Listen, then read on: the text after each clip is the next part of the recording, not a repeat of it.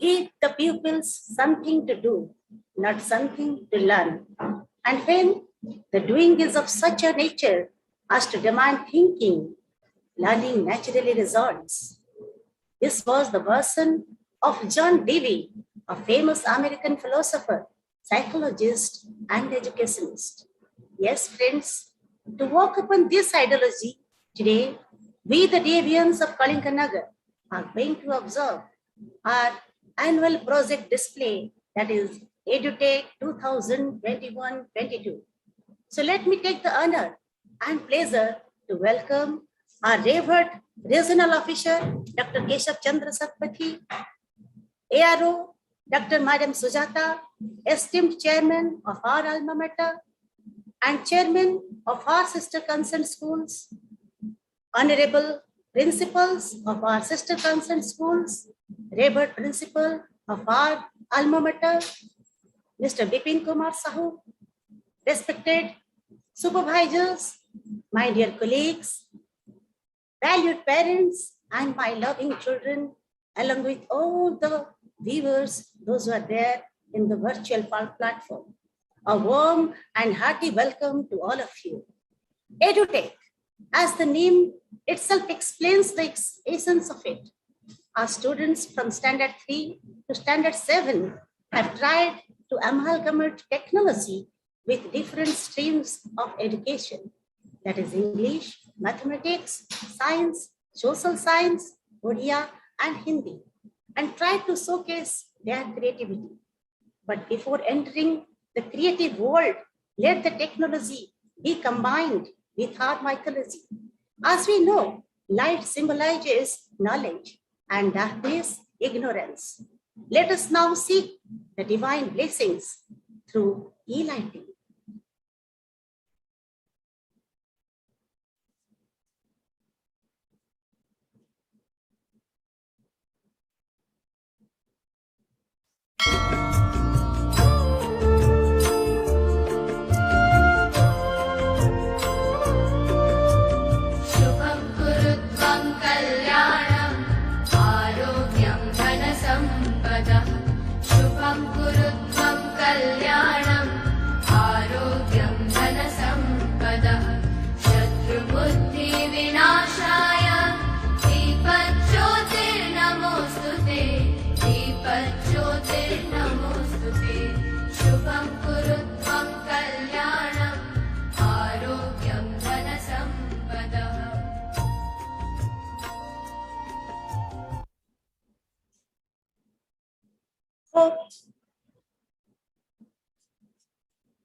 Hope the God will surely bless us for success. But every successful journey in our DAV starts with DAV God. So I will like to request all of you to please rise from your seats and mark as a mark of respect, give a standing ovation for our DAV God.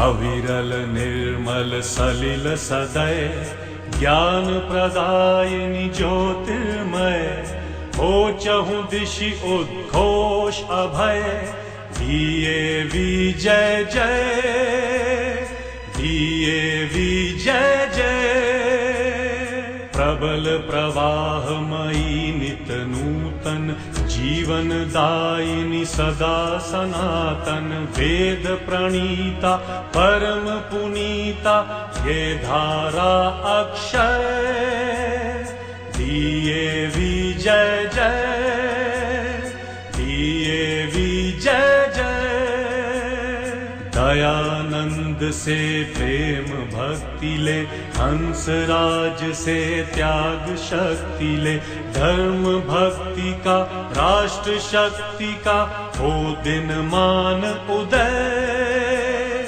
दिए विजय जय दिए विजय जय सुख समृद्धि इसकी लहरें प्रेम शांति इसके तट ठहरे, सघन शांतिमय प्रबल क्रांतिमय, लिए अटल निश्चय, दिए विजय जय, दिए विजय जय।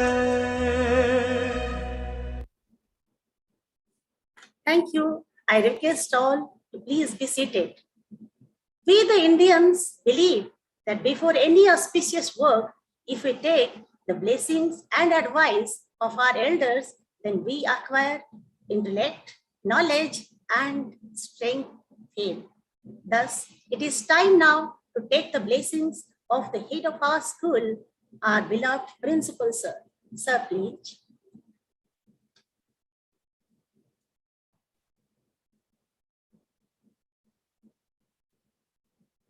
Hearty good morning to one and all present over this Zoom platform and those are in the YouTube. Esteemed Regional Officer, Dr. K.C. Satpathy, esteemed National Regional Officer, Dr. Madam Sujata, the heads, the judges from different schools, those are sparing time for this exhibition, supervisors, teachers, and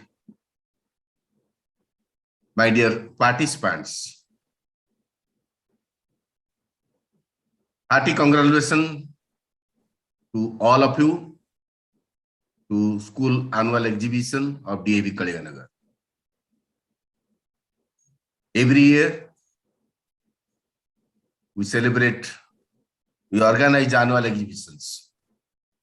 The annual exhibitions are conducted like celebrations for 1 or 2 days. But due to the COVID pandemic, since last 2 years, we are organizing virtual mode. And thanks to the participants and the subject teachers, those are taking care of conducting virtual exhibitions. And this virtual exhibition provides a different learning skills to the students and the teachers, because they are at their home, less chance with the collaboration among the other group members. Teacher is in the school, but still then they learn a skill to collaborate, not even staying at one place.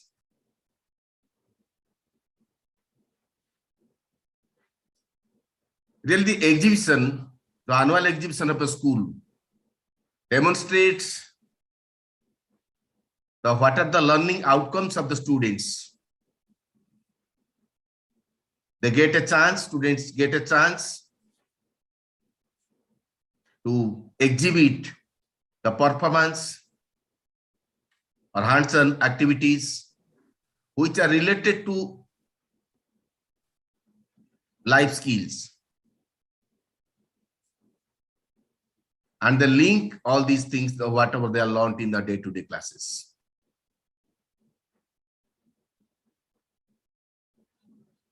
So I hope these 2 days celebration will be successful one and will be helpful for all the students to develop the spirit of collaboration, communication, and all the 21st century skills that they will get this time. I also thanks to the parents. Welcome to the parents. They should be part of this YouTube link. And by visiting to the YouTube link, that will encourage to the students and the teachers, those who have taken pain, taken initiative to present before all of us. With this, with all the best to all the participants, teachers, and the concerned supervisors for successful conduct of annual school exhibition. Thank you all. Thank you, sir. You have rightly said that in this pandemic, we all have developed collaborative learning, experiential learning, and various skills. Thank you for your valuable words, which will surely inspire our young minds. Learning through creativity and intelligence don't just come from the brain alone, but from the entire body. Dance is such a holistic activity for the mind, body, and the soul. So, to energize our participants and all the viewers in this virtual platform, may I now invite Ms. Priti Jankar, a student of class 6, to invigorate us with our performance.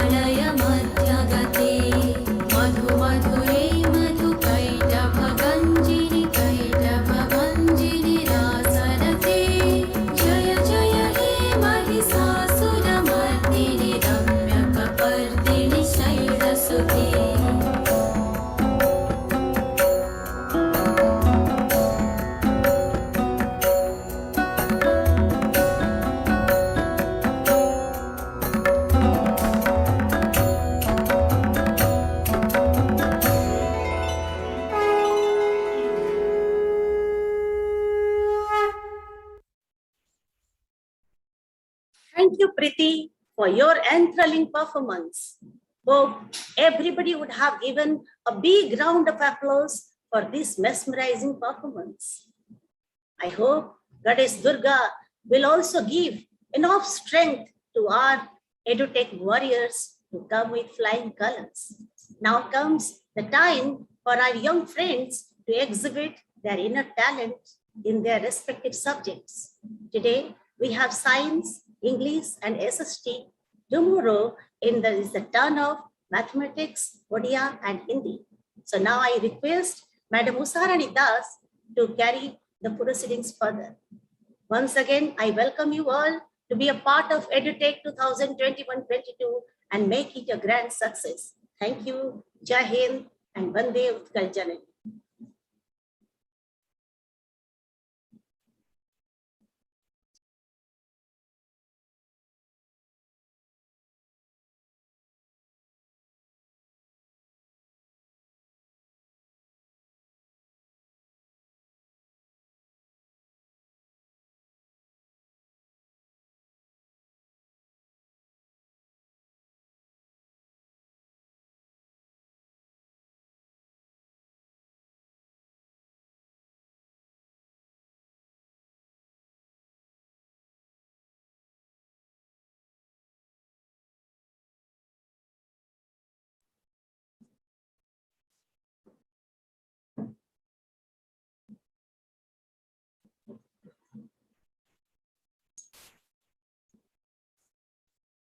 Thank you, Sharpala ma'am.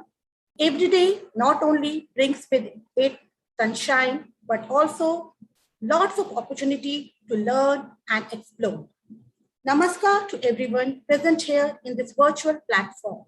I welcome you all on behalf of DAV Public School, Kalinganagar to our annual exhibition, Edutech. I also welcome judges of the day, Mr. Vibhuti Bhushan Mahanti and Mrs. Jagisini Priyadarshi. Science of today is technology for tomorrow. In science, there are no failures, only success. Our exhibition targets to encourage innovation through science among the young children, and as they are the nation's future. The ignited mind are working to upload their innovative ideas present here. Just 2 lines from my side. माना विज्ञान में हमने किया है विशेष, माना विज्ञान में हमने किया है विशेष, फिर भी अभी बहुत कुछ करना है अवशेष. Without wasting much of your time, let us start our science exhibition.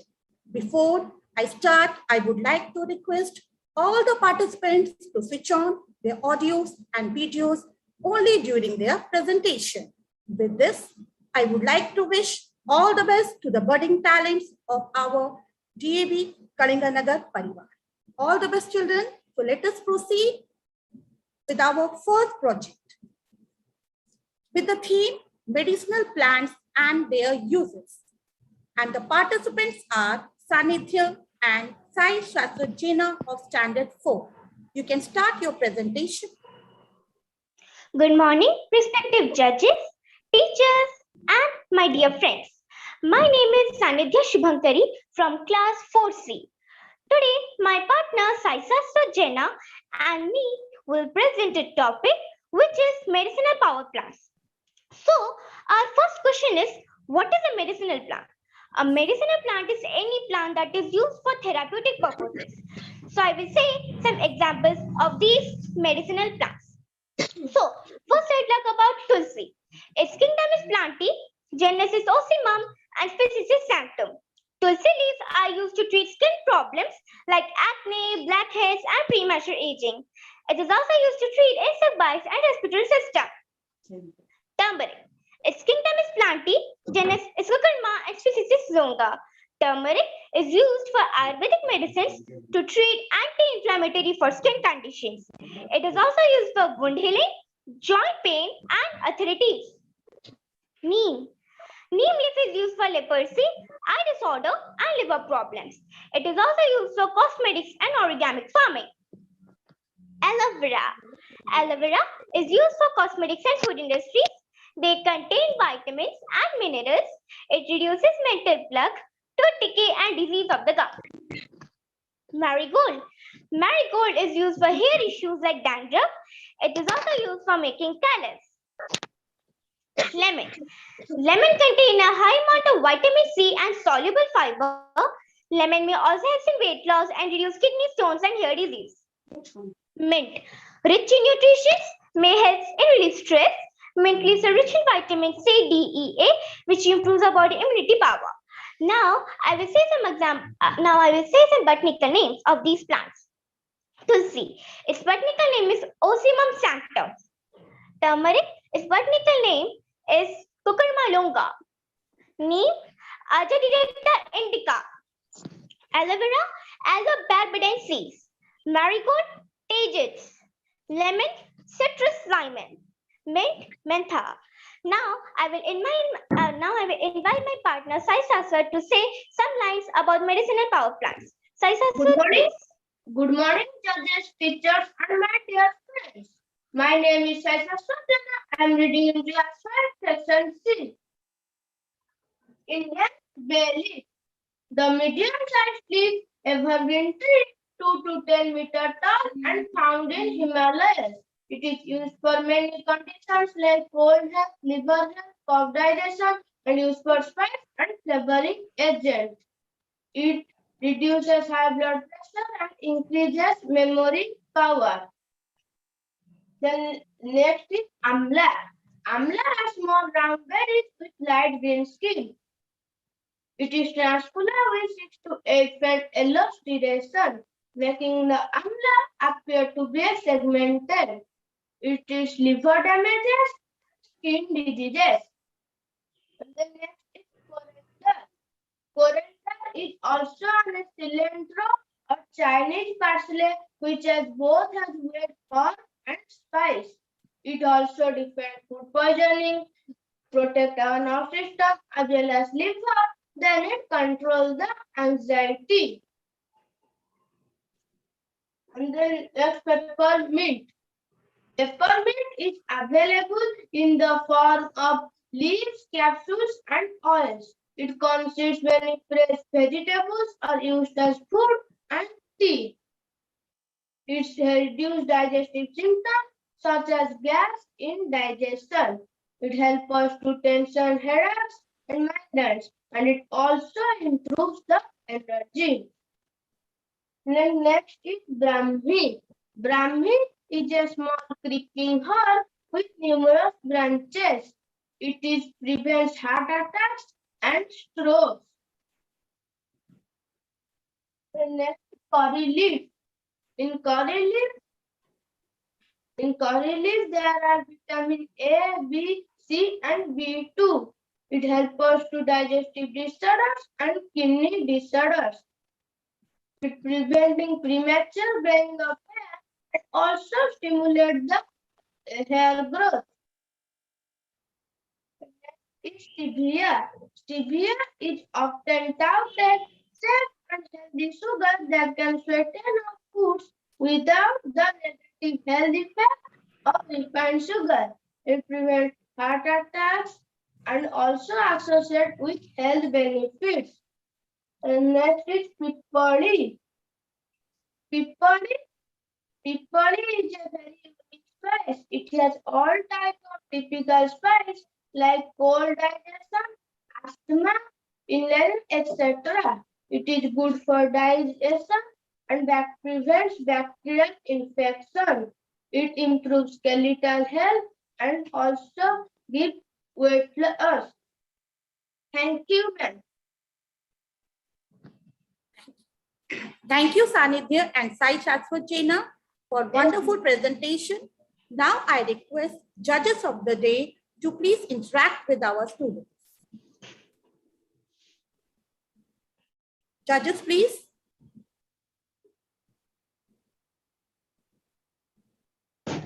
Yes, Sanidhya. Good morning, sir. Yes, and Sai Saswat. I think you have a good collection, right? And my question is whether these plants, whatever the plants you are showing, medicinal plants, it is climatic or any non-climatic? It's climatic. Okay, and give some example which normally we found in Kerala, that is in certain states. Some medicinal plants, especially it is found in southern states like Kerala, Karnataka. So all the plants are in the different states. So we can get tulsi. Yes. Tulsi, turmeric, and marigolds, and lemon. Okay.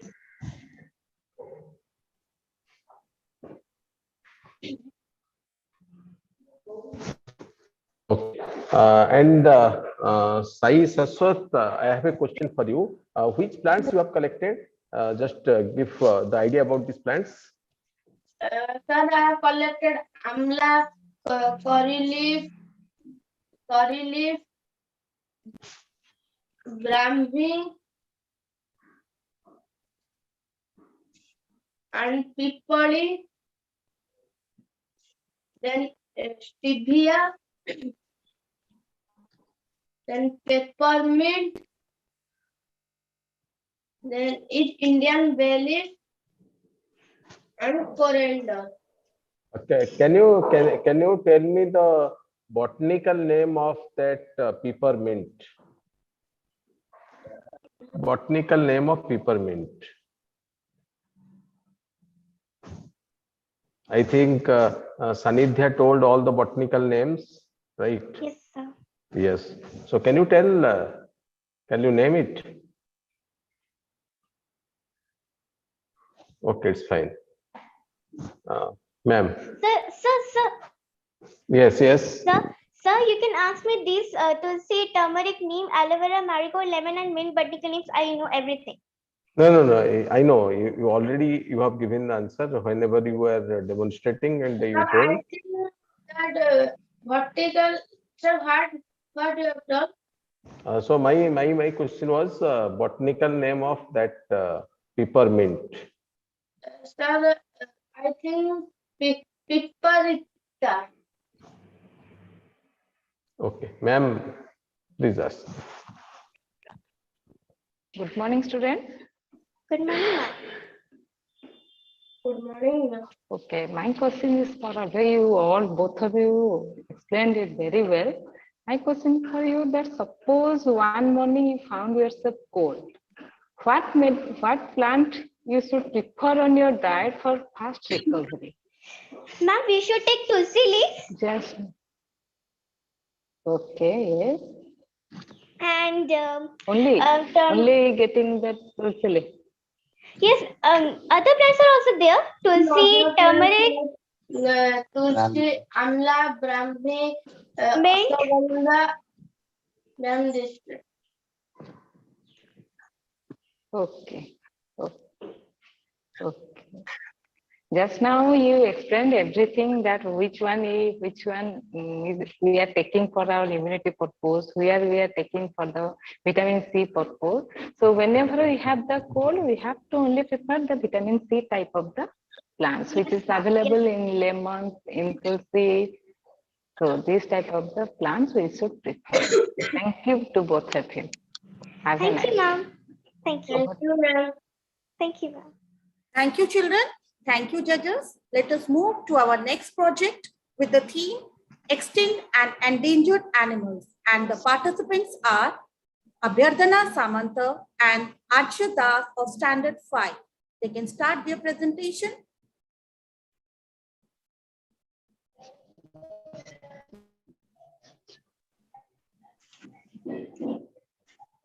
The very best of mornings to one and all present over here. Dear judges, principals, sir, supervisors, teachers, and my dear lovely friends. Welcome you all to our project, Journey from Extant to Extinct. Our project contains 4 parts: extinct animals, endangered animals, wildlife trading, and wildlife protection. Lots of people talk to animals, not very many listen, so that's the problem. So let's get started with extinction. Extinction happens when a species dies out from cataclysmic events, evolutionary problems, or human interference. There are 4 main causes of extinction: asteroid strike, climate change, loss of habitat, and disease. Animals like dinosaurs, mastodons, mammoths, Tasmanian tiger, quagga, passenger pigeon, and many more got extinct in our past. Animals become extinct from a phase called endangered animals. What do you mean by endangered animals? For this, I want to ask Arjya to tell about it. Arjya, please. Thanks, Abhyardhana. Endangered animal can be defined as those species which are under its or main threat. Many factors are responsible for this, which may be natural or man-made. Then why the animals are getting endangered? The 4 main causes: explosion, competition, restriction, and reduction. So you got the reason why the animals are getting endangered. But there is one, but like pandas are found in south central of China and only 1,864 of them are left. African elephants are found in rainforest of Central and South Africa and 4,15,000 of them are left. Nilgiris are found in Kerala and Tamil Nadu. 2,500 of them are left. So you got the reason, but there is one main cause, that is wildlife trading. Wildlife crime is a big business run by the dangerous international network. The wildlife and animal park traffic much like illegal drugs and arms. On a screen, you can see which animal are killed for what. Now you can also see how much poaching cases are increasing day by day. Now I request our Vedana to tell about some more. Thank you, Arjya. So you got all the reasons how animals are getting endangered, and after a few years, they're totally disappearing from the face of the earth. To go against this, Government of India enacted the Wildlife Protection Act 1972 with effectively controlling poaching and illegal trades. This act lays down restrictions on hunting many animal species. The act was amended in the year 2006. On your screen, you can also get the schedules of the Wildlife Protection Act made by our government. Hope you have seen it. Also, constitutional provisions for the Wildlife Act was also made. It includes penalty and punishment for the Poaching Act. Well, it's not only the duty of government, it's also the duty of all of us that we will do what we can do for the wildlife, not only for the wildlife, the animals which lives around us. So let's take a place together that we will try our best to protect the flora and fauna, the pride of our earth, any way possible. So that was all from our side. Thank you for your patience listening. Have a good day. Thank you, Abardana and Ajyo, for an informative display. Now I request judges of the day to please interact with our students. Judges, please.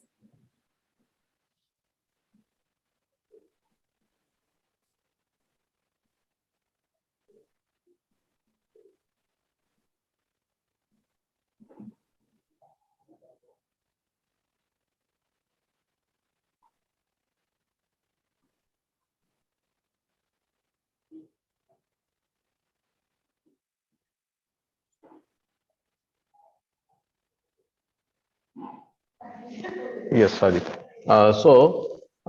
Can you give some examples of these endangered animals? Yes, sir. So the examples are panda, African elephant, Nile sea turtle, Nilgiri. Okay, ma'am. Why we call them the endangered animals? So, ma'am, can you say the question again? Why you call them the endangered animal? What must have been that? Yes. We are calling them endangered animals, ma'am, because only a few of them are left on the face of the earth, and they are protected by the governments of the countries with proper security. But ma'am, endangered animal can be defined as those species which are under risk or being threatened. Okay. Thank you to both of you. Thank you, ma'am. Thank you, judges. Thank you, children. Now let us move to our next project, the origin and impact of COVID-19. The demand of today, I hope everyone will agree to it. Now I request Jayesh Patra to start his presentation. Jayesh, please. Life was so cheerful until one day a virus named coronavirus came into existence. Good morning, one and all. Esteemed judges and principals, sir, respected supervisor, ma'am, and teachers, and my dear friends. This is me, Jayesh Patra, from class 5, studying in DAB Public School, Karimnagar. Today, I am going to exhibit my model of influence of COVID-19 on Earth. Novel coronavirus was first detected at Wuhan City Market, where people were intervening with the nature by eating animals like octopus, spiders, and bats.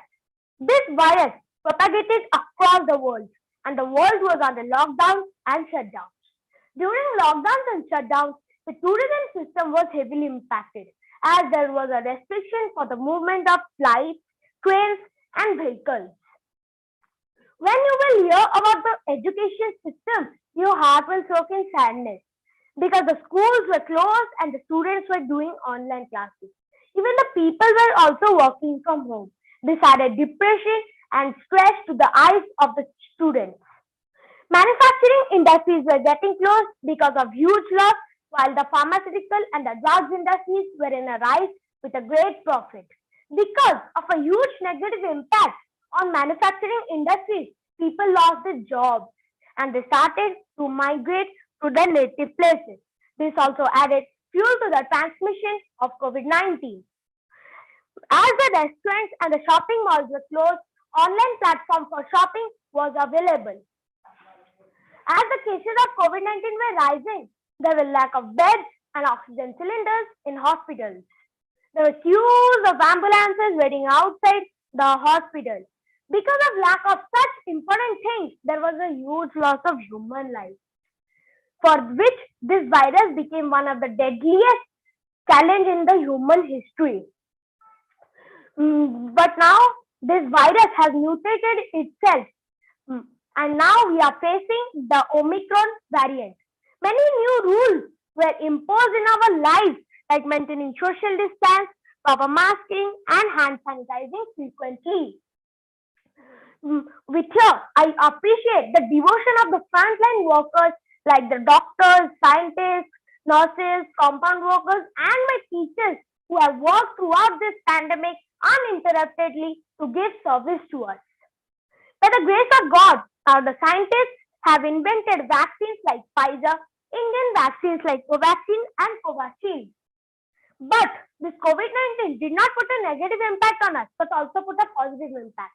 A positive impact was that as the people were working from home and the manufacturing industries were closed, less pollution was emitted into the ozone layer. It was the peak time as the ozone layer was healing. This also increased our Earth's life by 15 years. With here, I sign off with the hope that we will one day win against this virus. Thank you for listening me patiently. Thank you. Thank you, Jayesh. Now I request judges of the day to please interact with Jayesh. Judges, please. Jayesh. Good morning, sir. Yes, good. And your presentation was good. But can you tell me in which year this COVID was spread? What was the origin year? The origin year was 2019, and WHO declared it as pandemic in the year in February 11, 2020. And when it entered India? It entered India on 2020 March. You were talking about the lockdown and shutdown, and for that the vehicle movement was stopped and everything, malls and everything stopped. So do you think that we got healing in our ozone system? COVID-19 also put we cannot say about its negative impact. It also put a positive impact. Like our ozone layer was healed because of less pollution was emitted. Okay. Very good. Next, ma'am. Okay, Jay. Good morning. So in this pandemic, due to pollution, generally what happened, what polluting agent is there so that the ozone layer depletion is happening? So The pollution. Yes. The polluting agents are like the vehicles, industries that produce smokes like carbon monoxide, then nitro oxide, ozone, and other sulfur oxides. Very excellent. Your presentation also very. Thank you. Thank you, ma'am and sir. Thank you, Jayesh, and thank you, our judges. Now, let us move to our next project with the theme Solar Panel Drip Irrigation. And the participants are Himanish Bhattawaj and Krisha Singh Raut of Standard 4. Good morning, everybody present over here. I am Himanish Bhattawaj and my partner Krisha Singh Raut from class 4B. Today we are going to discuss about a topic, solar panel drip irrigation. There are many kinds of energy in this world, like solar energy, hydroelectric energy, thermal energy, etc. But the solar energy is the most useful and precious one. This is also very powerful energy which cannot be wasted. So we can conserve it using solar panels that can be converted into electrical energy which can be used for fulfilling our daily needs. Solar panels are collections of solar cells. They generate electricity from the solar power produced by the sun rays, which can be stored and used to pump out water, any fresh water sources, which can be connected with the drip irrigating pipeline in the agricultural field used to drip irrigate the crops in the agricultural field. This is known as solar panel drip irrigation. Now, we will show this process in our miniature solar panel drip irrigation model. Firstly, the solar panel should be installed in such a place where direct sunlight is falling on it. Then the solar panels generate electricity from the solar power produced by the sun rays, which will be stored in this power bank. Then the power bank will be connected with the immersed water pump to a wire. After this, when I will turn the switch on, the water pump will pump out water, which will go to the agricultural field through a pipe. In the agricultural field, it will be connected with the drip irrigating pipeline system, which is buried underground. Then it will be used to drip irrigate the crops underground ones. Drip irrigation, also known as trickle irrigation, which is a kind of micro irrigation that has the potential to save water and nutrition by allowing the water to drip slowly to the roots of the plants. We can also enhance this process by using sensors and timers, which will help the project to work automatically, and the excess power which is left out in the power bank can be also used to switch on the street lights. Now, I want my friends Krisha to tell you the advantages of solar panel drip irrigation. Krisha, please. Thank you, Sandesh, for giving me a chance to speak. Now I am going to see the advantages of solar panel drip irrigation. It is eco-friendly. It causes no air pollution or no noise pollution. Saves manpower. No need of fuel or electricity. Unattended operation. Low maintenance cost. Long lifetime. Poor production. Income. High quality. Fresh fruits and vegetables. Solar power will be stored and used by farmers for household use. It would give relief from peaking load. Every second of our sun produces enough energy to sustain Earth's needs for 5 lakh years. Solar power is a technology, not a fuel. Solar panel gets energy from the sun for people to use. There are 2 types of solar panels, those that collect heat and those that produce electricity. Heat from solar panel is often used for space heating and for hot water. Some of our best solution will come from putting nature to work. Go solar now. Make our earth cleaner and greener. Thank you. Thank you, Bhuvnesh. Thank you, Krisha. And now I request judges of the day to interact with our students. Judges, please. Yes, Himnes and Krisha, welcome. Right, your presentation was good. But my question is, Himnes, my question is, you are talking about the drip irrigation and normal irrigation. So can you say one line difference between drip irrigation and normal irrigation?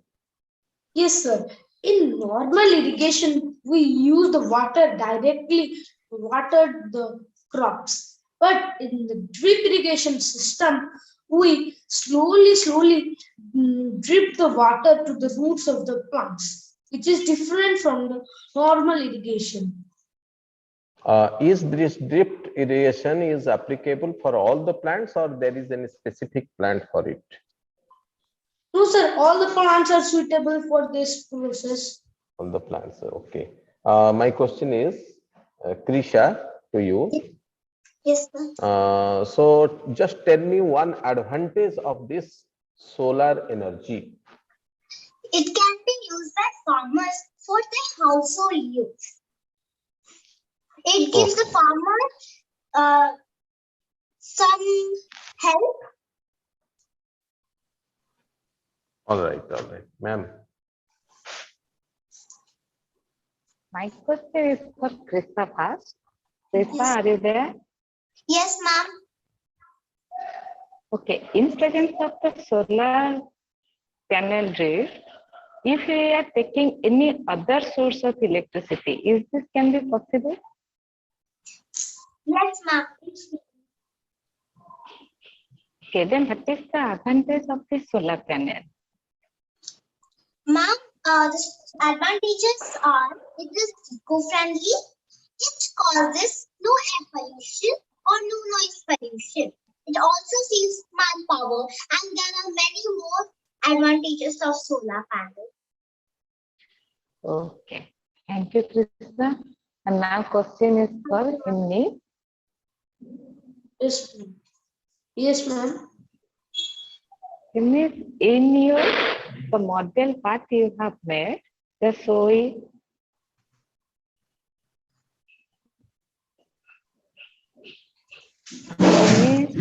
Ma'am, I So had made you- a solar Okay. panel. So what the solar panel now, where you do, is it whenever we will place it in our irrigation plan, then after, is it suitable place for this one? So how we can find the very good place that this one is the preferable place for the solar panel? How could we justify this one? And where direct sun rays is falling on it, in that area we should install it. Okay, if there is any big tree, can we place it there? No, ma'am. Okay. Okay. Thank you. Thank you, ma'am. And, Thank you, children. Thank you, judges. Let us move to our next project with the theme Easy Lungs Working Model. I request Aradhna Das to start her presentation.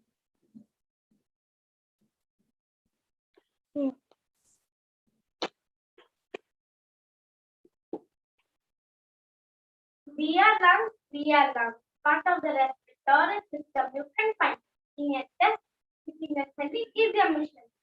Good morning, one and all. Respected principals, supervisors, respected judges, teachers, and my dear friends. My name is Arghanada of class 5A. My topic is lungs. So without wasting the time, let's start the process. During respiration, we exhale up to 1 liter of water per day. A person at rest usually breathes 12 to 15 times in a minute. The surface area of lungs is roughly the same as a tennis court. Red and blue fruits like blueberries and strawberries is best for lungs. Honey and warm water keeps the lungs safe from pollutants. Lungs are important because they are the main organs for respiration. There are two lungs, that is left and right lung, located inside the chest cavity. Left lung is followed by the right lung because heart is situated below the left lung. Right lung is divided into three lobes, that is right upper lobe, right middle lobe, and right lower lobe. While that left lung is only divided into two lobes, that is upper lobe and left lower lobe. The main function of the lungs is to give a supply of oxygen to different parts of the body and to get rid of carbon dioxide and other waste from the blood. The lungs are the only organ that can float on water because lungs are made up of complex structure. Children and female have faster breathing rate than man. There are millions of tiny holes in lungs. The lungs breathe about 20,000 times in each day. Weight of right lung is 600 grams, while that left lung is only 550 grams. So this is life. Our windpipe is also called fascia. Primary bronchus, upper lobe bronchus, lower lobe bronchus, upper lobe, lower lobe. Left lobe, notes for the heart, diaphragm, right lobe, right upper lobe, right middle lobe, and right lower lobe. So, now I will tell some symptoms when we are affected in COVID. Trouble breathing, constant pain in your chest, sudden confusion, bluish teeth or face, having a hard time staying awake. When we inhale, oxygen enters to our body, while that during exhalation, carbon dioxide is given out from the body. So now I will tell how our lungs work.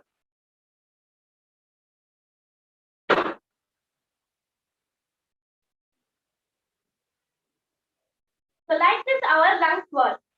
So this is a wonderful experience for me. Thank you, ma'am, principal sir, and ma'am. So this is once again, thank you everyone.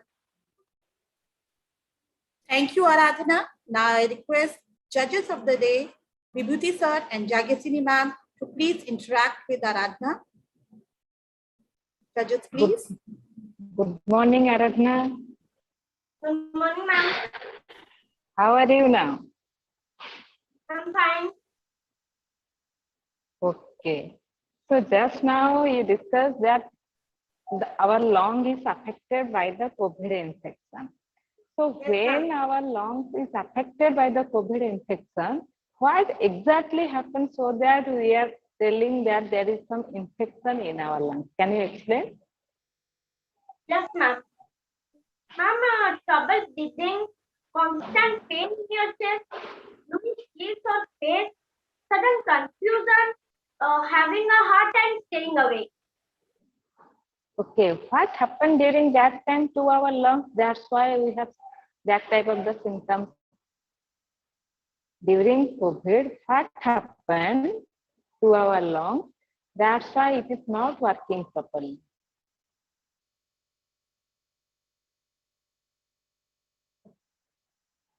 Just now you explained it. Yes, ma'am. That you are telling that all the infections are there. That's why our lungs is not working. Yes, ma'am. Hence, the COVID infection is there in our lungs. You are telling this one, na? Yes, ma'am. Relax. Okay, okay, chalo, thank you.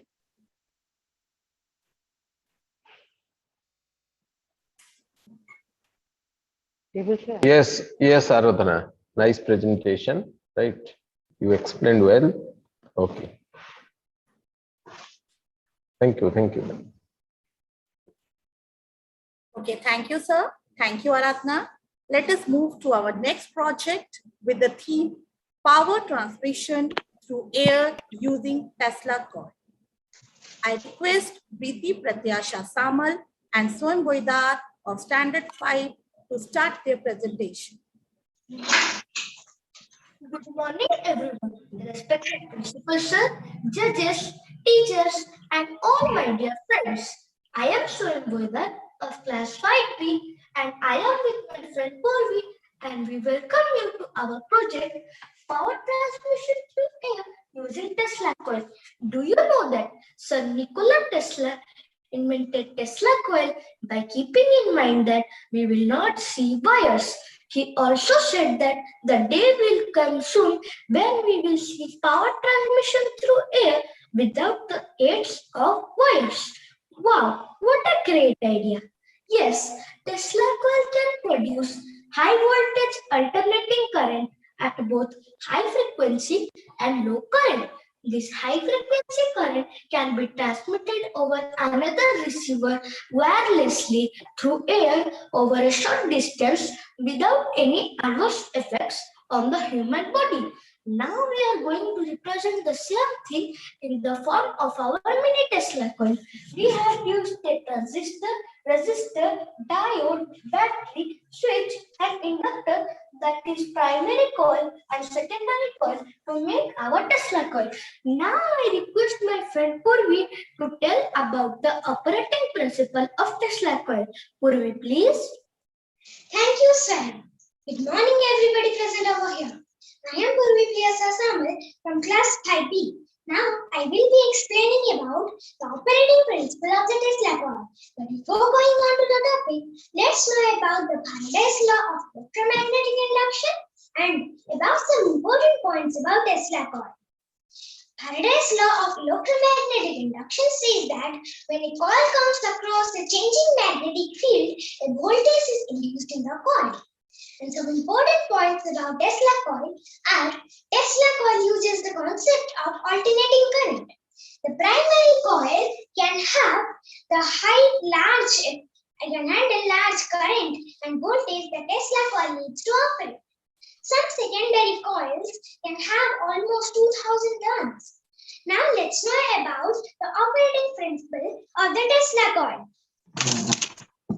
In this above arrangement, when the switch is closed, the emitter to collect the terminal will become reverse biased, so no current will flow through the primary coil. Now, the base to emitter will become forward biased as the base is getting the positive supply from the battery. So the transistor conducts and the current passes through the battery, primary coil, collector, emitter and again to the battery. Now, a voltage will be induced in the secondary coil as per the Faraday's law of electromagnetic induction. So, the terminal 1 and the terminal 2 will become positive and negative respectively. As terminal 2 is connected to the base and the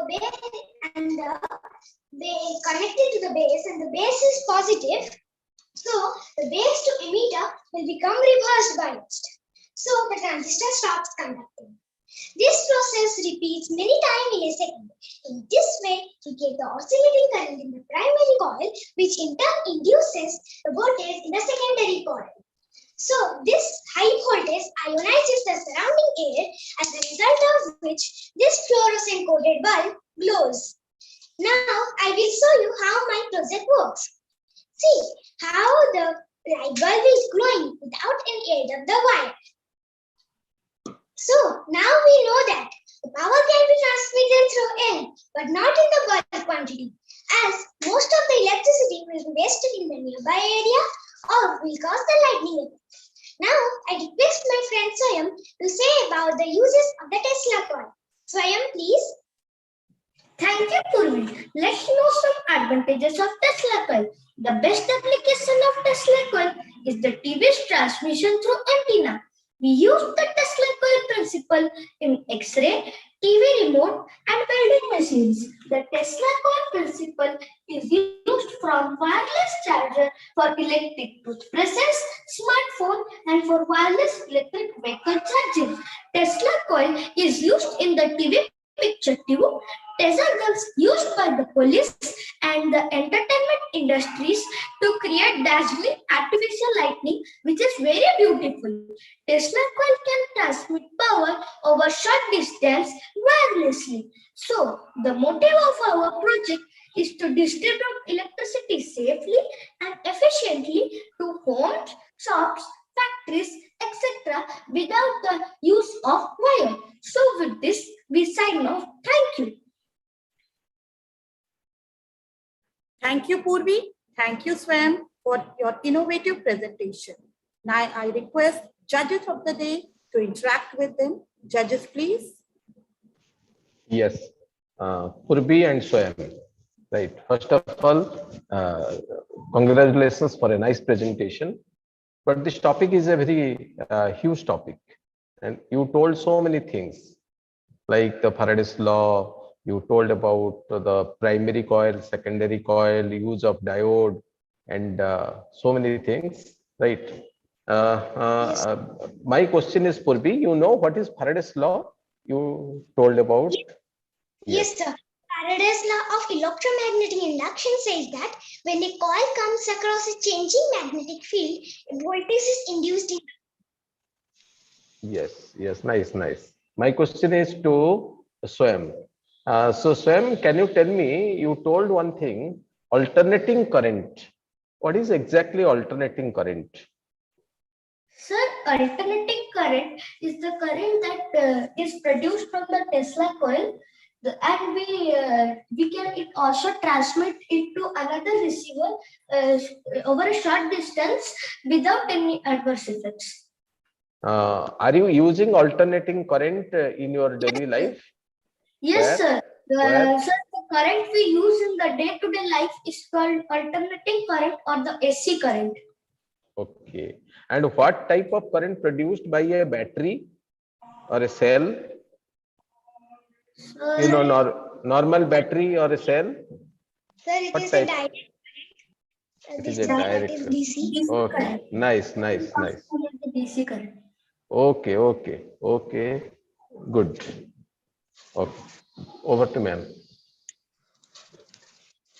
Okay, my question for both of you. In our mobile also we are using one cell. That Yes, sir. is this type of the battery. AC or DC. In our mobile, And that yes. is the DC battery that we use in our mobile. That are the DC batteries. That is direct current. Okay, thank you both. Thank you to both of you. Both have a nice presentation. Thank you. Thank you, children. Thank you, judges. Let us proceed to our next project with the theme, Converting the Garbage into Electricity. I request Shrishti Aradhya Naik and Satyajit Parida to start their presentation. Honorable judges, principal sir, supervisor ma'am, teachers, and my dear friends, a very good morning to one and all present here. I am Shrishti, and my friend Satyaji feeling very glad for treating us as a part of this science exhibition. We are doing our project on converting electricity from garbages. Now I request my friend Satyaji to tell why we are interested in this project. Thank you, Srishti. Good morning, everybody present over here. Respected teachers, judges, and all my dear friends. I, Satyajit Padira of class 5A, going to tell why we are interested in this project. Because it is a eco-friendly, user-friendly to generate energy. It is a simple and low-cost technology. It reduces the use of fossil fuels like coal, petroleum product, and natural gases. Now I request my friend Srishti to describe the model. Srishti. Thank you, Satyaji. Energy can be derived from waste in a number of ways. It is the thermal conversion such as direct combustion, gasification, and biomethanation process. We are doing our project on biomethanation process. This is garbage well. Well is drilled into the landfill to capture the methane gas. Biodegradable materials like dry leaves, vegetable peels, leftover food waste, animal manure, agricultural waste, etc. are used in this garbage well. Biomethanation is a process by which organic materials are converted under the anaerobic digestion. When the garbage decomposes, it produces 60 to 70% of methane gas, and the rest are carbon dioxide, nitrogen, ammonia, hydrogen sulfide, water vapor, etc. This is the gas reservoir. Pipelines are put into the gas reservoir to capture the methane gas. This is the biogas generator. A biogas generator is a device by which a gas turbine is coupled with a generator. A gas turbine is an internal combustion engine. It has three main components, that is, a compressor, a heat chamber, and a turbine. When the biofuel and air is burned in the heat chamber of the heat engine, it produces high pressure gas stream, which rotates the power turbine. Then this mechanical energy activates the generator to produce electricity. In this way, the energy is transmitted to the power grid. Now I request my friend Satyaji to tell more about our project. Thank you, Srishti. Now I am going to tell the advantages of our project. It produces energy from waste, and it is a good and it produces biofuel for car and cooking gases, and it is a good alternative electricity, and it produces environment friendly biofertilizer for crops. and reduces soil and water pollution. At last, I want to conclude that the garbage has become a hazard for human beings, animals, birds, and environment, which pollutes the air, water bodies, and the land. India produces about 200 gram to 600 gram of garbage per head per day. The production of energy from garbage is a good initiative to make India self-sufficient in energy production and to control environmental pollution as well. Thank you for listening to our project patiently. Thank you. Thank you, Shrishti. Thank you, Satyaji, for a beautiful presentation. Now I request Jagasini ma'am and Vibhuti sir to please communicate with them. Sir and ma'am, please. Good morning, Srishti. Good morning, ma'am. Okay, here you told that from the garbage we can produce the electricity. In our garbage, which substances are there or which chemicals are there which help us to produce the electricity? Can you tell me? Yes, ma'am, and there are biodegradable materials in this garbage well. Okay, from there, which type of the gases are there from where we can produce the electricity? Which substances are there? You told me. Yes, yes. Anaerobic digestion. Okay. So just now also you told that the methane gas is there. Can we use the methane gas for our electricity purpose or for any fuel purpose? Yes, ma'am. Yes, ma'am. We can use it as electricity purpose. Can you explain it with an example where we are using the methane, butanes like gases for our fuel purpose? Yes, ma'am. We can use it as cooking gas and also as fuel for cars and bikes and other things. Okay. Thank you to both of you. Please. Srishti, can you just focus on your project? So you have prepared a nice project and I want to see it. Yes, yes, yes. You have prepared yourself this one? No, sir. That we have made it by project maker. Okay.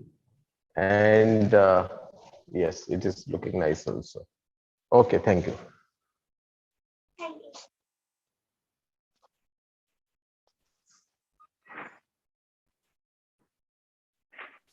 Thank you, Srishti. Thank you, Satyajit, and thank you, our judges. Thank you, Now, sir. Thank you, ma'am. Thank you, children. Wonderful presentation. Now, let us move to our next presentation, Digestive System Working Model.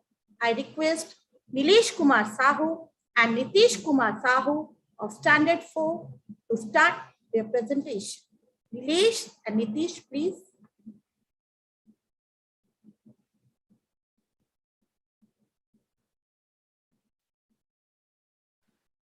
Ma'am, can you hear? Yes, you can proceed. All the best, both of you. You can proceed. Good morning, respected principal sir, supervisor ma'am, judges, teachers, and my dear friends. I am Nilesh Kumar Sahu, class 4B. Today we are going to present our model based on human body digestive system. The food we eat is not directly used by our body cells. So the food we eat need to be broken down into simpler substances and absorbed by the blood. This process is called the digestion. The system that helps us to digest the food is called our digestive system.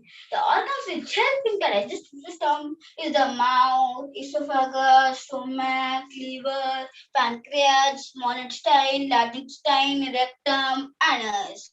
We will understand it one by one. The first organ which helps in the digestive system is the mouth.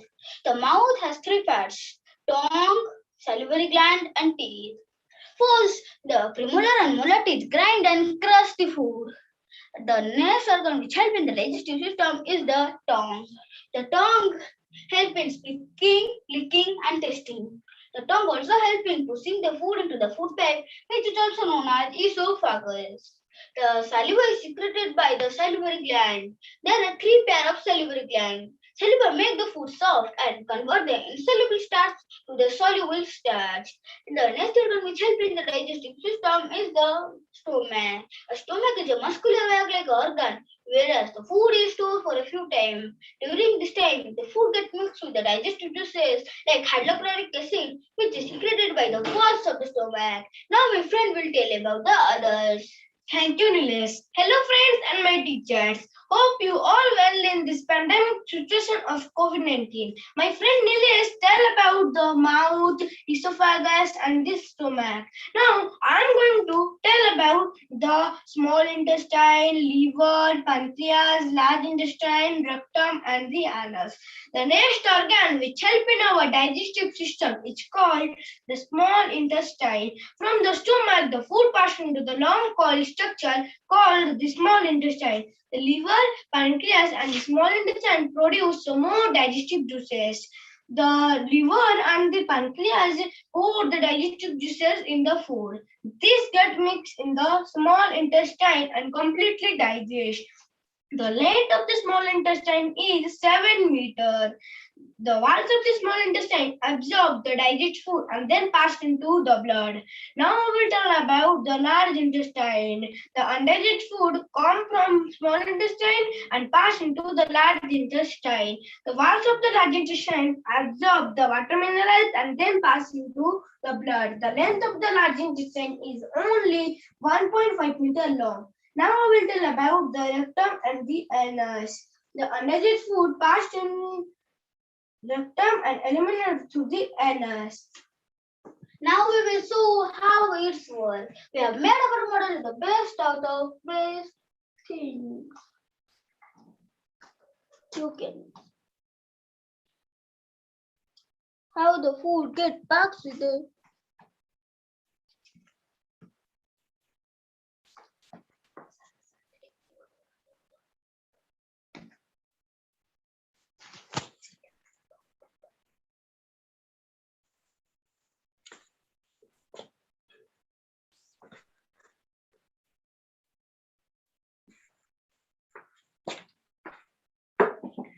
You see how the water comes the anus.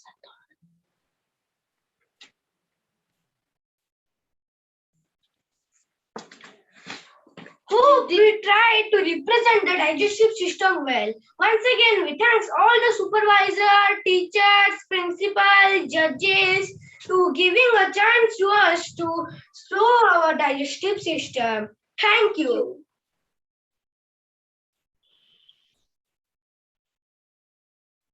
Thank you, Nilesh. Thank you, Nitish, for wonderful presentation. So I now request our judges of the day to please communicate with them. Judges, please. Good morning to both of you.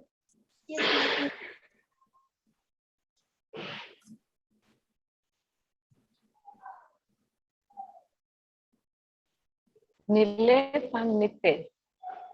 Yeah. Very nice project. Have you done yourself or you have taken anyone's help? Ma'am, we have made it by ourselves also. Very good, very good. So nice, innovative idea. And which stomach is this one? Is it Nilesh or Nitesh stomach? The digestive system model. No, my question that the stomach you define there, you present here, it is which one stomach from both of you? Ma'am, from the bottles. Okay, from the bottles you made it. Very good. So, okay, if the digestive foods is not digested at all, then after where it will come from the small intestine.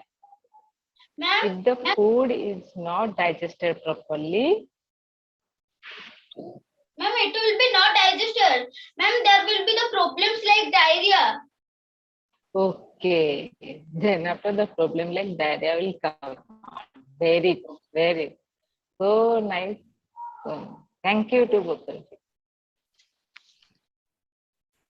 Yes. Nitesh, my question is, What is the main function of pancreas? The pancreas pour the digestive juices in the food. This get mixed in the small intestine. Okay, okay. Okay, thank you. Thank you, Nilesh. Thank you, Nitish. And thank you, judges.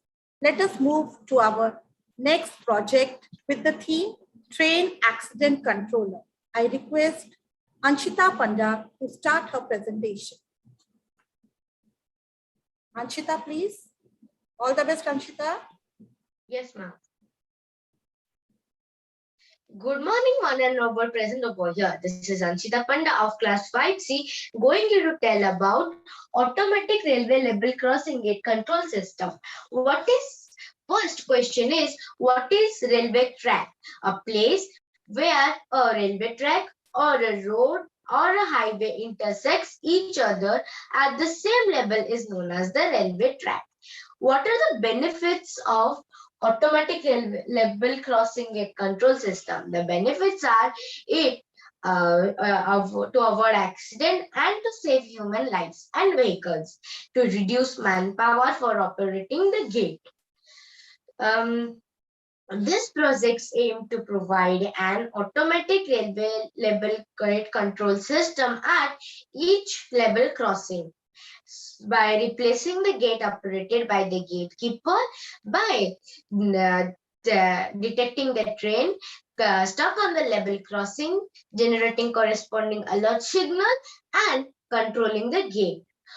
The railways are the cheapest and safest mode of transportation.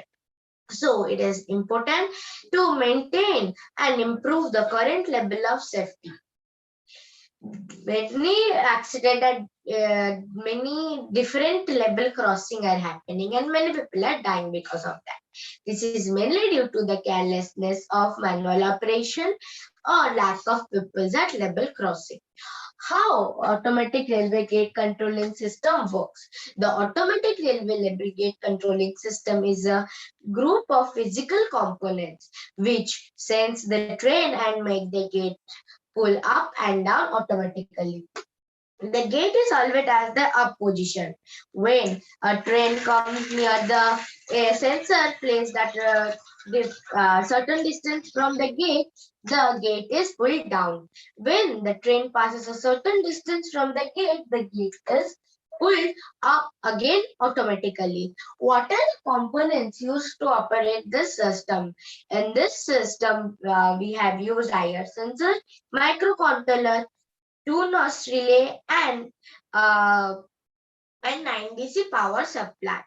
On this, the train is sensed by the IR sensor and sends signal to the microcontroller. On this basis, the gate is operated. Thank you. Have a nice day.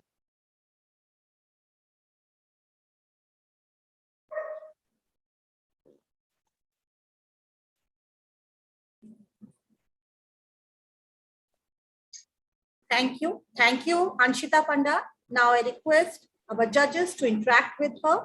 Judges, please. Yes, Anshita. Yes, sir. Good morning.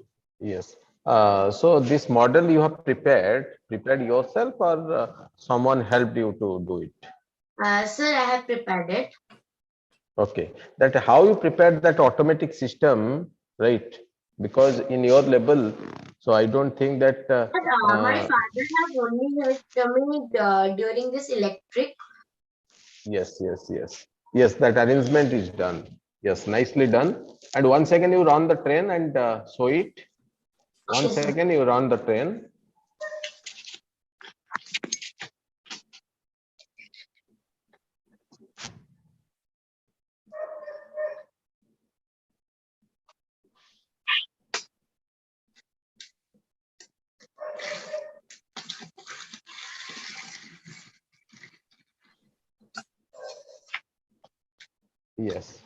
Yes, all right.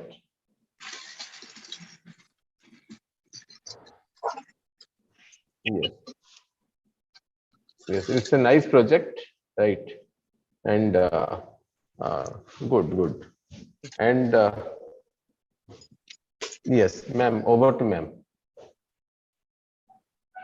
Anshita, Yes, ma'am. in your project, you are telling to use the microsensor.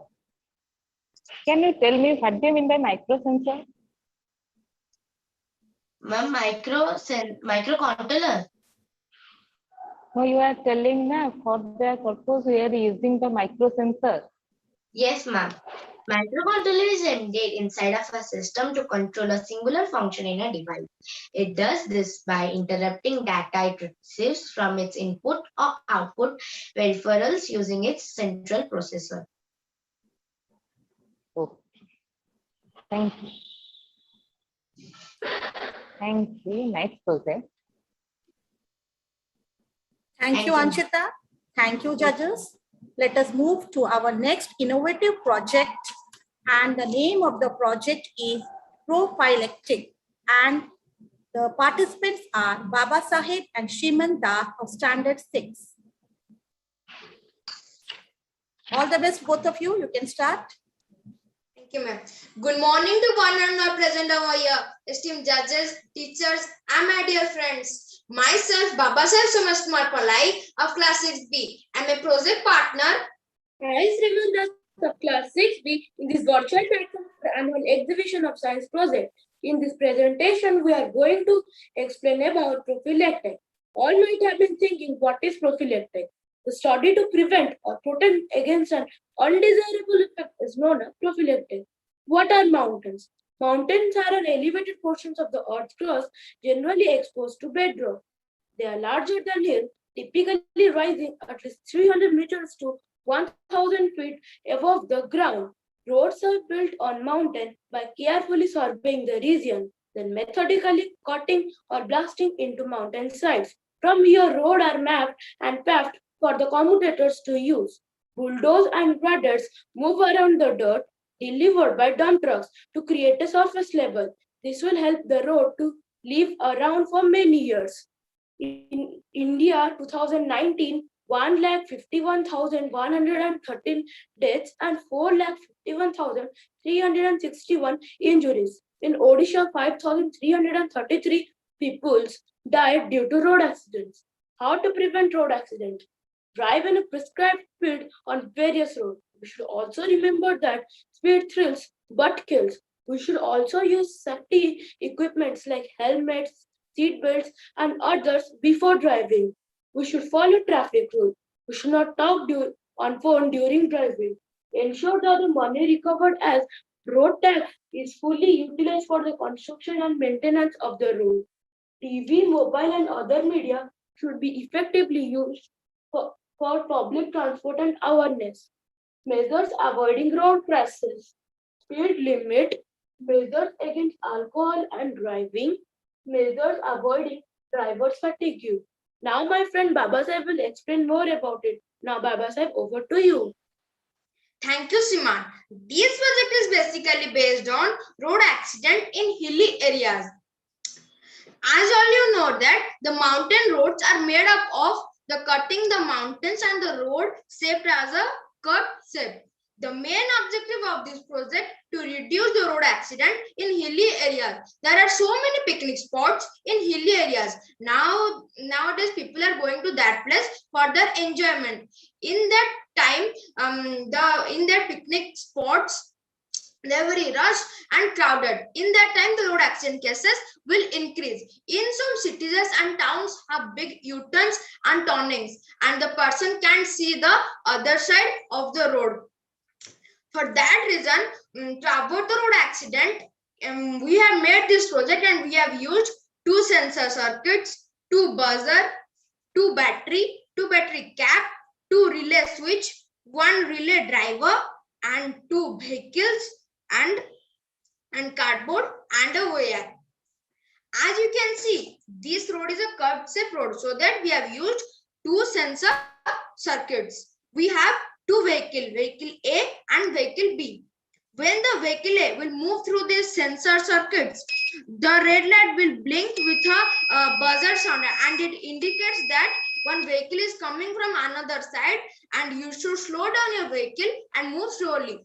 The same mechanism used in this side also. The vehicle B will move through the sensor circuits and the red light will blink with a buzzer sound indicates that when vehicle is coming from another side. If the green signal will blinks, it means your road is clear and you can move safely. As you all know that my project is basically for mountain areas. In hilly areas, we have seen the landslides or the heavy trucks like overloaded trucks are fall down in mountain areas. For that reason, we have made this project to not allowing the heavy loaded trucks in the hilly areas where there is so many landslides and accident occurs. First of all, we have used one mini small motor, one battery cap, two small plates and a plastic stick and wires. When the light vehicle will move through the sensors, one minute, ma'am. When the light vehicle will move through this check gate will not fall down. When the heavy vehicle will move through the sensor circuit, the check gate will automatically fall down. Another time I will show. Please see. Yes, ma'am. This is the concept, and there is some constant amount of weight capacity. Over that weight capacity, the check gate will automatically fall down. The weight is a fixed amount of considered to the road construct. With this, I sign up. Thank you. Have a nice day ahead. Thank you, Baba and Shriman, for a wonderful presentation. Now I request judges of the day to interact with our young scientists. Judges, please. Shriman. Good morning. Good morning, ma'am and sir.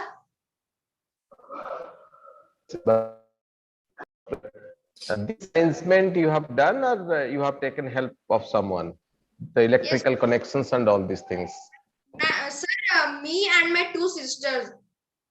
Yes, that means the electrical connection you have taken the help of that. Yes, you have used the sensor and how it is quite nice also, right? Maybe useful in future, right? Yes. And yes, it is nice. Okay, over to ma'am. Baba Saheb and Shriman. Yes, ma'am. Why you name your project as prophylactic? Ma'am, it is serving to prevent or protect against undesired effect. So that's why you named it as the prophylactic. Ma'am, in mountain areas, we can use this concept to reduce our road accident in hill. Okay, then the technology helps us to reduce the accidental activity. Is Yes, it? ma'am. Okay, very nice project. You also explained very nicely in the majestic way, and your creativeness really appreciable. Thank you to both of you. Thank you. Thank you, children, and thank you, judges, for really encouraging our students. Let us move to our next project, and the theme of the project is eco-plastic management. I request Dibyanka Dibyadarshini Behera and Prapti Paranita of Standard 6 to start their presentation. All the best. Good morning to one and all present over here. This is Dibyanka Dibyadarshini Behera of Standard 6B with my partner Prapti Paranita. We are going to present our topic eco-waste management. First of all, I, Dibyanka, going to say about my topic eco-plastic. Polymer is a substance having high molecular mass, formed by a combination of some simple molecules called monomers. Biopolymer is a substance which is biodegradable in nature. One of the bioplastic is made by me here. I have made this using agar-agar powder vinegar, and glycerin. This bag is completely degradable in nature and also eatable. Now let us check the solubility of this bag. Here I have taken a glass of water and the batter of that plastic. Let us add this in the water.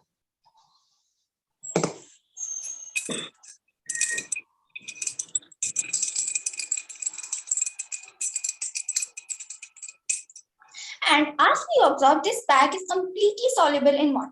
Hence, this cannot affect any aquatic animals. The objective to make this bag is to reduce the impact that plastic litter has on the environment. Next, I want to say about the reduction of plastic bags. Instead of using plastic bag, we should use bags made of cloth, which is very eco-friendly for our nature.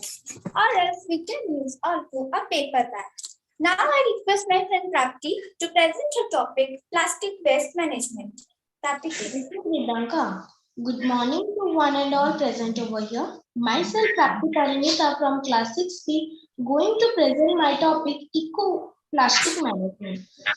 So, first of all, I will tell about plastic waste management. Plastic waste management establishes environment-friendly plastic waste disposal solution. There are two primary ways to manage plastic waste. The first is recycling or reprocessing different categories of plastic waste into secondary material. The second is the incination of plastic waste. Here I talk about different recycle management methods. So now I am going to tell about the first road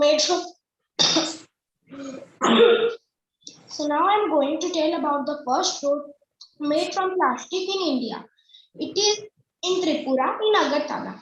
Here my model shows how this waste plastic goes into the crusher machine, which by turning on crush the plastic off.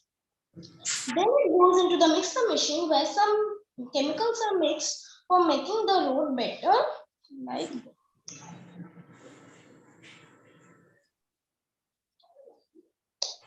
so this is the process of making plastic road. So now I will ask my friend Dibyanka to tell more about recycling. Thank you, Prapti. Lastly, I want to say about the 4 R's of waste management. The 4 R's of waste management are reduce, reuse, recycle, and recover. Reduce. Reduce waste simply means to create less waste. We can do this by some simple method like cleaning the garbage and plastic on the road, for encouraging other people about the reduction of plastic and throwing the garbage in proper dustbin. Reuse. Reuse means to use materials which have been already used. We can take a newspaper or a used paper to make paper bag or cloth to make cloth bag. Recycle. The process of converting a waste product into a useful one is known as recycling. The best example is compost. It changes the garbage into manure, which greatly helps the plant to grow. Recover. The recovery of a product without any pre-processing is known as recover. The example can be the waste or garbage that are being converted into biogas, which are very eco-friendly. I request all to follow the 4 R's of waste management. Now I request my friend Prapti to proceed her topic.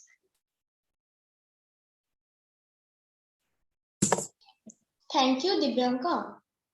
So now I am going to tell about that we use flowers in many ways.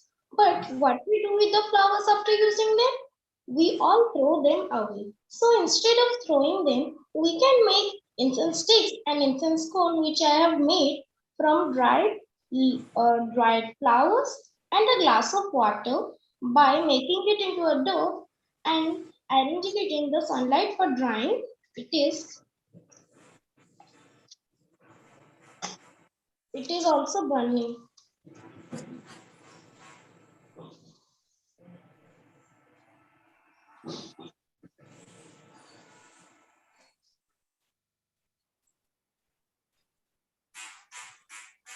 This is also burning. So let us all follow the 4 R's of waste management, reduce waste and plastic, and make our environment a better place to live in. Thank you all for your patience listening.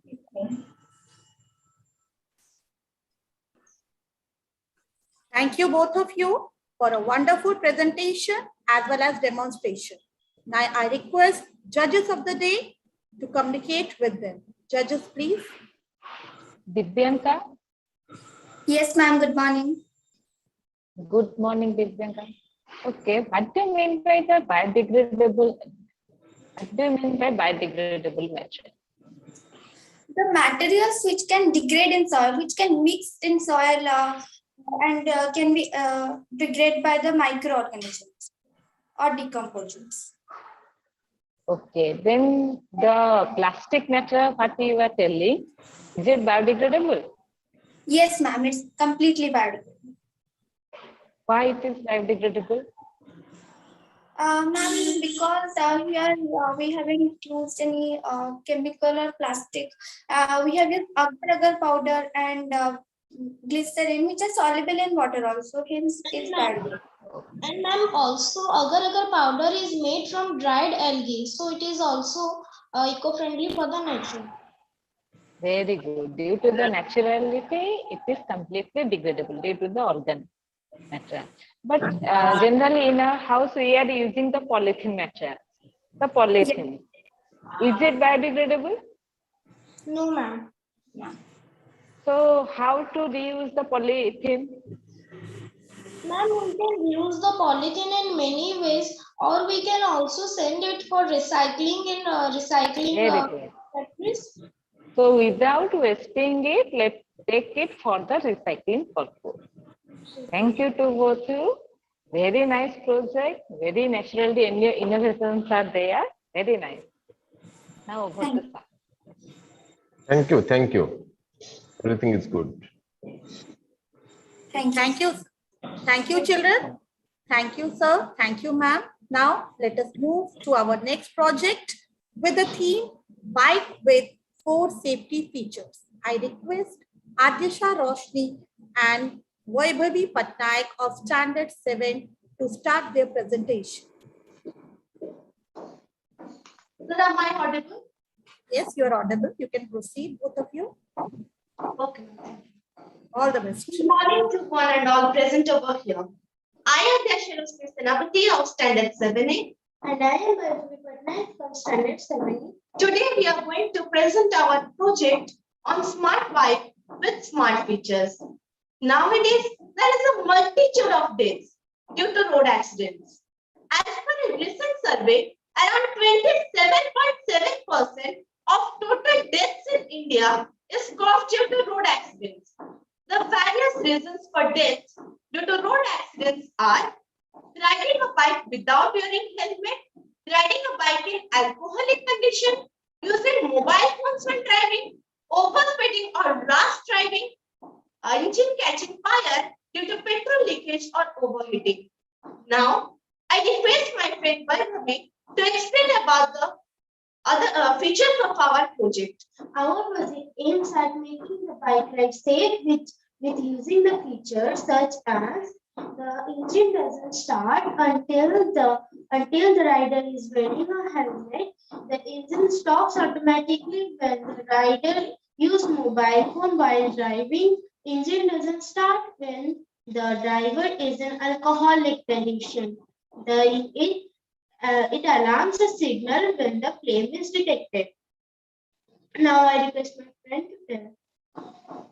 The various parts of our projects are smart helmet with safety devices, load switch and sensors, radio frequency wave detector, alcohol detector, flame detector, radio frequency transmitter, radio frequency receiver, ignition control unit, and bike wheel torque transmitter.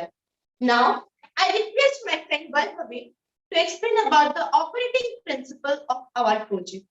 It works due to the various sensors and transmitters installed in the helmet, which sends the signals to the receiver present in the bike. With the receivers control the bike they can stop the receiver and stop and start the bike automatically according to the signal received. Now I am switching on all the switches that are applicable for our project. We can see that even after I am switching on the ignition switch, our engine is not working. But when the rider wears the helmet, the load switch gets pressed and it completes the circuit. And this signal is transmitted from the load sensor to the transmitter, and from the transmitter to the receiver, and from the receiver to the ignition control unit, and from the ignition control unit to the engine. And hence, it allows the bike to start. Now, I request my friend Bhairavi to explain about the second principle of our project. It works on the principle of using the radio frequency. When the mobile near the ear, when the mobile phone is near the ear, it absorbs the field frequency, thereby it absorbs the field frequency, thereby disconnects the circuit to supply the current supply to the ignition switch, thereby the engine stops working. Now we can see that our engine is running, but when I am taking the mobile phone near to the ears, our engine has stopped working. The engine has stopped working. But when I am taking out the mobile phone from the ears, then we can see that the engine is again getting started. And suppose the rider is in alcoholic condition and he is trying to start the engine. Then, due to the presence of alcohol molecules in air, the free electrons in air also increases. Then, the conductivity around the sensor also increases, and this signal is transmitted from the sensor to the transmitter, and from the transmitter to the receiver, and from the receiver to ignition control unit, and from the ignition control unit to the engine, and hence it does not allow the engine to start. Ma'am, I'm using sanitizer here as alcohol, as it has alcohol content in it. When I'm taking it near the sensor, we can see that the engine has stopped working. But after the smell of the alcohol will go, then it will start working. Yes, ma'am, the engine has started working. Now I request my friend Bhairavi to explain about the fourth feature of our project. It has a flame sensor which detects the flame near it. On the flame detected, it completes the circuit and send an electrical signal to the buzzer and the buzzer sounds which alert the driver. Then the driver can stop the bike. Yes, ma'am, the flame is detected near the engine and it will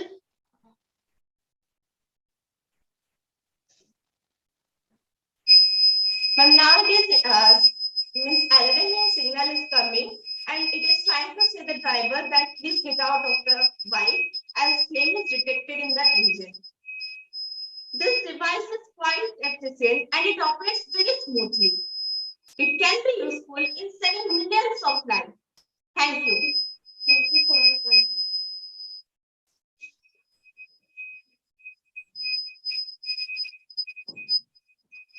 Thank you both of you for a nice presentation.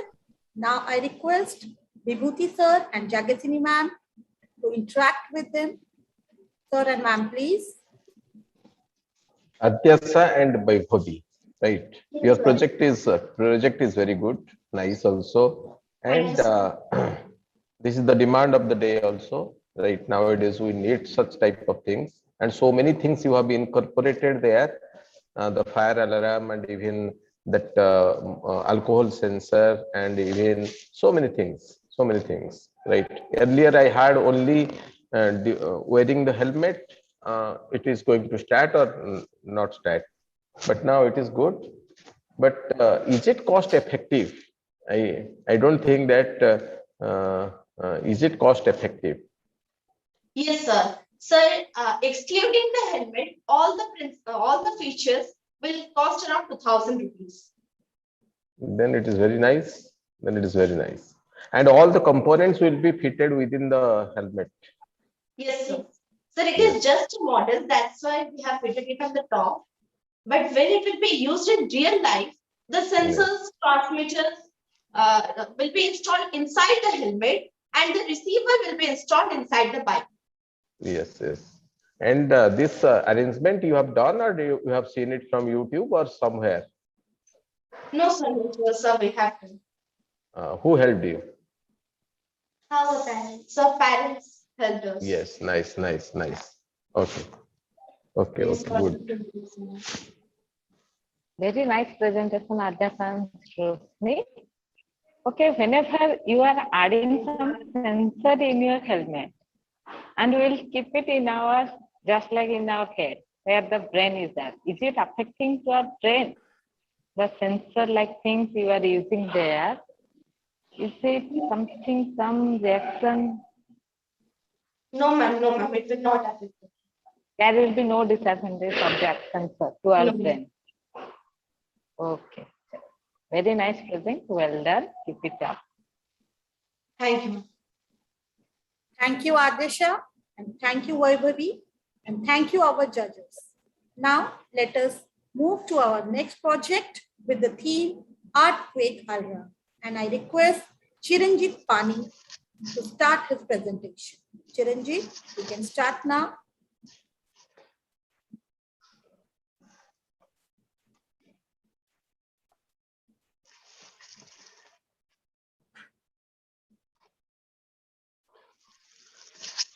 Good morning, respected teachers, judges, and my dear friends. I am Chiranjit Pani of Class 6, Section A, going to explain about Earthquake Alarm Project.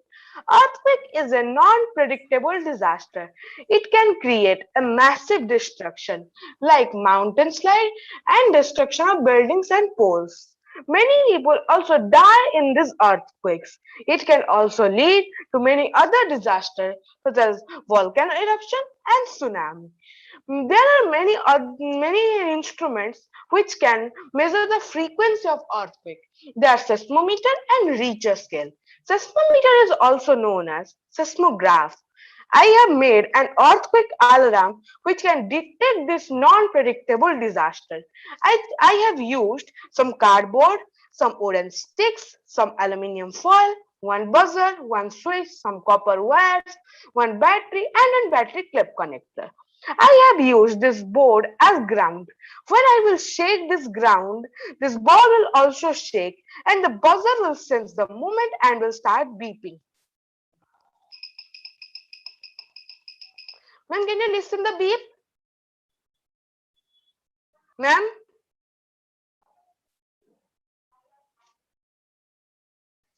In this way, it alerts us and we can take precautions before it becomes more dangerous and we can be on a safer side. Thank you.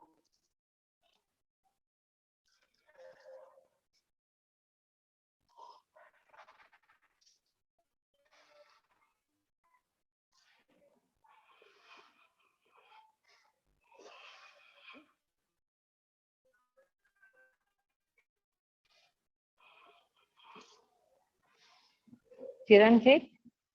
Yes, ma'am. Am I audible? Yes, Good ma'am. morning. How are you?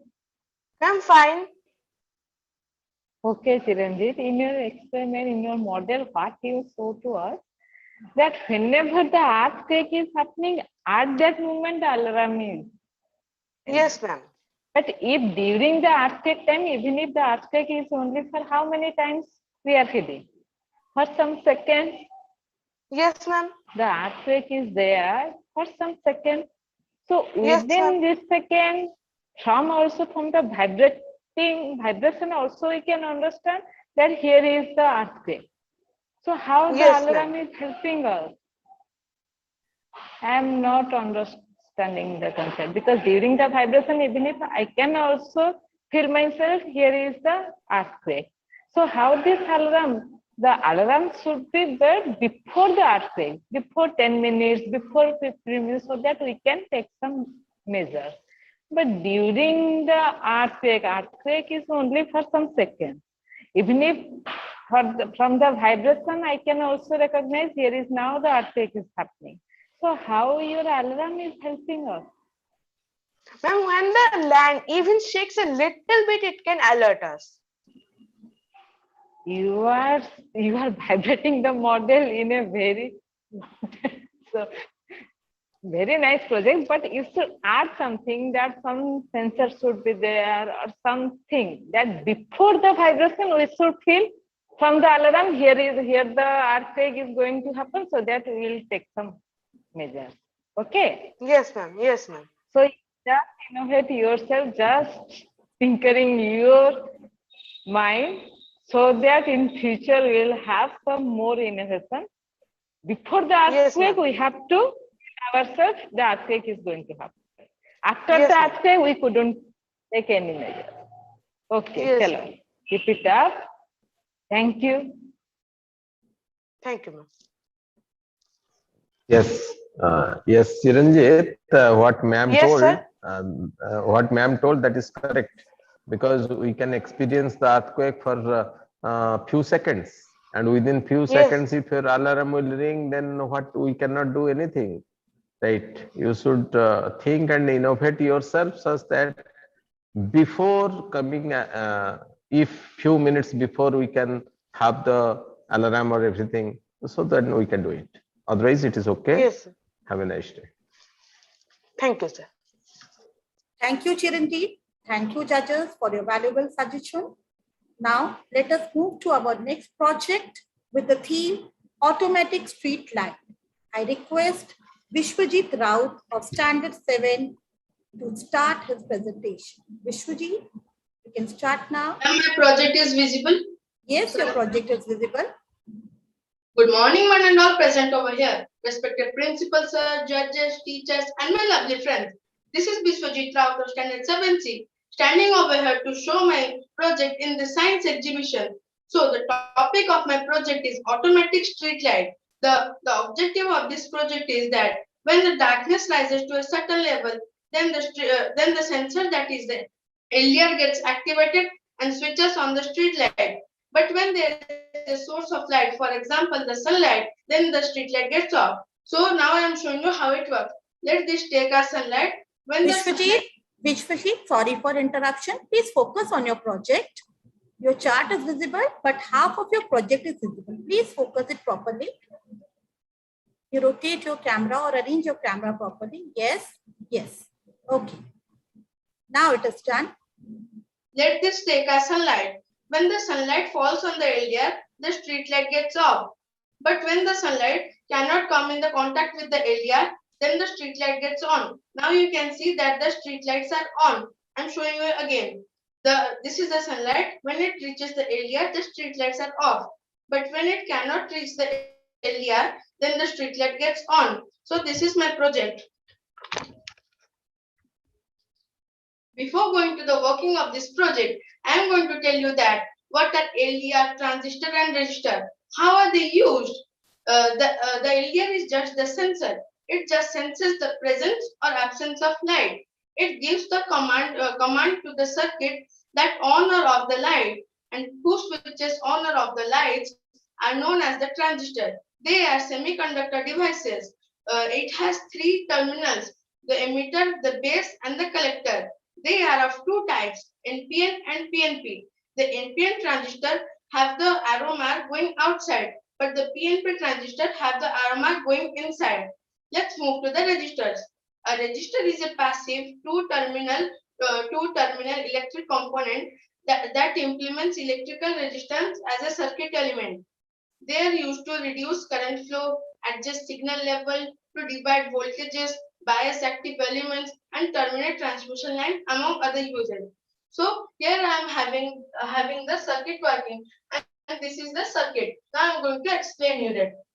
The circuit uses a LDR, light dependent resistor, to sense the light. When there is light, the resistance of LDR will be low. So the voltage drop across the resistor 100K will be high. This keeps transistor BC558 off. The collector of BC558 is coupled to the base of transistor 2N2222A. So 2N2222A will be off, and so do the LEDs will remain off. When the night falls, the resistance of LDR increases, voltage drop across the register 100K will be low, and register 100K gives the voltage to transistor BC558's base, and transistor will be on. This makes transistor BC558 on, which in turn makes transistor 2N2222A on. Then the LED bulbs will glow. So the importance of this project is when the man who switches on and off the street lights forgets to off the street light, there is a waste of electric energy throughout the day. So this project will automatically off the street lights when the sun rises. It also saves the manpower to operate the street light switch. It also switches on in time. The materials required here to make the project are transistor 2N2222A and BC558, register of 100K and 10 ohm, LED bulbs 8, LDR, light dependent register, 2 AA cells and the AA battery holder, and electric wires. So this is all about my project. I hope you would have liked my project. So thank you and have a nice day ahead. Thank you, Vishwaji. Now I request the judges of the day to please communicate with Vishwaji. Judges, please. Vishwajit. Good morning, sir. Good morning, ma'am. You told about LDR, Yes, light dependence register. yes, sir. Actually, what is the register? Sir, a register is a passive two-terminal electric component that implements electrical resistance as a circuit element. Okay. And in your label, you have used so many things. That means you are talking about the transistor, you are talking about the PNP, NPN, and I don't think that in your label it is there, right? But it's a nice collection, right? And Yes. one more point is, you are talking when the sunlight comes, the street light is going to be off, and whenever the sunlight goes off, that means sunlight off, then street light on. So how it operates? It's a reverse process. How it operates? No, sir. In the daytime, we don't know street lights, so it will off automatically due to the LDR. It senses the light. But in the night time, we need the light, and the That LDR. means main function is the LDR, right? Main function of LDR. No, sir. LDR is just a sensor. It just senses the presence or absence of light. The main function is of the transistor. It completes the circuit and breaks the circuit when the LDR gives command. Okay. And you told that in transistor there are 3 terminals are there. Yes, sir. What are the 3 terminals? Sir, the emitter, the base, and the collector. Emitter, base, and the collector. Okay, fine. Nice. Thank you, sir. Very nice project, Vishwajit. Thank you, ma'am. Very nice. Thank you.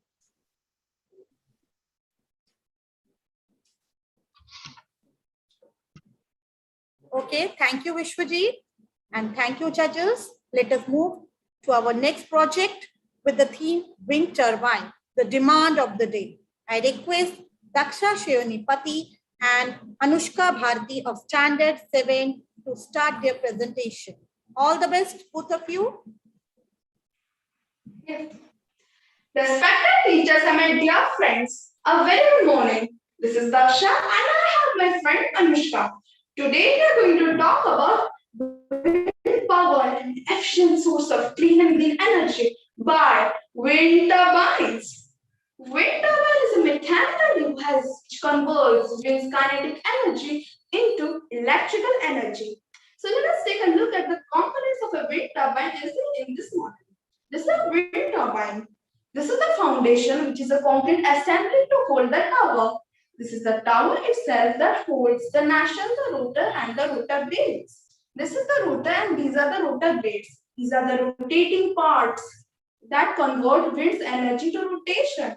This is the nacelle that holds the gearbox and the electric generator. Let me just demonstrate it. When I rotate the blades, we can see the bulb glows. Here we can conclude that wind's energy got converted to electricity and thus the bulb glowed. This electricity is stored in electric grids or batteries. This stored electricity powers houses near hills and coastal areas. Electricity produced by wind turbines is basically alternating current. Power is generated through rotating wind turbines that harness the kinetic energy of moving air, which is further converted to electricity. The size of the wind turbine and the speed of wind blowing through the rotor blades determine the amount of electricity it shall produce. Now I would request my friend Anushka to kindly tell the advantages and disadvantages. Good morning, everyone. My name is Anushka Bharti, and thank you, Daksha, for giving me the chance to speak ahead. I would like to tell about the advantages and disadvantages of wind turbines. Advantages of wind turbines are: wind turbines don't rely on any fossil fuels to power the spinning of their blades. Large-scale plant and farms don't rely on combustion to create an energy resource for us to use. This form of energy needs very little carbon footprint because no fossil fuel is burned for the production of electricity, does not use repetitive rates of greenhouse gases either. The wind energy projects create long and short-term jobs that benefit local, states, and national economies. So this technology can also conserve the water resource, taking 500 times less than coal and 600 times less than nuclear to create the energy that we use each. Wind turbines use very little amount of water to produce electricity.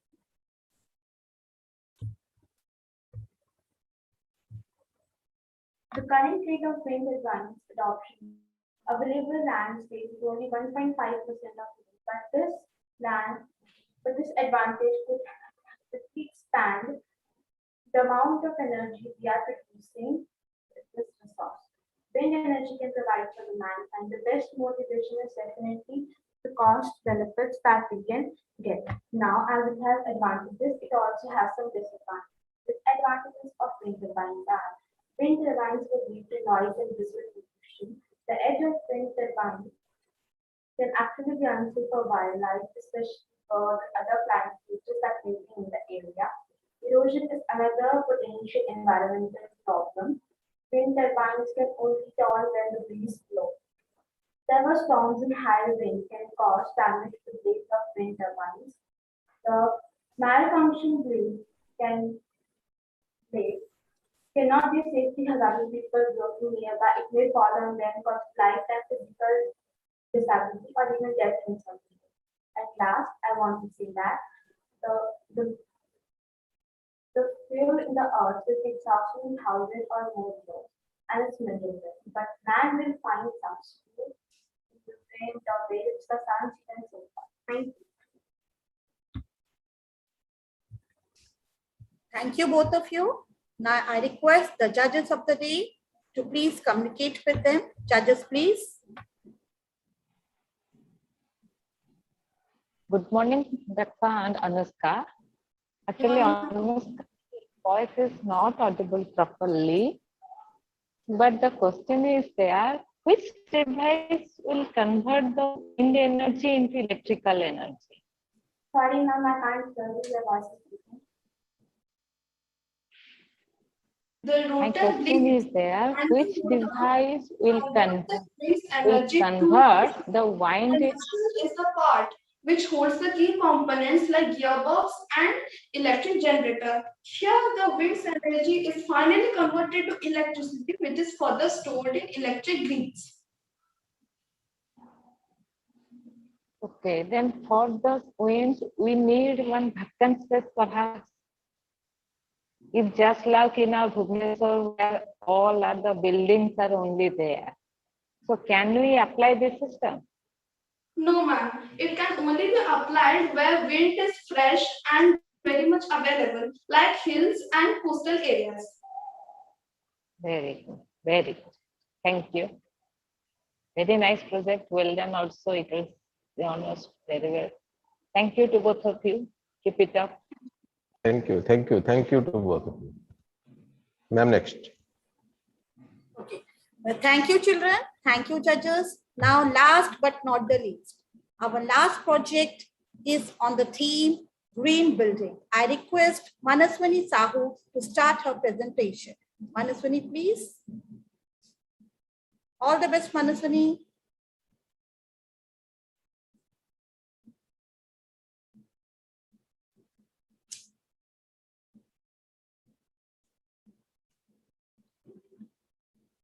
Manaswini, you are not audible. Please unmute yourself, Manaswini. You're not audible, beta. Yes. Now I'm audible? Yes, now you're audible. You can start now. Good morning, teachers, judges, and my dear friends. I'm Manashini Sahu of class 7B. My topic is concept of green building. In green building, there are many special features like energy efficiency. In energy efficiency, we have solar panel, windmill, and a special feature which is automatic street lights. Then we will come to water efficiency. In water efficiency, we have rainwater harvesting. Then we will come to waste reduction efficiency. In waste reduction efficiency, we have composting. Then a second special feature, which is green surrounding with plantation. Now I will take you a small look of green building. In green building, as I said, it have in energy efficiency, it have solar panel. In solar panel, it will convert solar energy, which is the light of the sun, will convert into electrical energy.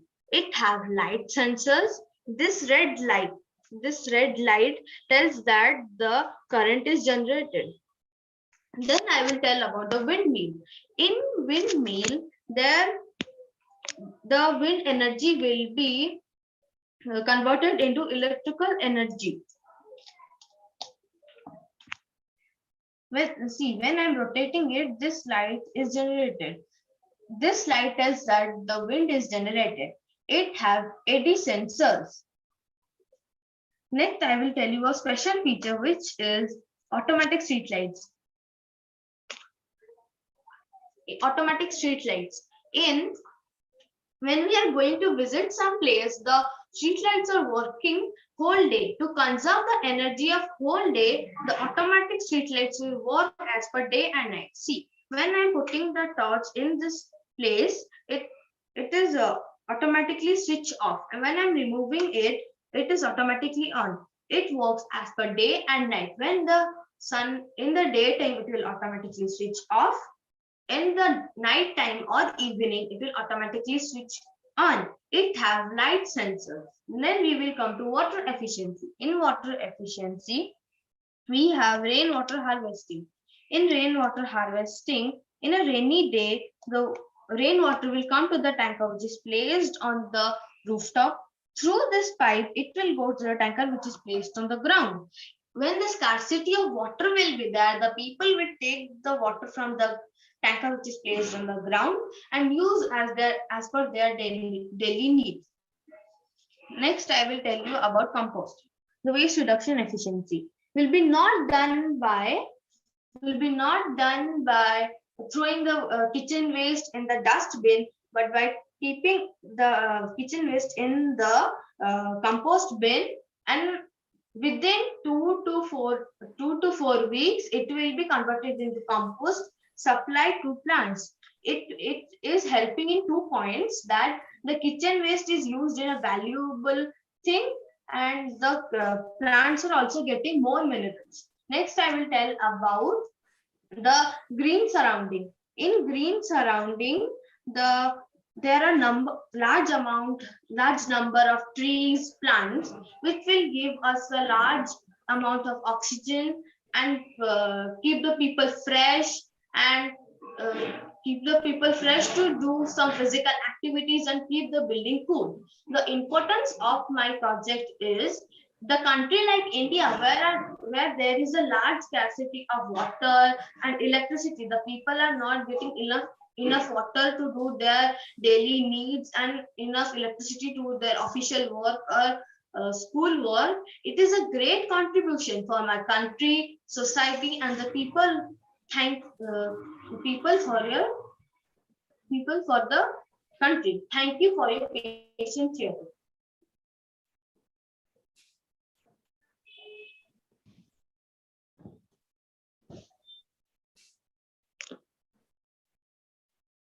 Thank you, Manaswani, for a wonderful presentation. Now I request the judges of the day to please interact with her. Judges, please. Yes, Good morning, Manaswini. Manaswini. Yes, sir. Yes. You have told so many things in one project, right? You have shown how the sunlight can be used and how the we can make green, right? Everything it's nice, and it's a nice collection also, arrangement, and good. Next, ma'am. Manaswini, can you show us again how we are preserving the rainwater?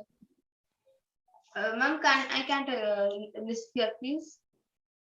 Again. Can you show us again the rainwater uses, how we are presenting it? Yes, ma'am. Ma'am, it is the rainwater. It is coming to the tanker which is placed on the rooftop.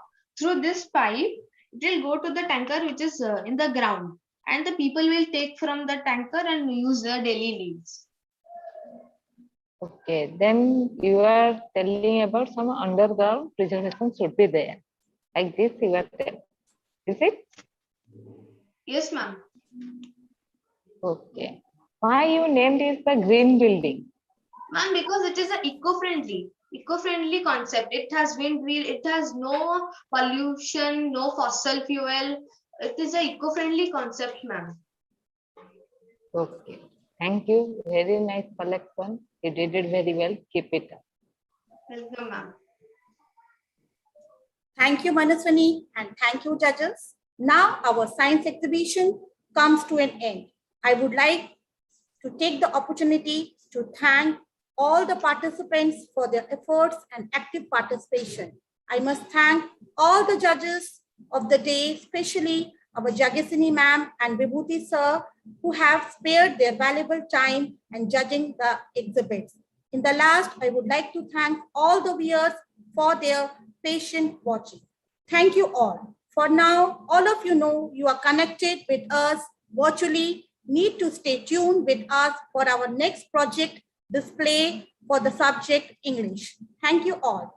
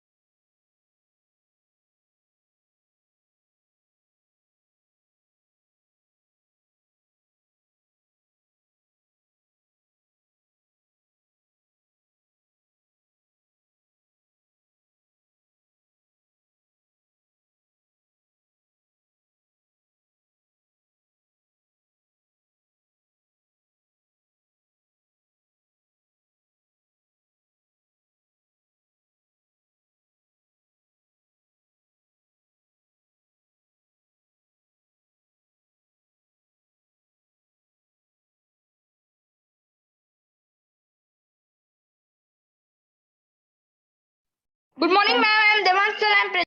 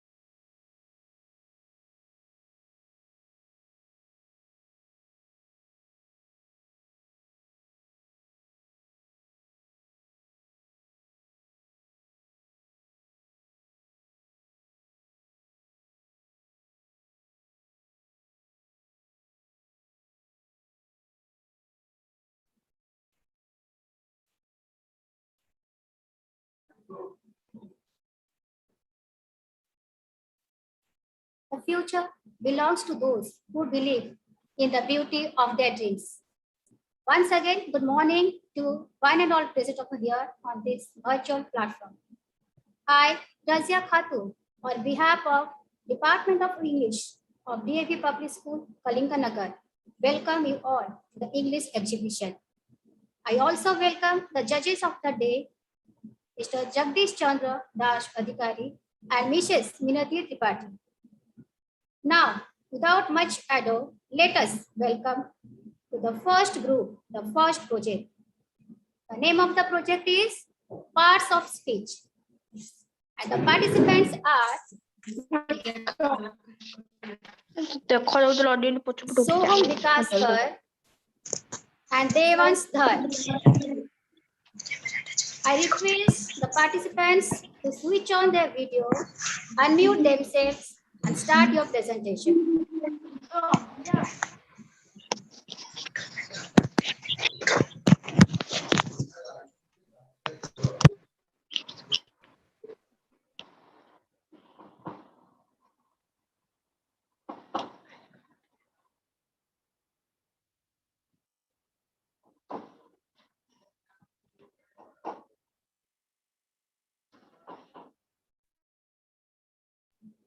Children, you can start now. Yes, ma'am. But so much not.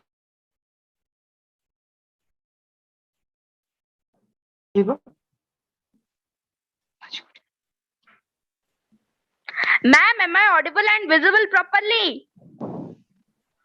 Yes, you are very much audible and visible. Start. Okay, ma'am. Very good morning to one and all, respected judges and my dear friends. I am Soham Vikas. And I am Devansar.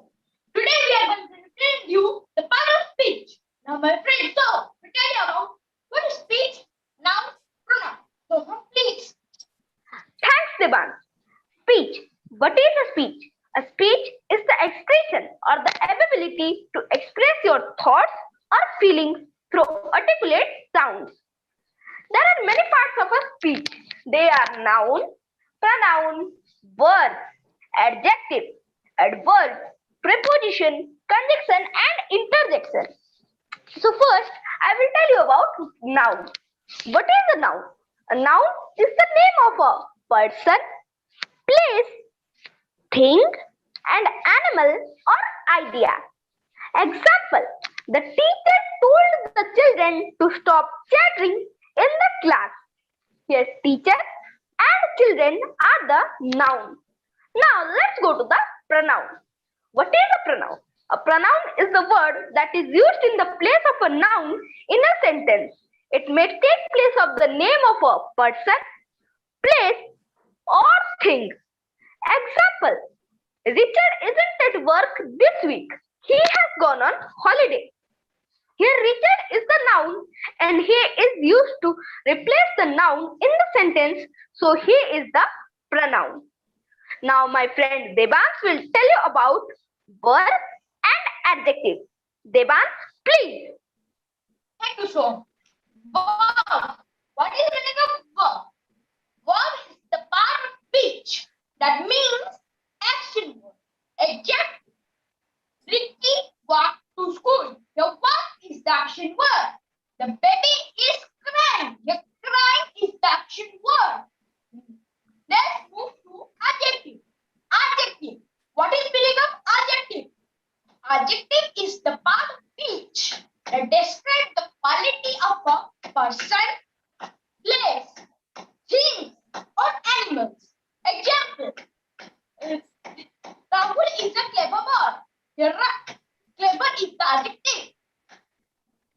This is a green parrot. Here, green is the adjective.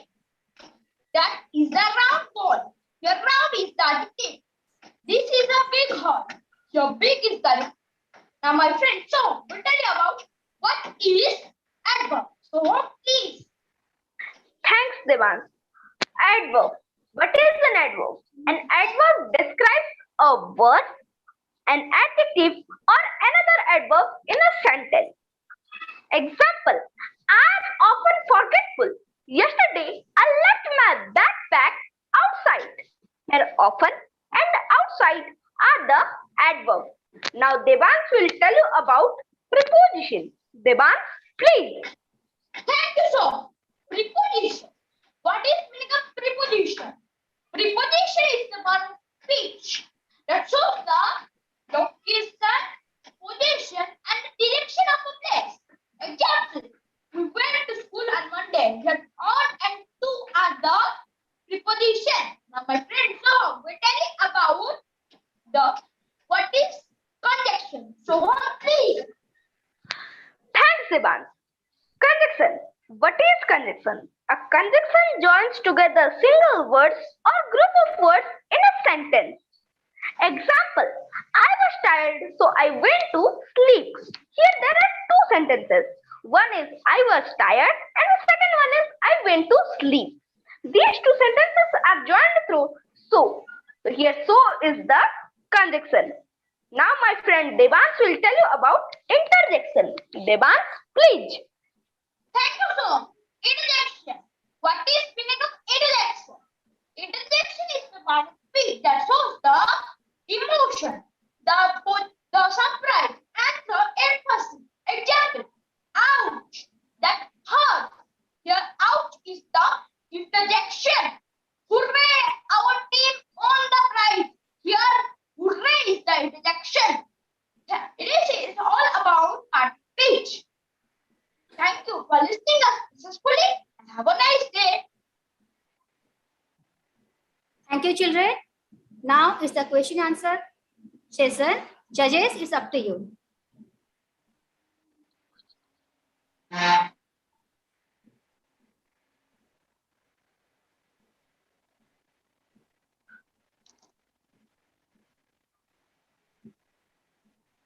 Good morning. Good morning, Soham sir. and Devans. Very good morning to all the participants. Our esteemed principal sir is with us also. So first of all, I would like to congratulate you both, Soham and Devans, for your vibrant presentation. Coordination was very nice, and body language is also very active. Thank you. So my question is, why do we use a pronoun? Why do we use a pronoun? Yes. As I have given the example, Richard is not at work this week. If here in the place of he, I will again tell Richard has gone on holiday, then the sentence is not sounding well. So we use the pronoun to make the sentence sound well. Very good. Would you like to add something, Soham? No, sir. Okay. Devans, would you like to add something? Yes, sir. Yes. Can Please say. see what you said? Can you say again? Yes. Okay. Very good. Thank you. Thank you. Keep it up. Minati madam, please. Welcome, sir.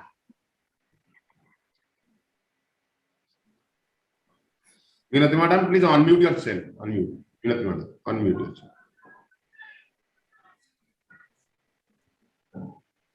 Minati ma'am, please unmute yourself. You're not audible.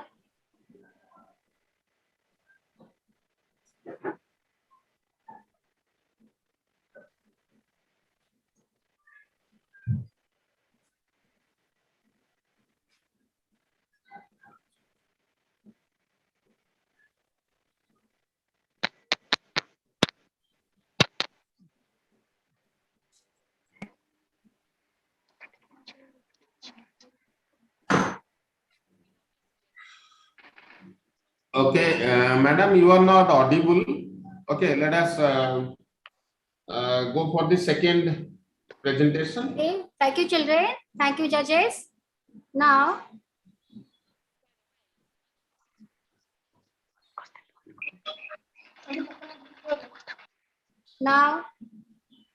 let us move on to the next project. The name of the project is Breeds of Dogs. And the participant is Amit Lal Pradhan. Amit, you can switch on your video, unmute yourself and start your presentation. Good morning, judges. Good morning, judges and my dear friend. I am Edutech Pradhan, a student of class 3A. My English education topic is breeds of dogs. First, I am going to say how dogs are helpful to us. Dogs are our best friends. They are intelligent and faithful, and they have the strong brain power. So they have been doing various kinds of useful work for us. Dog take care of animals when they go for grazing. They perform in circuses and entertain people. They give company to lonely. They save people caught in mountain storms. They help the police to catch thieves. They are used as a detection dog. Small dogs like poodle. They are very good. They perform in circuses and entertain people. There are 50 globally recognized dog breed. Dog breed vary size, colors, and textures. Today, I am going to tell about 8 most popular dogs that are found in the world. A shepherd dog. Shepherd dogs are originated in Germany. They take care of grazing animals. The lifespan is 9 to 13 years. Next is Pomeranian dog. Pomeranian dogs are originated in Pomerania. They give company to only. The lifespan is 12 to 16 years. Next is poodle dogs. Poodle dogs are originated in Germany or France. They perform in circuses and entertain people. The lifespan is 12 to 15 years. Next is Saint Bernard dog. Saint Bernard dogs are originated in Switzerland. They save people caught in mountain storms. The lifespan is 8 to 10 years. Next is Beagle dog. Beagle dogs are originated in England. They are used as a detection dog. The lifespan is 12 to 15 years. Next is Doberman dog. Doberman dogs are originated in Germany. They help the police to catch thieves. The lifespan is 10 to 13 years. Next is Alsatian dog. Alsatian dogs are originated in Germany. They guide blind people. The lifespan is 9 to 13 years. Next is Pyrenees dog. Pyrenees dogs are originated in India. They are used as guard and police dogs. The lifespan is 10 to 13 years. Thank you. Have a nice day.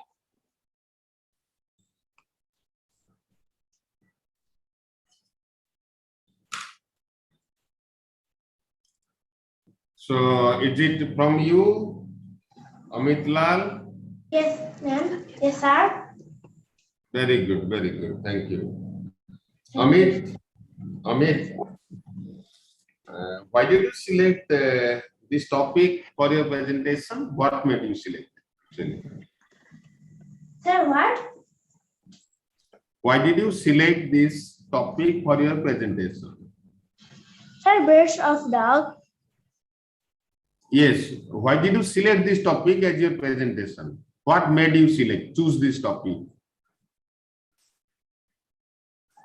What made you choose this topic for your presentation? Sir, my teacher. Your teacher told you.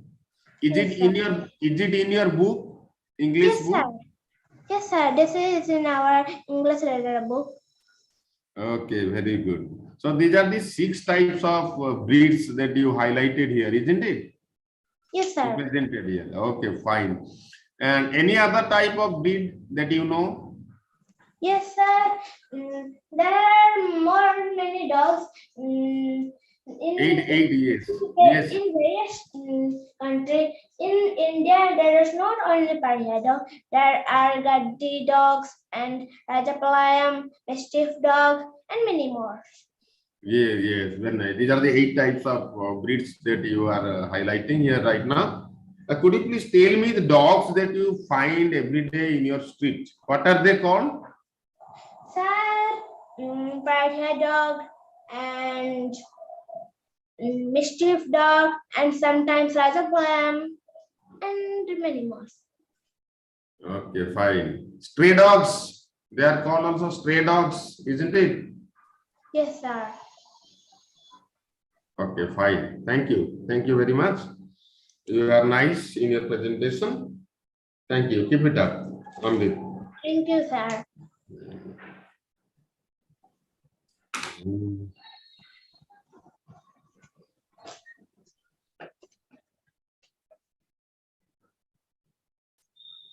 Okay, Minati madam, you are not audible properly.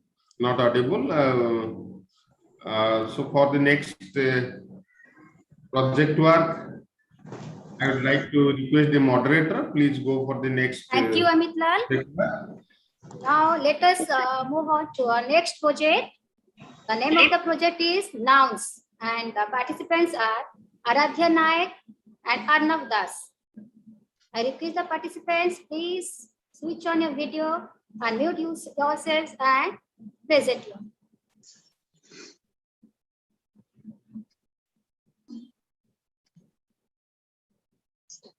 Yes, you can start your presentation. Good morning, everyone. I am Aradhya Naik of Standard 3 wants to tell something about the topic noun. A noun is a word that names a person, place, animal, thing, or an idea. There are various types of nouns. Common noun, proper noun, abstract noun, collective noun, and material noun. Now, proper noun. Proper noun is the name of a particular person, place, animal, or thing. For example, New York, moon, India, etc. It is the specific name and always starts with a capital letter. Now, common noun. Common noun is the common name given to a person, place, or thing which are of the same kind. For example, boy, guy, city, car, etc. Common noun is the generic name and is not capitalized unless it either begins a sentence or appears in a title. Now, my friend Arnav will explain about all the nouns. Thank you.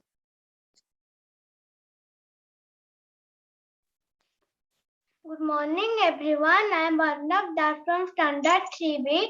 My friend Aradhya has already told you about proper noun and common noun, and I am going to tell you about other 3 nouns. Before that, I will say 2 lines about what is noun.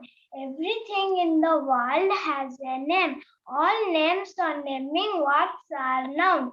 Let us come to the collective noun. A collective noun is a word which used to name a group of people, animal, or thing. A collective noun is singular in form which is 2 or more than 2. Example, a bunch of keys, a bundle of sticks, and a bouquet of flowers. Now come to the material noun. Name of a material or substance is called material noun. It measures in its quantity. Example, gold, silver, wood, iron, rod. Silver is a material noun and the idol is made of silver. Wood is a material noun and the idol is made of wood. The last one I will tell you the abstract noun. Abstract noun. Name this noun does not exist as material. We cannot feel it or touch it. Pen is a abstract noun and she is filling pen. Happy is a abstract noun and now she is feeling happiness. These all are about collective noun, abstract noun and material noun. Thank you.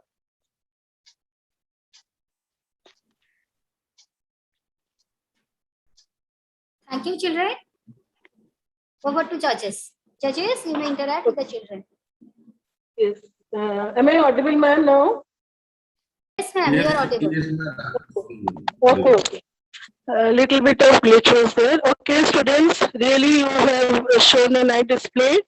Now, my question to you both, can you please, I'm highlighting one example.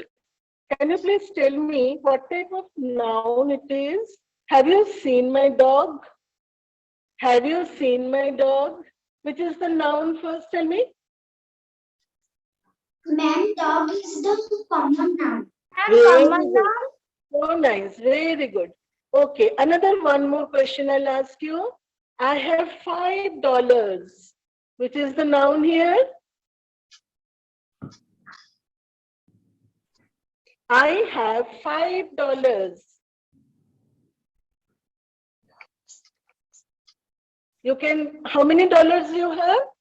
How many dollars do you have, children? Proper noun. No, I'm asking you first tell me which one is the noun here. I have $5. How many dollars I have? Ma'am, 5. 5. So which one is the noun here? You know countable noun? Do you know? Yes, ma'am. Yes.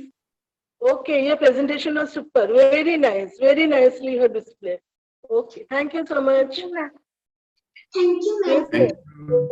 Thank you, madam. Thank you, dear children. I felt very happy actually. You also used that word happy, happiness. Okay, children, happy. Which noun you said? This little girl said.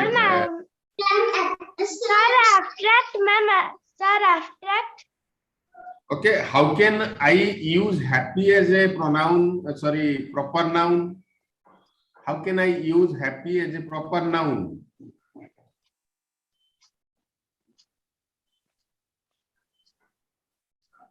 Tell me, abstract noun you told, that is correct, absolutely right. Sir, can you tell again? Okay, happy is an abstract noun, isn't it? Yes, Isn't? sir. Can I use happy as a proper noun also? No, sir. Happy. Yes. Can I use it as proper noun?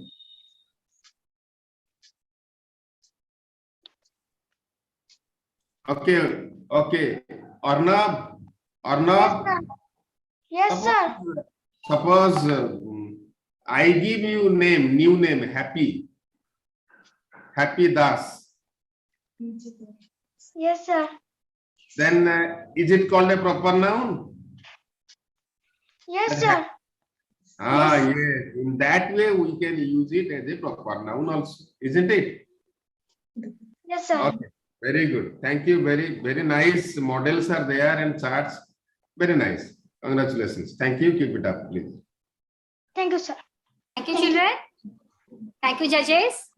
Now, let's move on to the next project. The name of the project is Travel to Different Tourist Places. And the participants are Debashrita Mohanty and Ankita Pradhan. Participants, you are requested to switch on your video, unmute yourself, and start your presentation. Good morning, teachers, judges, and my dear friends. My name is Ankita Pradhan from class 4 section A. My name is Sabashrita Mahanti from class 4 section A. Today we are going to represent our English project. The name of our project is Travels to Different Tourist Places. There are many different types of tourist places in India. Now I am going to tell about Konarka Temple. Konarka Temple is also known as Sun Temple. It was constructed in 12th century by King Nasimha Dev. From all over the country, 1200 experts were chosen and completed the temple in 1255 AD. The temple is shown as a symbol of sunburst time period. The upper dome of this building is black in color, so it is called Black Pagoda. It is located in Odisha district, Puri. By saying this much about Konarka Temple, I want to pass my partner Devasita to say about more places. Now I'm going to tell about Rameswaram Temple. Rameswaram Temple is a Hindu temple dedicated to God Shiva. It is located on the eastern side of Pampana Island in the state of Tamil Nadu. The temple has 1,212 pillars in the outer corridor and they are 20 feet tall from the floor to the center of the roof. Now I'm going to tell about Hawa Mahal. Hawa Mahal was built in 1799. It was built by Maharaja Swabal Pratap Singh. It was designed by Lalchand Utsal. It is located in Jaipur. It is also known as Pink City. Hawa Mahal has 953 windows in it. Hawa Mahal also known as Palace of Winds. Hawa Mahal also looks like Lord Krishna's crown. By saying this much about Hawa Mahal, I want to pass my partner Ankita to tell about more places. Now I am going to tell about Taj Mahal. Taj Mahal was built in about 17th century. Shahjahan, the Mughal emperor, built it. He built it in the memory of his beloved wife Mumtaz. Taj Mahal is widely regarded as a symbol of love. It is located in the bank of Yamuna River, Agra. It has 4 standing minars that are tourist charm. Taj Mahal is built up of white marble, which make it one of the most beautiful buildings in the whole world. By saying this much about Taj Mahal, I want to say about Red Fort. Red Fort is also known as Lal Killa in Hindi. It was constructed in 1639 by Emperor Shahjahan. The first structure proudly exhibits the gems of Mughal creativity. The Indian national flag seems to be a part of this building. By saying this much about Red Fort, I want to pass my partner Devasita to say about more places. Now I'm going to tell about Golden Temple. Golden Temple was built in 1604. The Golden Temple is one of the most historical Sikh monuments in the world. The first Sikh Guru, Guru Nanak, meditated in this site, and the 5th Guru, Guru Arjan Dev, started the construction of the temple. The temple is surrounded by a beautiful lake called Amrit Sarovar. 500 kg pure gold is attached in the temple. Thank you and have a nice day.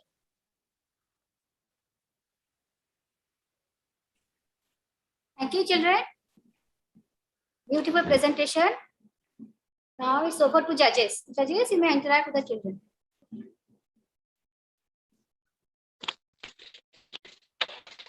Devasita and Ankita, Yes, sir. very nice. Thank You you, are sir. fluent throughout your presentation. I have only one question to ask you, dear children. Anyone of you want to say, please answer. And if another one want to... Okay, hello. Listen to me, students. Okay, am I audible, dear children? Yes, sir. Yes, sir. Okay, okay, very nice. So Hawa Mahal, I am quite fascinated. Actually, means it makes me feel excited whenever I see this Hawa Mahal. This structure is really huge. Could you please tell me why is it named as Hawa Mahal? Sir, it is named Hawa Mahal because it has 953 windows. It has so many windows. Okay, your voice was not that much audible. So could you please repeat it, please? Sir, it is named Hawa Mahal because it has more windows. 953 windows. Yes. So from you know that wherever you stand here in that mahal, actually, you would be definitely enjoying the air blowing very nicely. Wind is blowing very nicely. Yeah? That's why it is called Hawa Mahal, isn't it? Okay. Ankita, would you like to add something? Ankita, Yes, sir. would you like to say something about Hawa Mahal? What she said, your friend? No, no, sir. Okay, very good. Thank you. Over to Minati, madam. Okay, dear students, can you hear me? Yes, ma'am. Yes, you presented very nicely, but one thing I want to ask you students, can you tell me why people travel a lot? What is the reason? You displayed so many beautiful things to us, really wonderful, but can you tell me why people visit places? What is the reason? Ma'am, because the places are so beautiful. Okay, any other thing? Ma'am, they travel for their business, education, or climate. So they Okay, want to enjoy their life also. So that's okay. they travel to different tourist places. Do you also like to enjoy? Do you also like to travel places? Yes, yes, Oh, ma'am. okay, so nice. Very good. Thank you. Thank you. Thank you, children. Thank you, judges. Now, our next project is inspiration, and the only participant is Sujna Sri Gyanananta Sahu. Yes, ma'am. Sujna Sri, you are Yes, requested ma'am. to switch on your video, unmute yourself, and start your presentation. Yes, ma'am. Good afternoon, everyone. Welcome to my project Inspiration. I am Sugyanshri Ananta from class 5C. There are very few people in the world, also in India, who inspire with decency, with a strong set of values, who believe in what they say, who are torchbearers of just a legacy, who are deeply passionate about India. Today, I will discuss about these extraordinary peoples who are not just a colossus, but actually an inspiration to people across any limitation. They strongly believe that the word impossible is applied to something that has not been tried. They prove to be physically challenged is no bar to success. We all know about Rajni Jha. She is from Gwalior who was affected with polio but turned her disability into asset. But if you want, you can do and you will get support, especially a physically challenged person. Her story is exactly like our real inspiration, C.N. Janki, from our English reader book, who was first ever physically challenged person who swam the English Channel in 1992 in a relay team. Though she suffered from polio on both her legs, she successfully swam the English Channel and made her team and India proud. She had remarked one can overcome all the obstacles by hard work, courage, determination, and self-reliance. So we should fight against our limitations and win all the battles. Nowadays, lots of examples prove this statement of C.N. Janki, like Arunima Sinha. She has earned many awards for her inspirational bravery in 2011. She lost her left leg after a train accident due to a scuffle with robbers. But the circumstances could not put down Arunima as she climbed the Mount Everest with the help of her prosthetic leg. Others are Albert Einstein, father of theory of relativity. Stephen Hawking said disability didn't be an obstacle to success. A great example is in our social science book also. Yes, is Helen Keller. She remarked the only thing worse than being blind is having sight but no vision. We should not easily judge a person on his or her physical appearance and make a superficial idea about that person. We should not refuse to accept a person who talk or even walk differently or consider themselves to be superior to the people with disabilities. Throughout history, various peoples have shown that their physical disability was not enough strong to break their willpower. Thank you and have a nice day. Thank you, Sujnasri. Now it's up to judges. Judges, you can ask question to Sujnasri. Sujnasri. The Sugyansri. Sugyasri, yes. Sugyasri. Yes, sir. Sahu. Yes. Yes, sir. Very nice presentation. Only thing I would like to advise you actually, your pronunciation is very nice, flow is very nice. Okay, throw of words, that is also very nice. Only thing is that you should maintain a slower pace movement actually. Understood? Little bit slower, be little bit slower so that you can be heard properly actually to the audience, to the judges.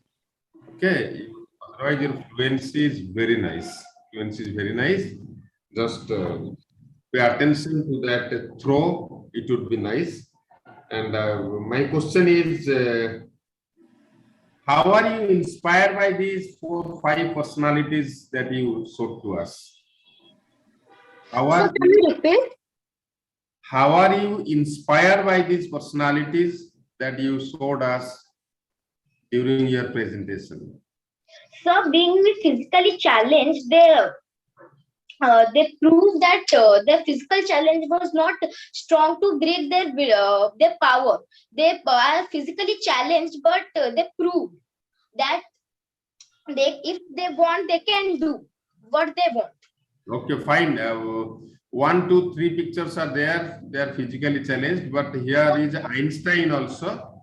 Einstein, how are you inspired by Einstein's achievements? So when he was a kid, his speech was delayed. Like many people with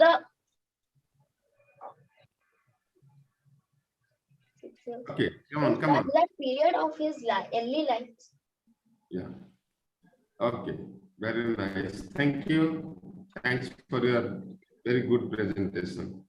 Congratulations, Sugyasri. Over to Minati, madam. Yes, sir. Yes, Sugyasri. Yes, sir. Oh, yes, ma'am. Yes, you actually told a lot of things about these 4 persons. Really, a lot of things we need to learn from them. But one thing I want to know from you, what you have learned from them. What you have learned. What you feel that, yes, this thing has really made me think about this person so that I can express to somebody. What you have learned. Yes, ma'am. They are physically challenged. If like I learned that if I want to do something, so I have to do. Yes. Any problem can't stop me. And not so stop. You need to have a fixed mindset, determination. Yes, all these things you have learned. Okay, so nice. You have really done a wonderful job. You have told so many things, beautiful things about these persons.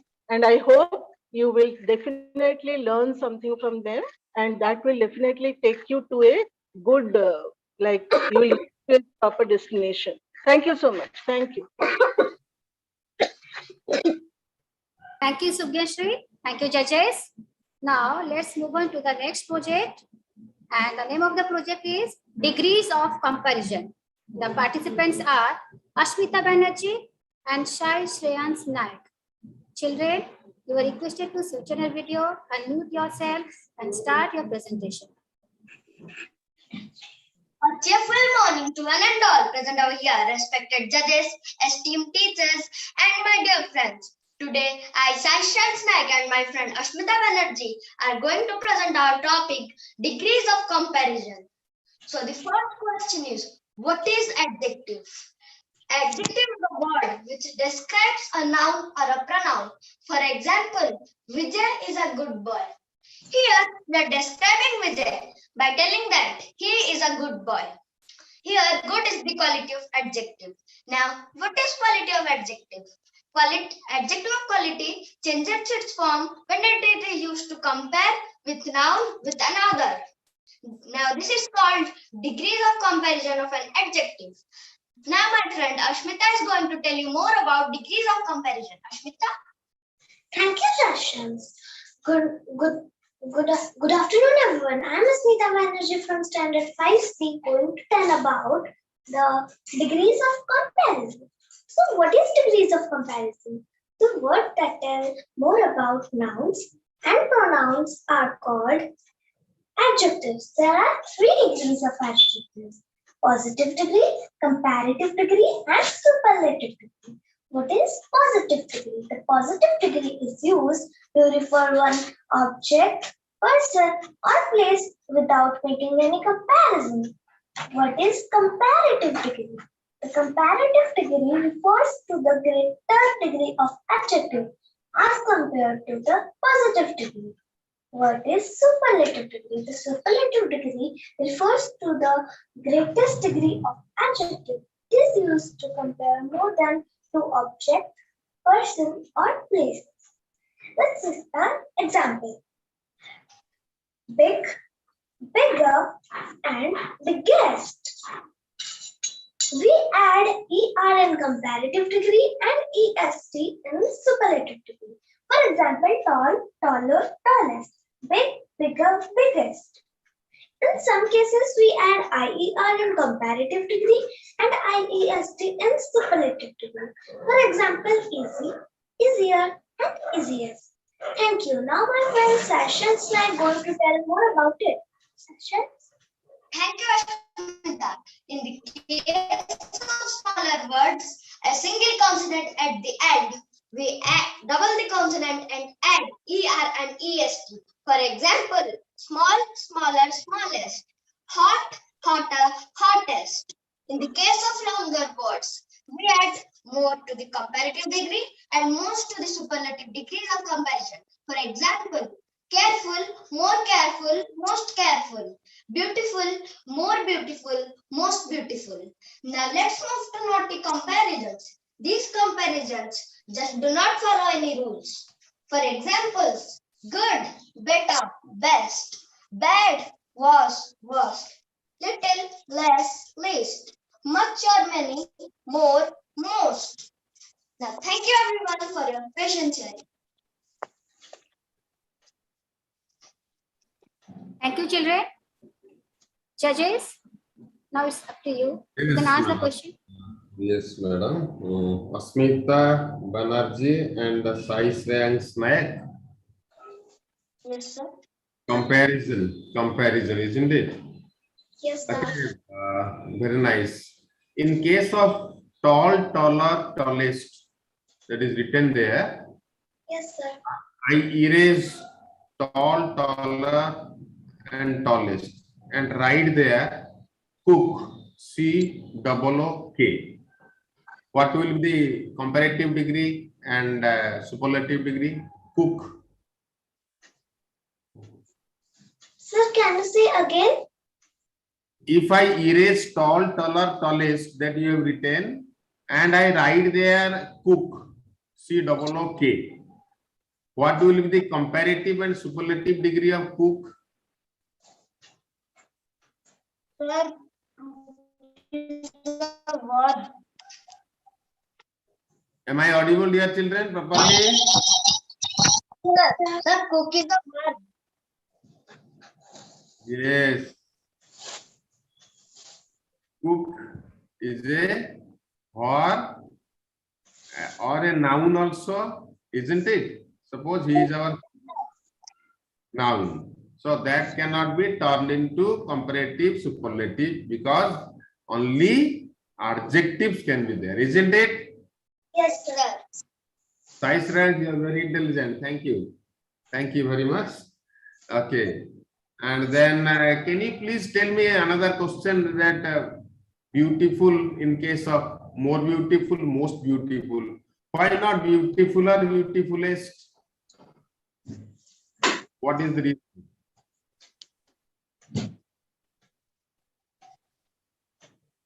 What is the reason?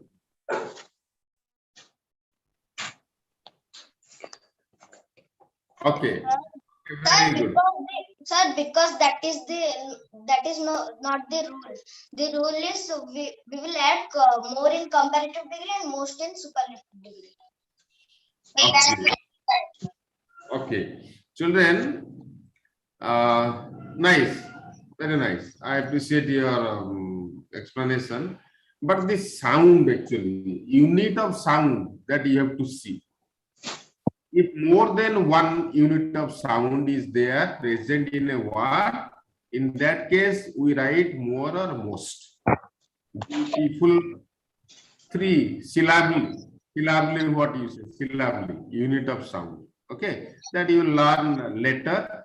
I hope you would have done this one also while doing this. Okay, thank you for your super presentation. Thank you, very nice.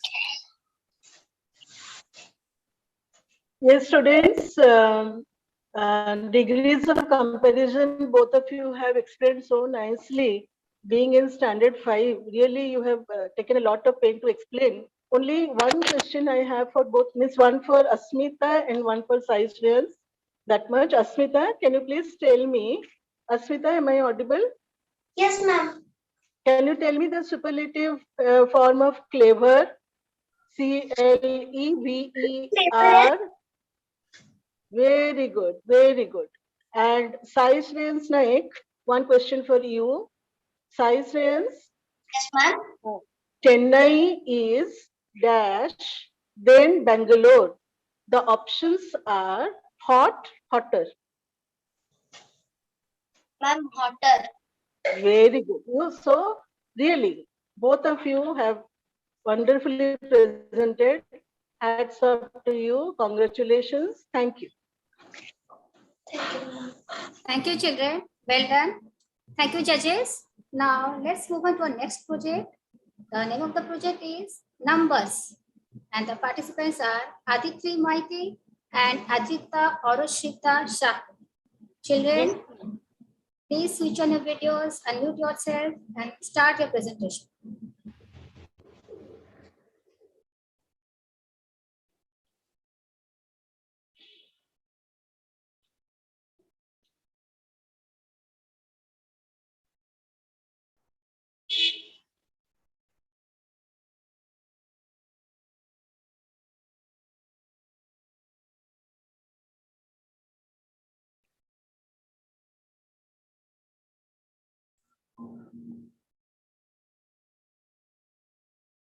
What happened, dear children? You can continue now. Yes, Aditi.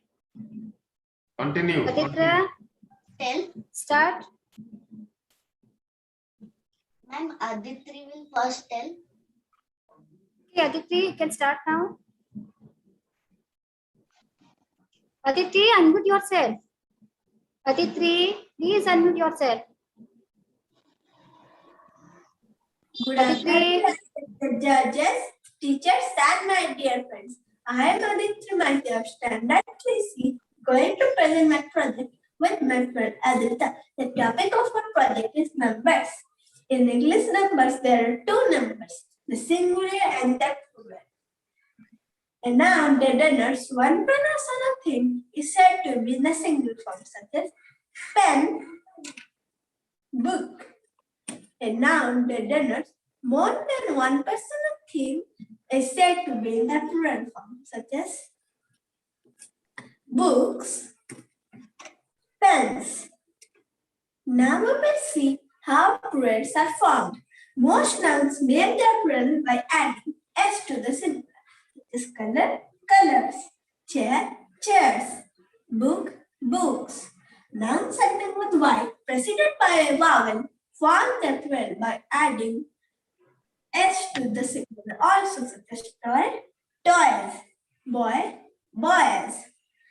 Nouns ending with ss, ch, or x form their plural by adding es to the singular, such as dishes, chat, churches, box, boxes.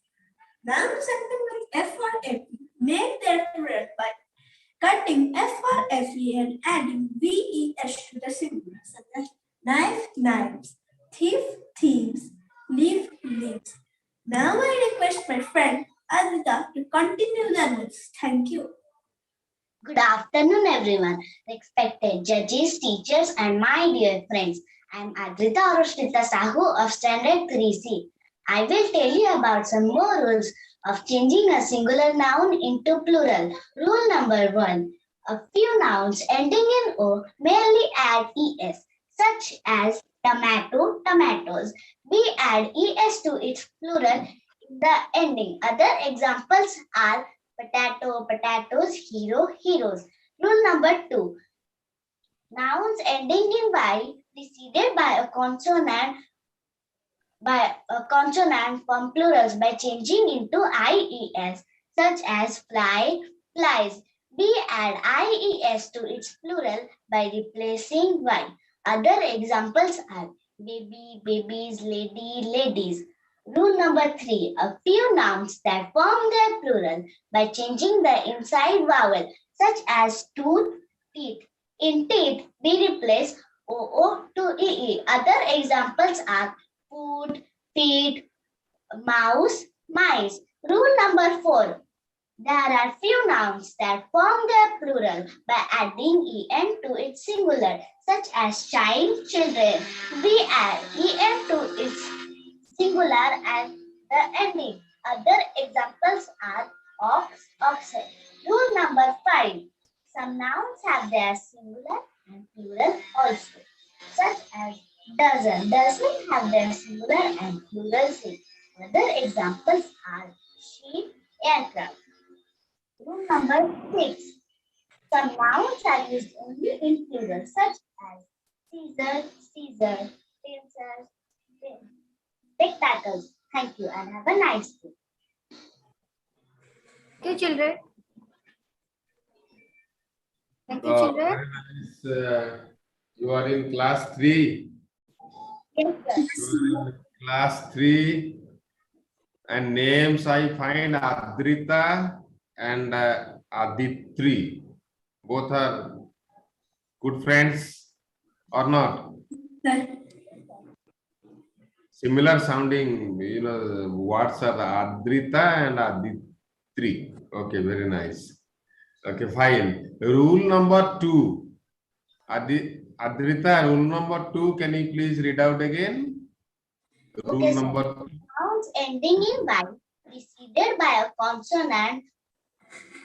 Nouns ending in y preceded by a consonant from plurals by changing into ies.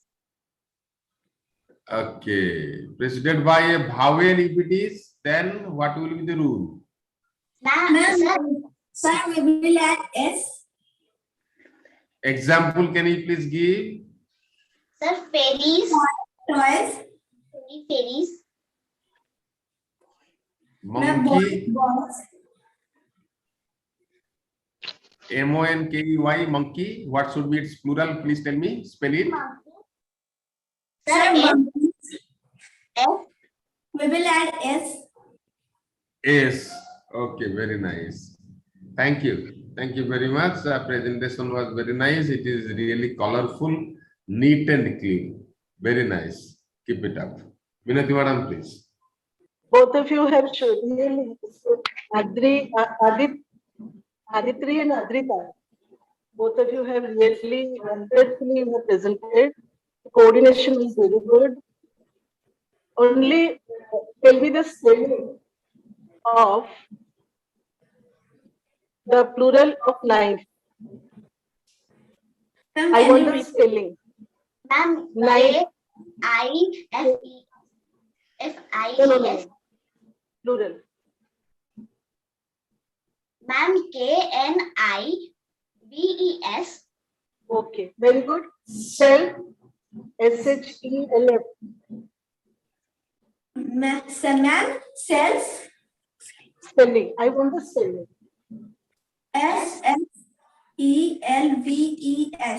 Very good, very good. And fly, SLY, fly. Flies. Yes. IES. Okay, so nice. Being in standard 3, both of you have really done well. Very good. Keep it up. Thank you. Thank you, children. Thank you, judges. Our next project is endangered and extinction animals. And the only participant is Tirthika Gorai. Tirthika, switch on your video and unmute yourself and you can present yourself. Yes, ma'am.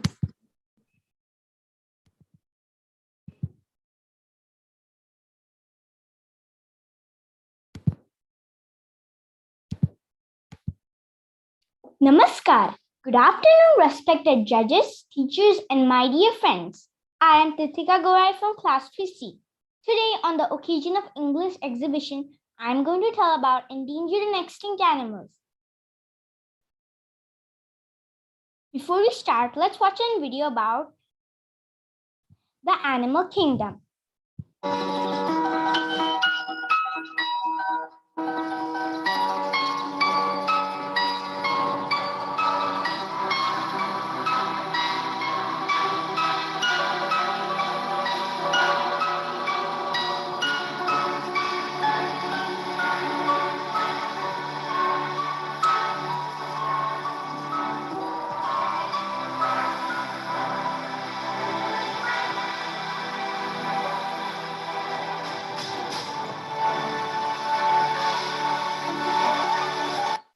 Isn't it pleasant to see animals roaming happily around their natural habitat, but we may not be able to see them as they may disappear from the earth after some years? Why? Let's know about that. Endangered animals. Animals present in such small numbers that they are at risk of extinction are called endangered animals. They may not exist in future. Dolphins. You can find dolphins in the ocean or river. Many species of dolphins are in danger of extinction. Dolphins in the ocean get caught in nets. Because of that, they die. Because of pollution of ocean and overfishing, less food is available for them. Dolphins and rivers are affected by the construction of dams. Because of that, rivers get contaminated. The Anganoka turtle. This turtle has an unusual shape. It was believed that it had already become extinct. But in 1984, it was discovered that some specimens still existed in northwestern Madagascar. They did a breeding program to produce more turtles. To protect them, the habitat was named a national park.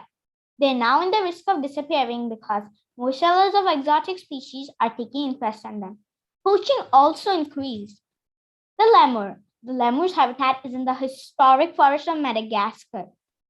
But unfortunately, only 10% of the forest remains. Lemurs give birth to large litters, but less female lemurs are alive to reproduce. If we really want to conserve this animal, we must let them live in peace in the jungle. The snow leopard. Poaching is the main reason why this species of leopard is at risk of extinction. It is hunted mainly for its skin as a trophy, as a pet in private and illegal zoos, and even for their bones.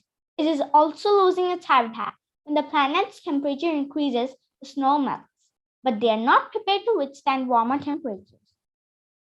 Pandas. This striking exotic animal is seriously threatened. The main cause of the situation is the destruction of bamboo. Bamboo is the main source of food. The humans cut down bamboo for making paper, furniture, etc. However, for some time, they have managed to increase the population. The official list says that they are in a state of vulnerability. So it seems that little by little they are recovering. Extinct animals. When an entire species of animals dies out, that species is extinct, something that no longer exists. It is gone forever. Examples. Dinosaur. It is a reptile that lived millions of years ago all over the world. Last dinosaurs are known from about 65 million years ago. The extinction is still a scientific mystery. Woolly mammoths. It was about the size of today's African elephant. They lived in cold places. They became extinct due to harsh climate and hunting. Short-faced bears. It was found before the era of polar bears. It disappeared about 11,000 years ago due to poaching and too much hunting. Irish elk. It was one of the largest deer ever. It was about 6.9 feet tall. Some went extinct when the antlers became very big. Dodo. Roughly 140 million years ago, 3 feet tall, pretty amazing bird dodo lived. You could only find dodo on an island called Mauritius, just on the African coast. They became extinct because of poaching. Reasons why animals are becoming extinct and endangered are destruction of habitat, pollution, hunting, fishing, high genetic vulnerability, diseases, and low birth rates. How plastic can hurt animals.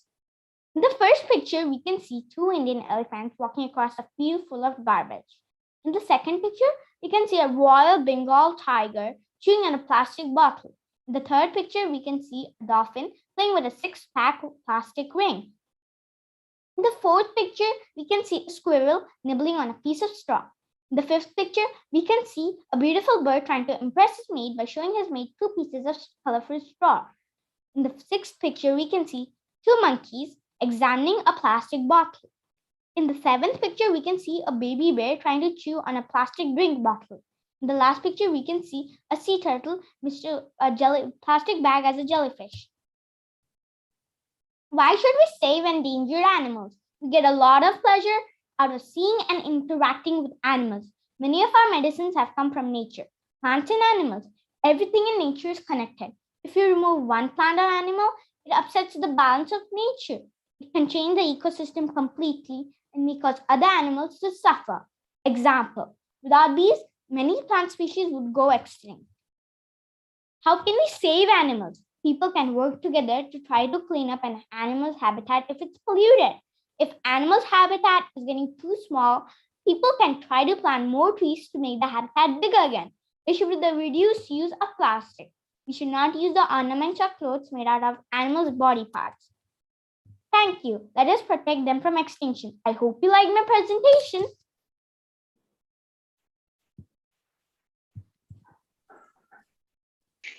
Thank you, Dithika. Judges, you can ask questions. Dithika Gorai, class 3. Yes, sir. How long have you been with this project? For how many days you have been preparing for this project? I think few months. Few months. Isn't? Yes, sir. Yes. You have given a lot of efforts to prepare this presentation, and your speaking style is also very nice. Your accent is nice. Keep it up. Yes, very sir. nice. Dithika Gorai, so my only one question to you is that how can we protect these animals actually, those who are animals that are on the verge of extinction, going to be extinct? So people can do a breeding program to produce more animals which are in danger of extinction, and people can stop hunting the animal and they can stop doing poaching. Very good. Very nice. So could you please tell me these names actually? We ought to show our sincere concern to protect them. I didn't get you. Can you please name one or two animals that are going to be extinct and we must pay our sincere concern for protecting them? The number one is the emu leopard and second is the Sumatran elephant. Beautiful. Thank you. Keep it up. Over to Vinati madam. Yes, Dithika, congratulations for a beautiful presentation. Thank you, ma'am. And only one thing I want to ask you, suppose you are appointed as the brand ambassador and you are told that you have to take the initiative to motivate the students in protecting the endangered species. So what steps you will take? Number one. What steps you will take? Yes. Number one, I will stop using animals' skin and all of those stuffs as a clothes and medicines. Second, I will not buy any ornaments. Third, I will It is not eat animals. yes, Kritika, very good. It is you that you will do. My question was that how you will motivate others. Like what you can do so that others will be inspired and they will not go for all those things. Yes, ma'am. So number one, I'll take them to Can a you? and then I'll show them the interesting and different kinds of animals. Then I will say that the people are trying to kill these animals and make them extinct, which is bad, and we cannot see them later. Very good. Great, great. Thank you. Wonderful presentation. Very good, Ritika. Thank you. Thank you, judges. Now let's move on to our next project with the theme adverbs. And the participants are Tisha Rakshita and Shoaib Sikha Sahu. I request the participants, switch on your video, unmute yourselves and start your presentation. Wait, ma'am. Ma'am, 1 second.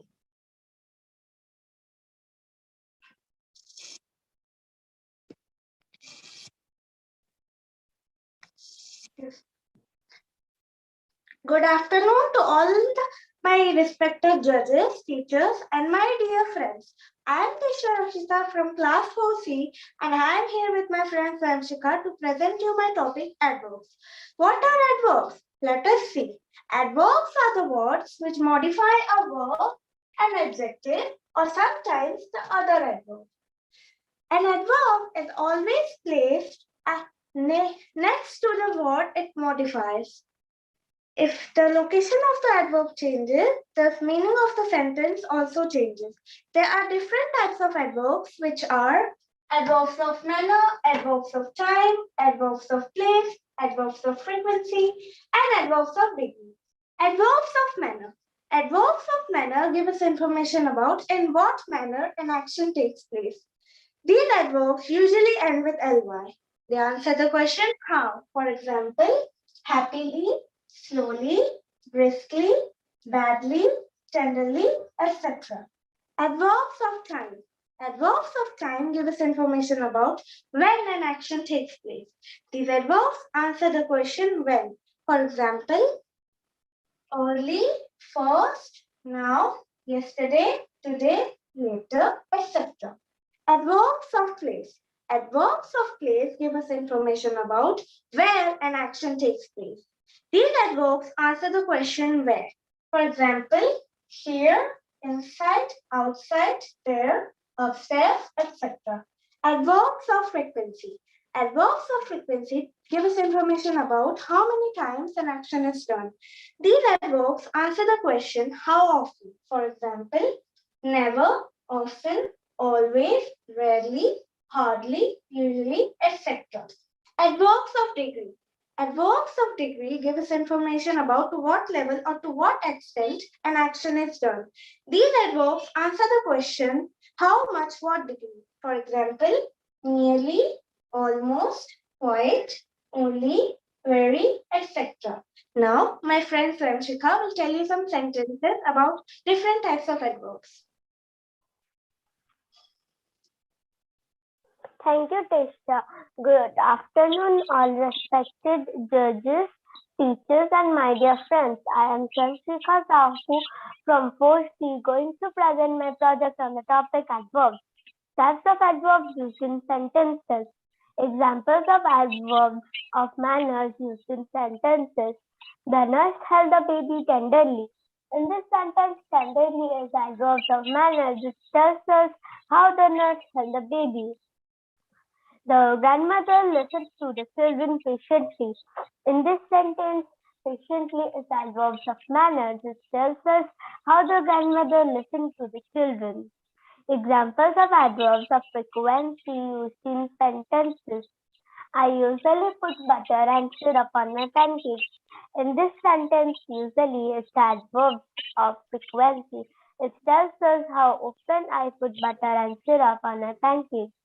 Could you really water the flowers? In this sentence, really is the adverb of frequency. It tells us how often you water the flowers.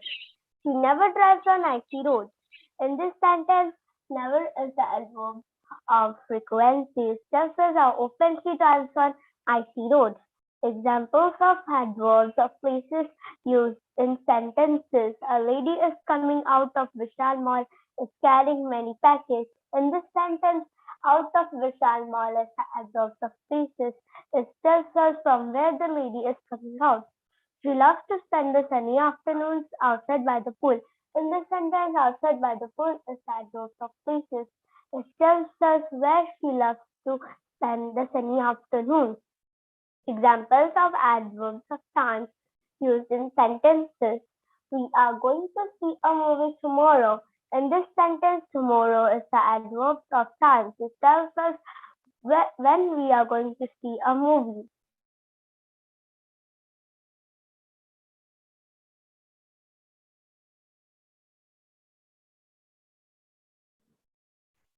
Swayamsika, you are muted. Please unmute yourself.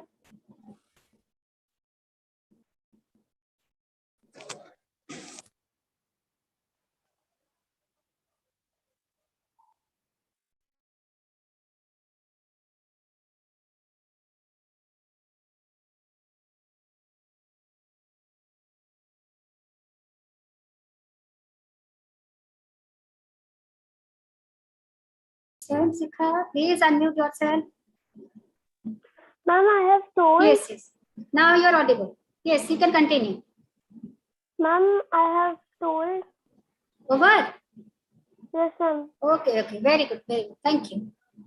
Judges, now you can ask questions. For Disharika, you will present.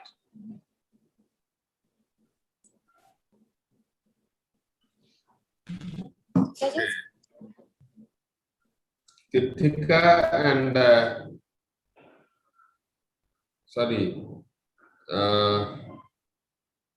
Swayamsika Sahu and Tisha Rakita. Okay. It's all about adverbs that you presented, isn't? Okay, fine. One question I would like to ask you here for your very, very nice presentation. That where are usually adverbs placed? Yeah. Where are adverbs placed usually in a sentence? Sir, it is usually placed next to the word it modifies, or sometimes in the starting of the sentence or in the last of the sentence. Middle? Yes, sir. So it can be placed anywhere, isn't it? But usually at the end of the sentence. Yes. Okay. So the chart that you dealt here, it could have been a little bit bigger actually, so that it would have been more presentable. Otherwise, it is not very nice in class 4. Very nice. Congratulations. Thank you. Thank you. Over to Milati Madam. Swayamshika and Sakshita. Okay, good presentation. Only tell me one thing, both of you, anybody can answer. How does the old man walk? Okay, did you listen to my question? Yes, how does the old man walk? Listen, it is not completed. The old man walks dash. Okay, now listen the options. Always, everywhere, slowly. Which one will be appropriate? Slowly. Ma'am, slowly. Very good, very good. It is raining dash. Fill in the blanks. Heavily, everywhere, daily. I did not ask the question. Tell. It is raining. Very good. Heavily. Great. Both of you Really, your presentation was very good, amazing. Keep it up. Thank you. Thank you so much. Thank you. Thank you, children. Thank you, judges. Now, let's move on to our next project with the theme conditionals. And the participants are Amlan Amiyanshu and Priyaranjan Das. Children, switch on your video, unmute yourself, and start your presentation. I hope, ma'am, I'm audible and visible properly. Yes, you are audible and visible. Okay, ma'am. Start now. Hey, Priyaranjan, what gift will you ask your mother if you bring 90% of marks this time in the examination?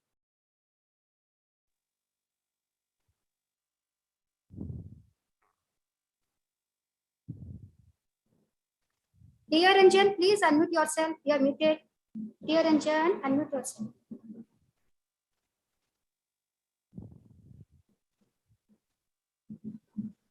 Priyaranjan, you're not audible. Adjust your microphone. Priyaranjan, unmute yourself. Priyaranjan, unmute. Yes, now you can speak. Priyaranjan, you're not audible. Now you can speak, Priyaranjan. No, you are not audible. You are not audible. Try to adjust your mic, please unmute and do it properly.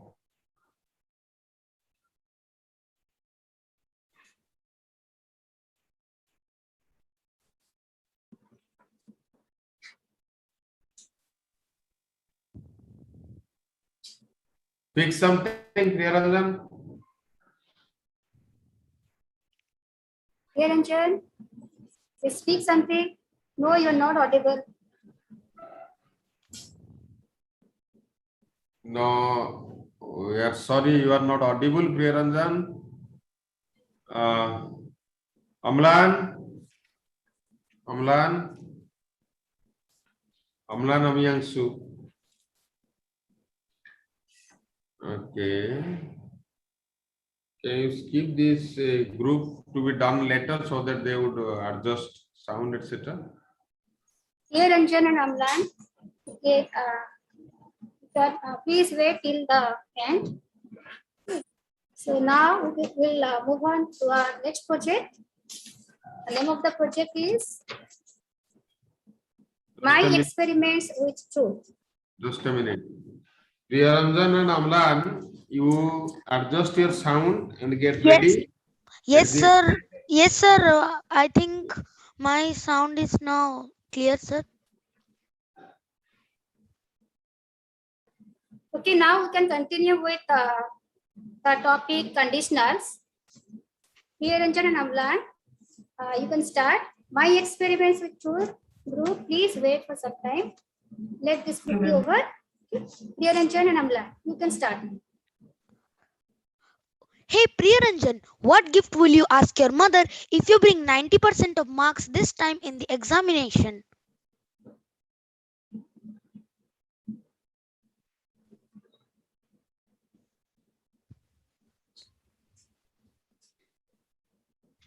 If I will get 90% of marks in this exam, I will tell my mother to bring me a video game. Hey, Priyaranjan, here is a mistake in your conditional sentence. We should not use will 2 times in a conditional sentence. Good afternoon, everyone. Respected judges, teachers, and my dear friends. Let's learn more about conditionals to avoid such mistakes. What are conditionals? Conditionals are subject to implying or dependent upon a condition. The word condition means situation or circumstances. Conditionals are generally used to speculate about what could happen, what might have happened, and what we wish would happen. The use of conditionals is referred to as an unreal past. Most conditional sentences start with the word if. There are 5 main ways of constructing conditional sentences in English. These are zero conditional, first conditional, second conditional, third conditional, and special conditional. Zero conditional is about general truth expressed in simple present tense. In zero conditional sentences, the word if can usually be replaced by the word when without changing its meaning. Let us take an example to understand this. if you heat ice, it melts. In this sentence, the if clause is if you heat ice and the main clause is it melts.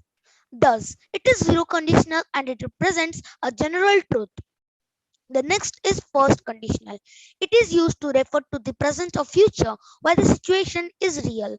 First conditional refers to a possible condition and its probable result. For example, if it rains today, you will get wet. In this sentence, if it rains today is the if clause and you will get wet is the main clause. Hope I have clearly mentioned you about the two conditionals. Now my friend Priyaranjan will explain you about the rest of the three types of conditionals. Thank you, Amlan. You have described it so well. Friends, now I am going to explain about second, third, and special conditional. Second conditional is about a situation that is unlikely to happen. Example, if I win the lottery, I would travel a lot. Here, traveling is not possible without the lottery. Let's take another example. If they sold their house, they would be rich. In this sentence, the if clause is if they sold their house and the main clause is they would be rich. Now let's talk about the third conditional. Third conditional always refers to an imaginary situation that did not happen. Example, if you had studied, you would have passed the examination. Here, you have not passed the examination and can yet imagine about it. In this sentence, the if clause is if you had studied and the main clause is you would have passed the examination. Now let's talk about the left one, that is special conditional. Special conditional always refers to an imaginary situation that is impossible to happen.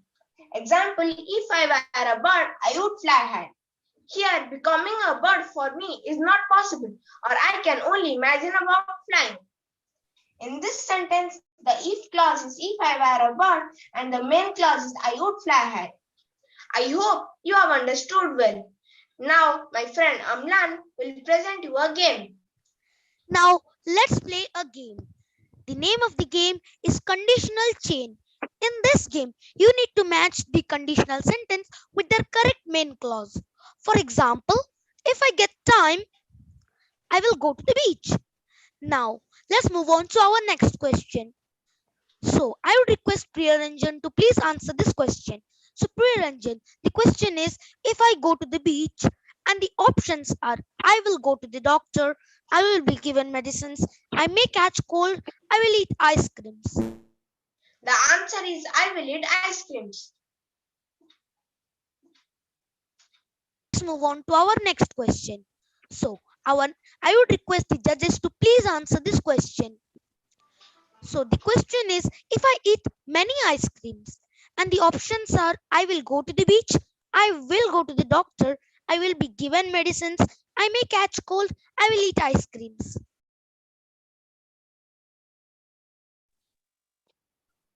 I will go to the doctor. Which Sorry, one? ma'am. Sorry, ma'am. Sorry, ma'am. But the correct answer is, I may catch cold. Okay. Okay. So now let's move on to our next question. So our next question, I would request the judges to please answer this question. So my question is, if I catch a cold and the options are, I will eat ice creams, I will go to the beach, I will go to the doctor, I will be given medicines, I may catch cold. I will go to the doctor. Yes, sir. You are absolutely right. Now let's move on to our last question.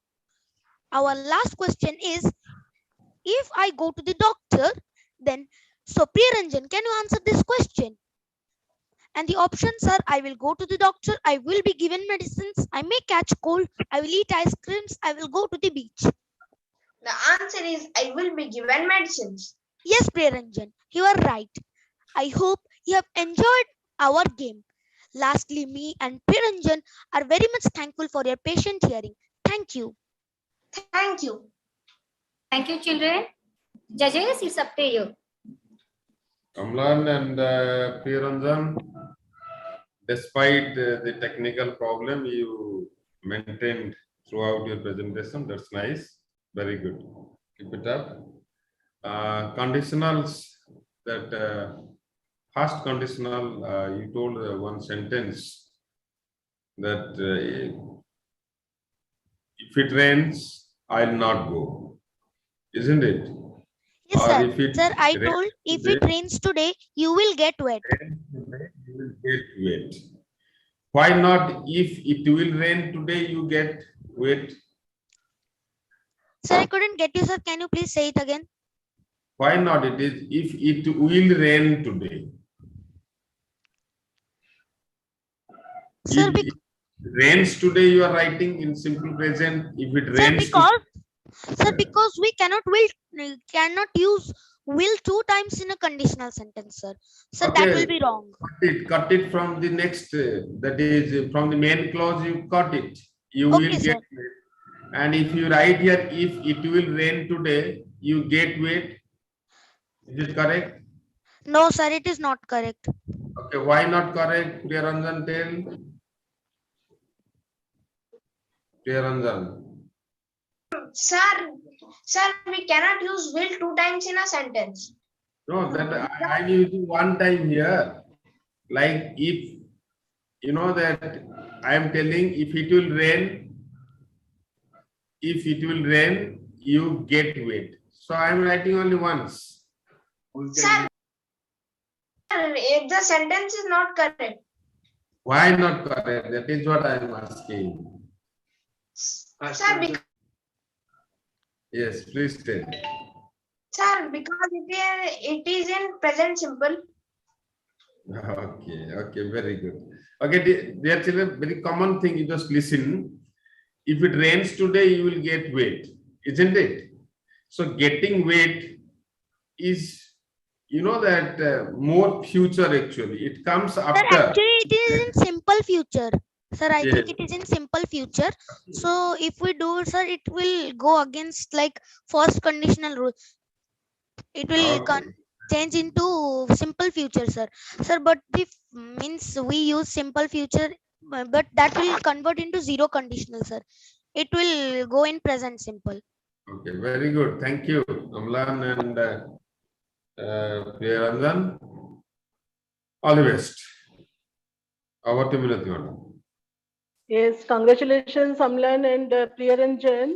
Really, you have taken what I will say. You have taken the risk of presenting conditionals in a very systematic way, and that circle, that game. It was really wonderful, and really students will also understand it very nicely. You told about something zero conditional, general truth. Do you remember? Yes, ma'am. Ma'am, zero Yes. conditional is expressed in general truth. Yes. So if I eat breakfast, I feel good every day. It will come under general truth. So, ma'am, could you repeat it, ma'am? I didn't If get I, you. if I eat breakfast, I feel good every day. Yes, ma'am, it will Yes. come in zero conditional. Okay. One more question. If I had $1 million, I would like to buy a boat. I would buy a boat. This is So, ma'am, this is not, ma'am, this is not zero conditional. No, I'm telling it is what? If Ma'am, it I is, had ma'am, I could answer, ma'am, it is second conditional. Okay. Something that special conditional or something you told, na? Yes, That ma'am, time? special Yes, conditional. very good.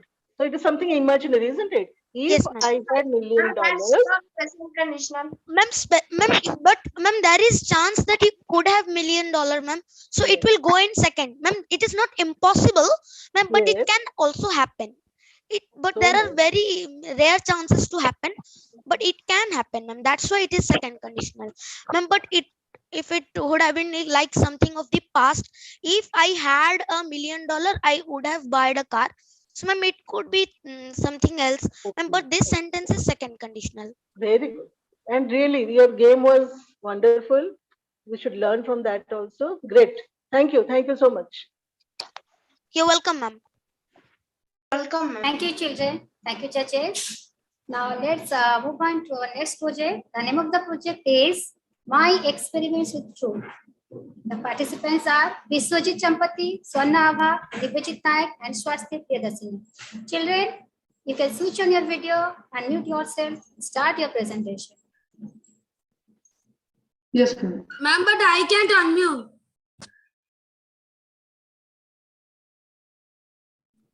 Ma'am, because it is showing that the host is not allowing to unmute themselves. Yeah, I request the host to please unmute Divyajit Nayak. You are quite audible. Yes, sir, I am audible, but here I am means in mobile I have joined. There I am audible, but in laptop I have to share that. Okay.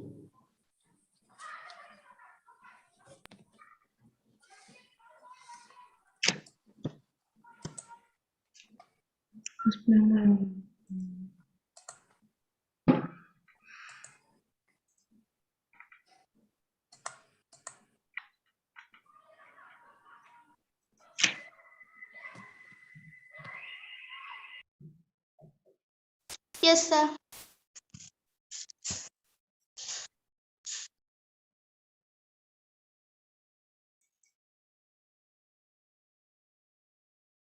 Yes, ma'am. Now I can unmute. Okay, children, can start now. Swasti, unmute yourself. Can you wait for 1 minute only?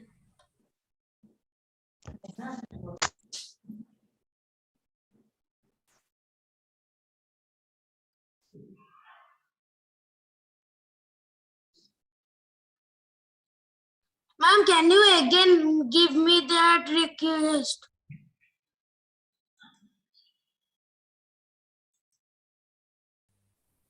Yes, ma'am. Now it is okay. I'm sorry. It's okay, it's okay. You can start now. Can you see my screen? Yes, yes, your screen is visible. Continue. Yes, ma'am. We can start now.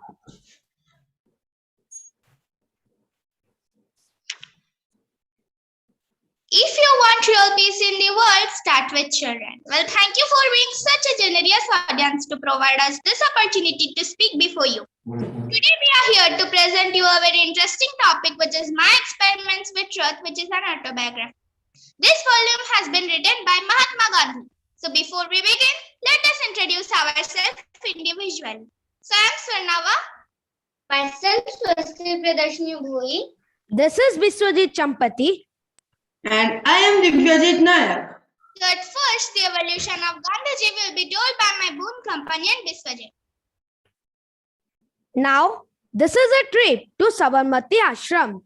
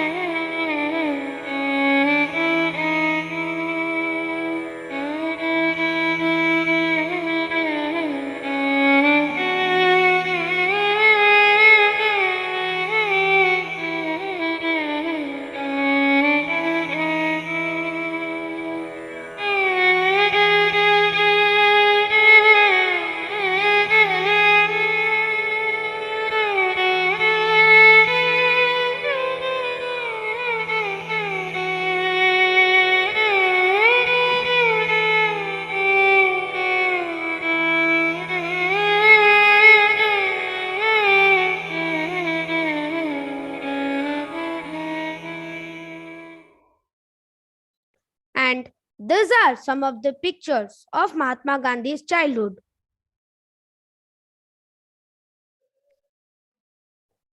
Now, I am passing one of the most glorious past shared by M.K. Gandhi to my intimate Divyajit to tell it. Yes, dear. When our Bapu was 7 years old, he was put into a primary school. He was too shy and his books and lessons were his sole companions. To be at school at the stroke of the hour as soon as the school closed, he returned to his home. And it was a daily habit of Bapu. Thanks, Devati. Now we are going to describe 5 incidents that belong to the period which was held closely in Bapu's head. So, the first incident is once a time his eyes accidentally fell on a book which was purchased by his father. It was Shravana Pitri Bhakti Natak. One picture in the book showed Shravana carrying his parents on a journey to a holy place. After seeing that, he said, "Here is an example to copy to himself."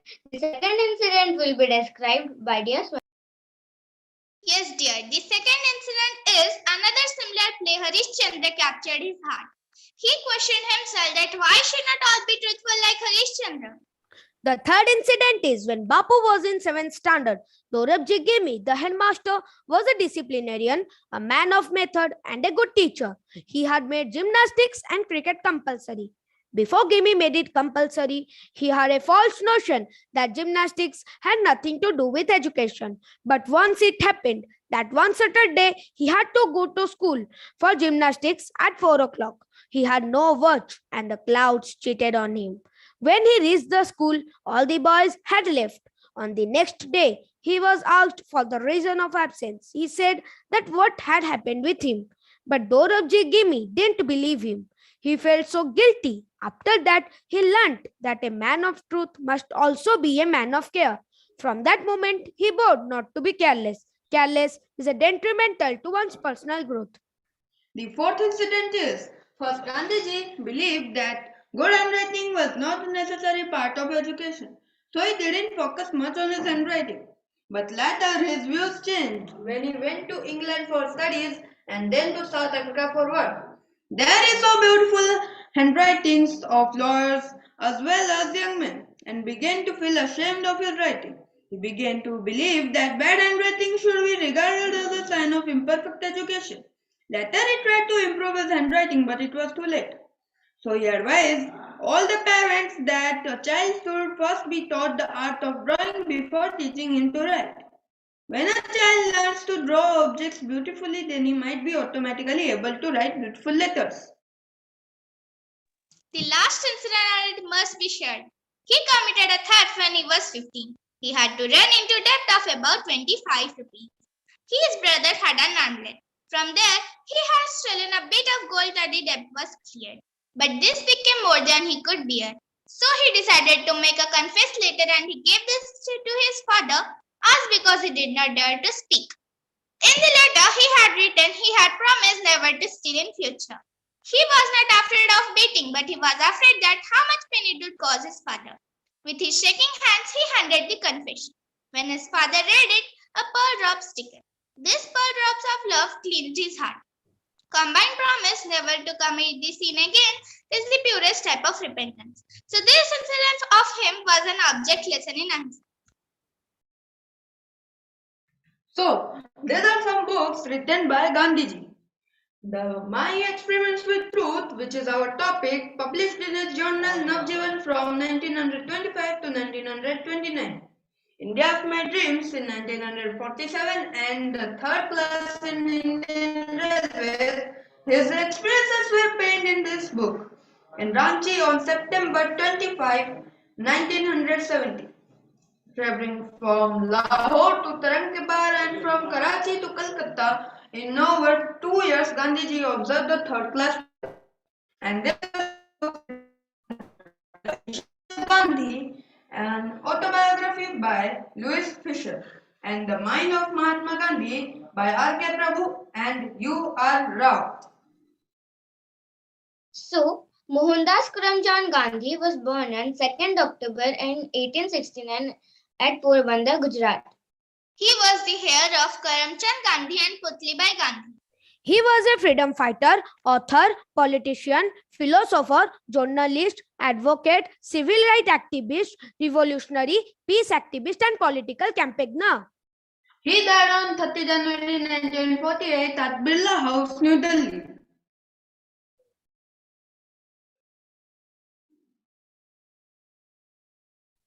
So, we would like to end with some quotes.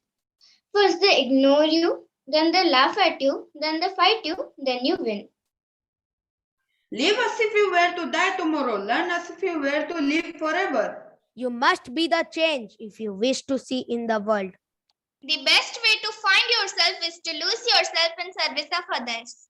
At last, I would like to sing few lines of his favorite song. Raghupati Raghav Raja Ram Patita Pavan Sitaram Raghupati Raghav Raja Ram Patita Pavan Sitaram Sitaram Sitaram Bhaj pyare man Sitaram Sitaram Sitaram Bhaj pyare man Sitaram Raghupati Raghav Raja Ram Patita Pavan Sitaram Sitaram Sitaram. Thank you for being here today. I really appreciate that you took the time to be here and listen to our presentation. Jai Hind. Jai Hind.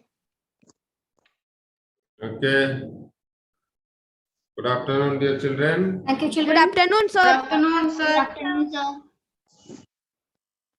Good afternoon. So, it was a very beautiful presentation with song and all other thing.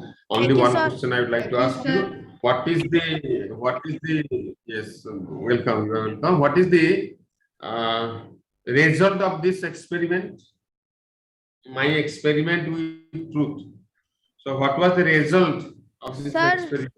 Sir, the result was that Gandhiji, at last Gandhiji, from this all types of incidents he learnt, and at last he was a very kind, non-violence, very truthful, and he is like a nurse to his parents.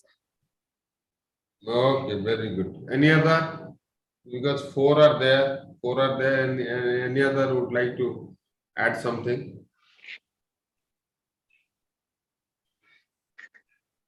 Children?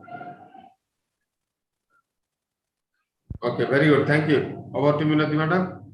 Yes, dear students, congratulations first of all, beautiful presentation. And the song which was sung by, may I know the name? Biswajit. Okay, great. Is this a topic which you have in your class? Yes, ma'am. Okay. Yes, okay. Only one question, dear. Can you tell me which two books inspired Gandhiji very much? Ma'am, Shravana Pitrabhakti Nataka and Harishchandra. Okay. So all of you know the lesson properly, presented properly. Great. Thank you. Thank you so much. Thank you, ma'am. Thank you, children. Thank you, judges. Now we can move to our next project. Thank you, Name ma'am. of the project is Amazing Facts. And the participants are Ahan Agrawala, Ivana Patra, and Subhu Mudali. Children, you can switch on your video and mute yourself and start your presentation.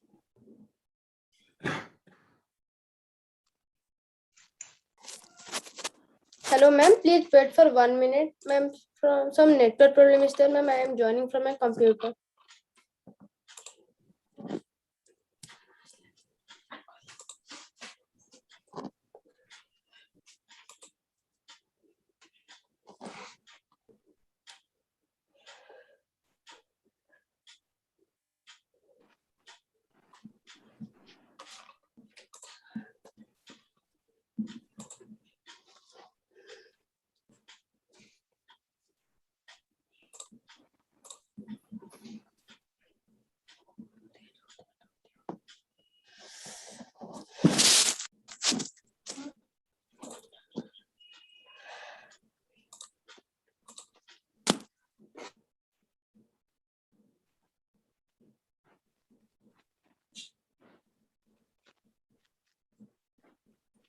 Okay, your team can perform at the last. Okay, at the end, just wait. You can. Are you ready, Subham Udili? You want some more time? Okay, let's move on. Please wait. Okay, just wait. We'll move on to the next project. The name of the project is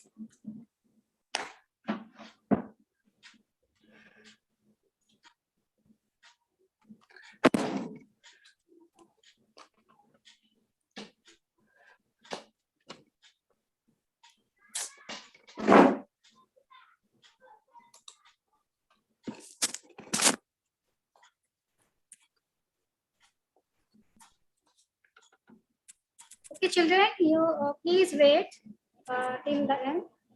We can move on to the next project. Human robot. The name of the topic is human robot. And the participants are Satyam Swapnil, Satyapriya Tripathi, Sayari Nayak, and Sudip Ma'am, can you do an imaging fact? No, children, please just wait. I've already called the names of human robot. Okay, just please wait.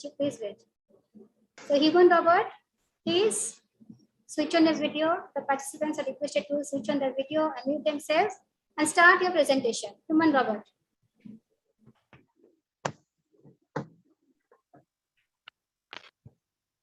Ma'am, can you see my screen? Visible. Okay, ma'am. Virtual platform, esteemed judges, respected teachers, and my dear friends. Myself, Satyapriya Tripathi. I, Satyam Swapnil. I, Sayani Nayak. And I, Sudip Tarat, welcome you all to our English project named the Human Robot. Certainly, robots will always have a role in manufacturing.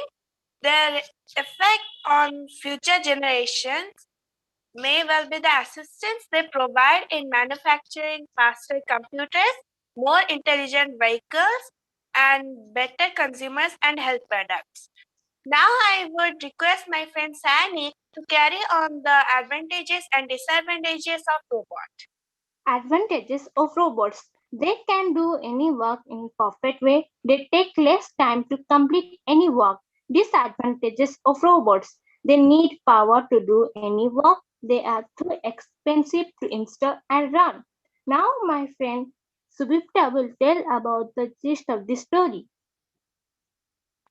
Prem Chopra buys a robot named Ram Singh 070 from the Super Robot Plaza. But Prem Chopra used the robot in a bad way. He instructs to steal. The robot obeys his master like a faithful dog. When the stealing increases, shopkeepers file a complaint with the police. Then one day, Prem Chopra instructs the robot to steal from a jewelry store. But the police was there inside the store. When the robot enters the shop and starts stealing, the police catch Ram Singh red-handed. Prem Chopra escaped from there, but next morning he was arrested from his home and taken to court. Now it's the court scene. Let's have a thorough watch what's gonna happen with Ram Singh and its master, Mr. Prem Chopra. But the case started a fortnight after the incident. The needed information must be wiped out. Sir, the robot has been switched out since then. You may continue. Who is your master? Mr. Prem Chopra. What did you do for Mr. Prem Chopra? Cleaning, mowing the lawn, washing, doing All the dishes, shopping. activities of the last 6 days. Opened the boot of the car, emptied groceries, shut the boot, turned, moved 30 steps, stopped, curio shop on the left, turned 20 steps. Notice the pause on it. Some action has not been revealed. What are those instructions? Who gave those instructions? Information not to be revealed. But why? Robots don't disobey master. Your Honor, those special instructions were from Prem Chopra which made a public. The Jade Ganapati was picked up immediately afterwards according to the date and time mentioned by the staff. But still it is only a leading evidence to the crime committed. I am afraid that is not enough to convict. Ram Singh, what were those instructions? Information not to be revealed. All those people who have suffered losses will be harmed if those informations are not brought up. Now, what are those instructions? Robots don't harm people. Ram Singh, you have to remember those instructions. Please, what are those instructions? Information not to be revealed. You don't understand, Ram Singh. All those victims have suffered a lot. Now, what are those instructions? Speak up, Ram Singh, speak up. No, Ram Singh. Keep quiet, Kamal Ram Singh 070. Those instructions were from Prem Chopra, which were not revealed. They could have been injurious to his own life, a threat to robot's life. He chose to break apart rather than telling a lie or being unfaithful. The court finds Prem Chopra felt guilty and I ordered police to arrest Prem Chopra. So now what's the moral value of the story? Robots do not harm people or disobey their master. Ram Singh didn't want to reveal his master information, so he preferred being neglected. Thank you everyone for listening us patiently and have a nice day ahead.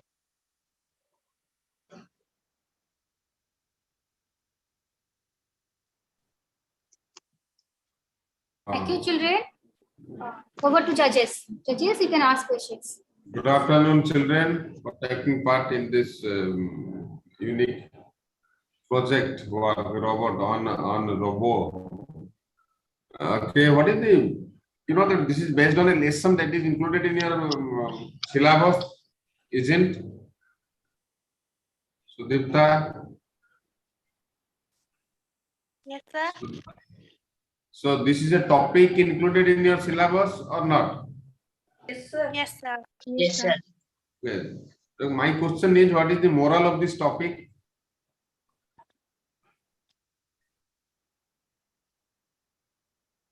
What is the moral of this topic? Anyone can, yes, tell. Technology should not be used in a bad way. Technologies should not be used in a Bad way. bad way. Otherwise, what will happen? Otherwise, what will happen? Satyam, Yes, sir. what will happen if technology is not used in a good way? Human life will be falling. Then enjoy. Okay. Sayani, would you like to share anything? No, sir. Okay, very good. Thank you. Okay, students, marvelous job you have done by showing us human robots, and somebody had become the robot also, you were really doing a lot of like dramatization and all. It was good, but you showed in the moral values also. I'm just telling the same thing as sir has asked you. Do not harm people. Robots do not harm people or disobey. Okay, right? It's correct, but what do you prefer? You tell me, students, what do you prefer? That do you think that you need a robot in your life, or like yes, we are all right? Your opinion. What do you think? Ma'am, we are all right. We don't need robot. Okay, why? You told you were all right. Now, can you please tell me why? Only one answer. Why? Quickly. Why you think that you are enough? No human robots required. Ma'am, I am able to do my chores properly. Yes. Then one more. Ma'am, robot is needed to help me, but I don't need help from a robot. My parents and my siblings are enough to help me. Okay, thank you. Thank you so much, dear children. You have taken a lot of pain to do this. Great, great job. Thank you. Thank you, children. Thank you, judges. Now we can have our next project, Amazing Facts. I hope the children are ready. Yes, ma'am, we are ready. Okay. Ma'am, please make me presenter. Participants are Ahan Akrwala, Ivana Patra, and Shubham Mudali. Yes, ma'am. Ma'am, please make me presenter. Okay.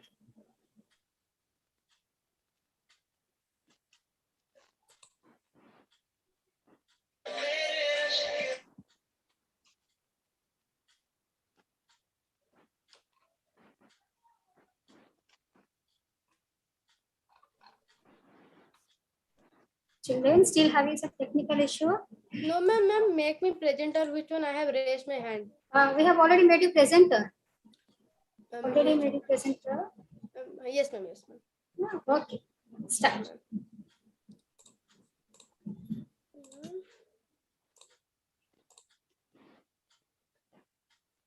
Ma'am, my screen is visible. Yes, visible. Continue.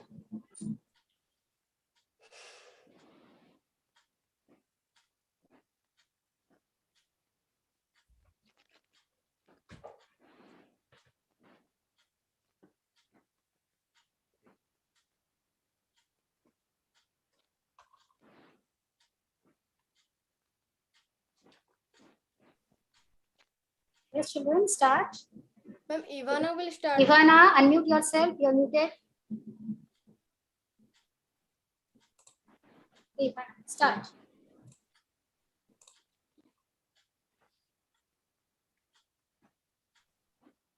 Ivana, please unmute yourself. Yes, ma'am. Ma'am, I was not co-host, so. Good morning, one and all present over here. Respected principals, sir, supervisors, teachers, judges, and my dear friends. Myself, Ivana Patra. Myself, Anagrawala. Myself, Subha Mudli, and now we're going to start amazing fact and fun fact.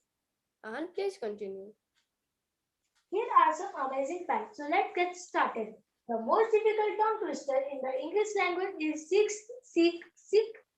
sheep, sick.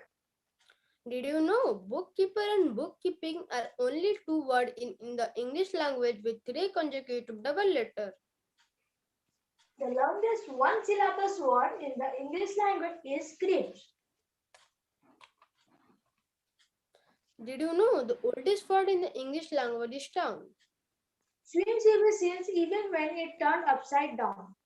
No word in the English language with rhymes with orange, silver, or purple. A sentence that contains all 26 letters of the alphabet is called a pangram. There are 9 words in English that contain 2 U and S in a row. The dot over the letter I and the letter J is called a superscript dot. A new word is added to the dictionary every 2 hours. The word rhythm is the longest word without a vowel. Almost is the longest word in English with all its letters in English alphabetic number.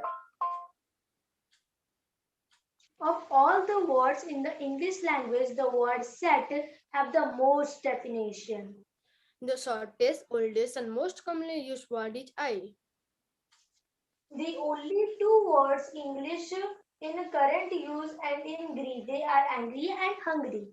4 is only number whose number of letters in the name equals the number. There are about 171,000 words in English. 1,700 of them were invented by Shakespeare. I am is the shortest complete sentence in the English language. The last letter added to the English alphabet wasn't Z, it was the letter J. Children who read 1 billion words a year are in the top 2% of reading achievement. The word Q sounds the same even if the last 4 letters are removed. Kids in classroom without classroom libraries read. 50% kids in classroom with libraries. Now, Ivana, please continue a riddle. So, Subham and Ahan, you have told many interesting facts about English. Let's see you can answer my questions or not. My first question, which 4 days that starts with letter T? It's maybe today, tomorrow, Tuesday. Yes, it's correct. My second question, how many alphabet letters are there in the English alphabets? I think it may be a 21. No, it's 18. 3 in the 7 in English and 8 in alphabets. What starts with T, ends with T and has T in it? A tree? No, it's a teapot. What starts and ends with E and has one letter in it? I think it may be envelope. Yes, it's correct. Now I like judges to also answer my question. So judges, can you answer it? What starts with letter P and ends with letter E and has thousands of letters in it?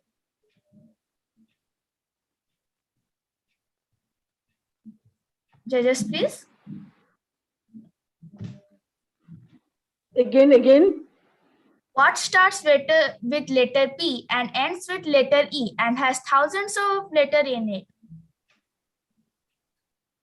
Ends in E and thousands of letters are there. Porridge, can it be taken? No, ma'am. No, ma'am. It will be not Paris. It will be post office. Oh, acha. Good. Nice.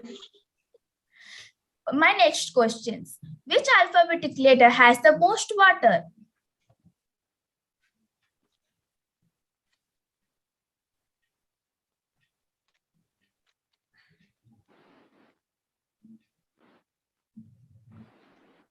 Repeat the question. Which alphabetic letter has the most water? Sorry, I cannot answer. So, ma'am, its answer is C. So, I hope you might like our presentation. Thank you for the patience for hearing. Okay, thank you, dear children, for your nice presentation. Some amazing facts are there. That's nice. Question from Minati Madam. One question, please ask. Sir, they have proven that amazing facts, how amazing they can be. And also I could not answer two questions to them. Still, it was mind blowing. You have arranged a lot of questions and you have presented. My question, only one question. Why do you really need all these amazing facts and all? What is it necessary? You have showed it, very good. But what is it really? Means why is it necessary? Students, can you tell? Ma'am, some facts are there which are unknown. Ma'am, some facts are there. Yes, ma'am. Okay. For that reason, you have done this. Okay, good. Good collection. Nice coordination. Thank you. Thank you. Over to Jagdish sir.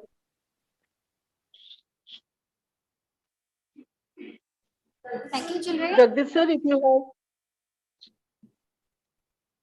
Thank you, judges. Now, our next project is passive voice. The participants are Sanskriti Palai, Someshri Sahu, and Someshri Sahu. Sanskriti Palai and Someshri Sahu. Children, please switch on your video, unmute yourself, and start your presentation. Thank you, ma'am. I'm audible. You are audible. A very good afternoon to one and all present over here. In this virtual platform of our annual exhibition, I, Sanskriti Palai, student of class 7A, and my other tip partner is I, Someshri Sahu of class 7A, welcome to our project. Now my friend Sanskriti will explain about it. Thank you, Someshri. Once again, good afternoon to respected judges, teachers, and my dear friends.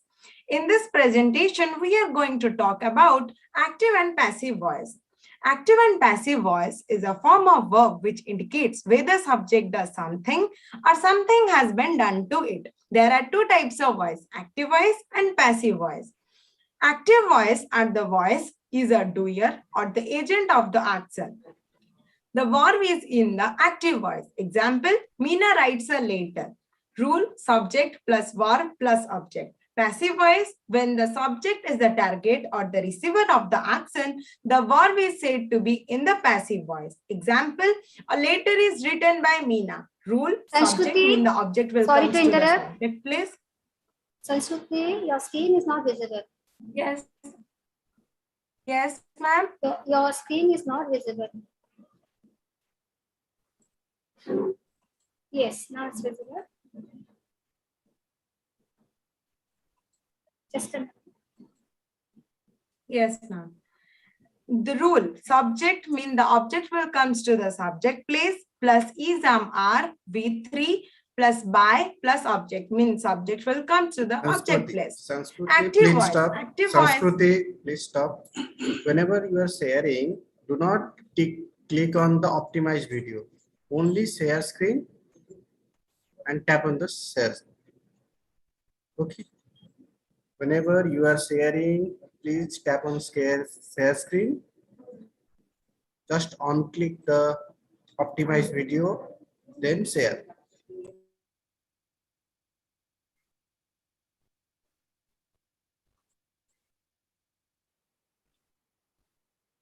Active voice indicates that the subject of the verb is acting because the subject does or acts upon.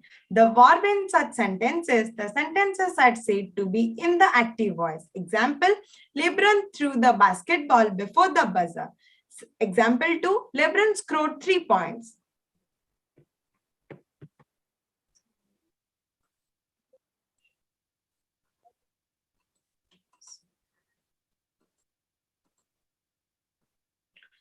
Passive voice. By Rina to the class in a passive voice sentence, the subject and the object flip-flop. The subject becomes the passive recipient of the action because the subject is being acted upon or is passive. Such sentences are said to be in the passive voice. Example, the ball was thrown by LeBron. The score was made by LeBron. Now my friend Soumyashree will explain more about passive voice and active voice. Soumyashree, over to you. Thank you, Sanskruti. Why does it matter? Active Sorry to voice interrupt. Soumyashree, your screen is not visible.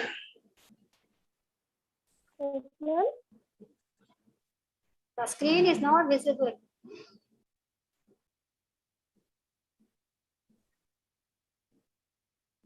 Try to share Ma'am, I properly. think my slide is visible. No, it's not visible. Ma'am, my slide is on. Yes, now. Why does it matter? Yes. Active. Why does it matter? Active is more direct and concise. Passive voice is usually wordless. Active voice is like watching LeBron play.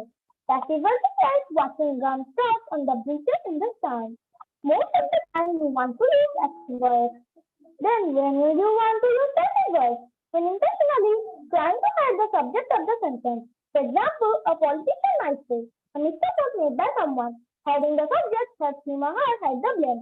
When intentionally trying to minimize the guilt of the subject. For example, a cheating boyfriend might say, cheating was committed by me. When passive voice better emphasizes the main point of the message, such children were harmed by the drunk driver. Use for the change of voice. When a verb is changed from active into passive, the object of the active voice becomes the subject of the passive voice. In nominative case of the pronoun is changing the objective case. Only transitive verbs are passive voice. Change the verb into V3 and put proper form up to be ism, are, was, were, be, been. This is according to the tense of the main verb of passive voice and the numbers singular or plural of the new subject. Imperative sentences. Imperative sentences are such sentences that contain expression of order, request, advice, suggestions, etc. Rule. Let the subject plus be plus B3. Example 1. Shut the door. Let the door be shut. Example 2. Switch up the light. Let the light be switched up. Another form is you are requested to plus what? Example. Please help that old lady. You are requested to help that old lady. Here is the image of the tense chart. Sorry to interrupt, children. Please stop because your screen is not visible. Yes, ma'am. Okay, you can perform at the end. Just wait for some time. Try to adjust everything. Okay.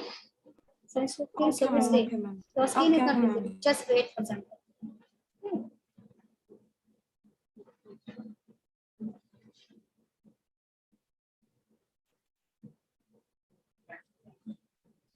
Now we can move on to our next project. The name of the topic is English Author's World. The participants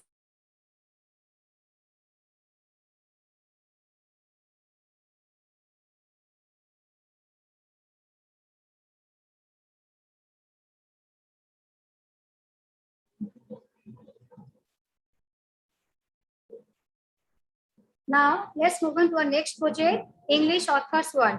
The participants are Gulab Sanaj, Ahana Mishra and Rasmi Ranjan Mahapatra. Participants are requested to switch on their video, unmute themselves, and start your presentation.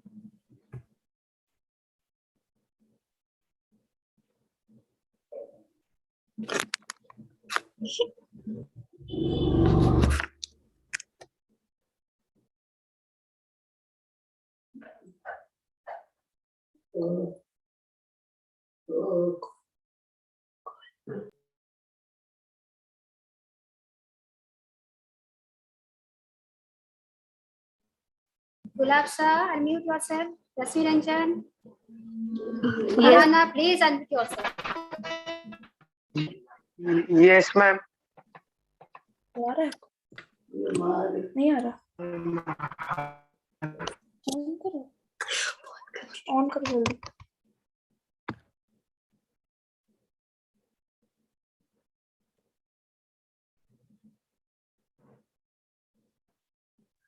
Ahana is unable to unmute.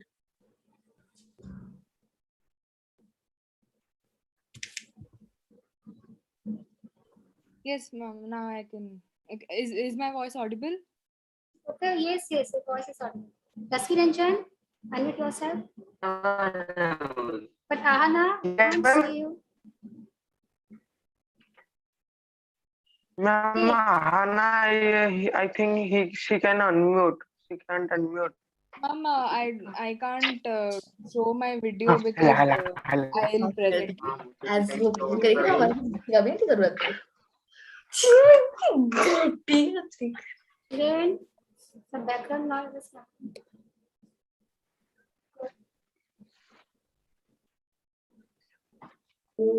Good afternoon, everyone present over here. This is myself, Ahana Mishra, and my teammates.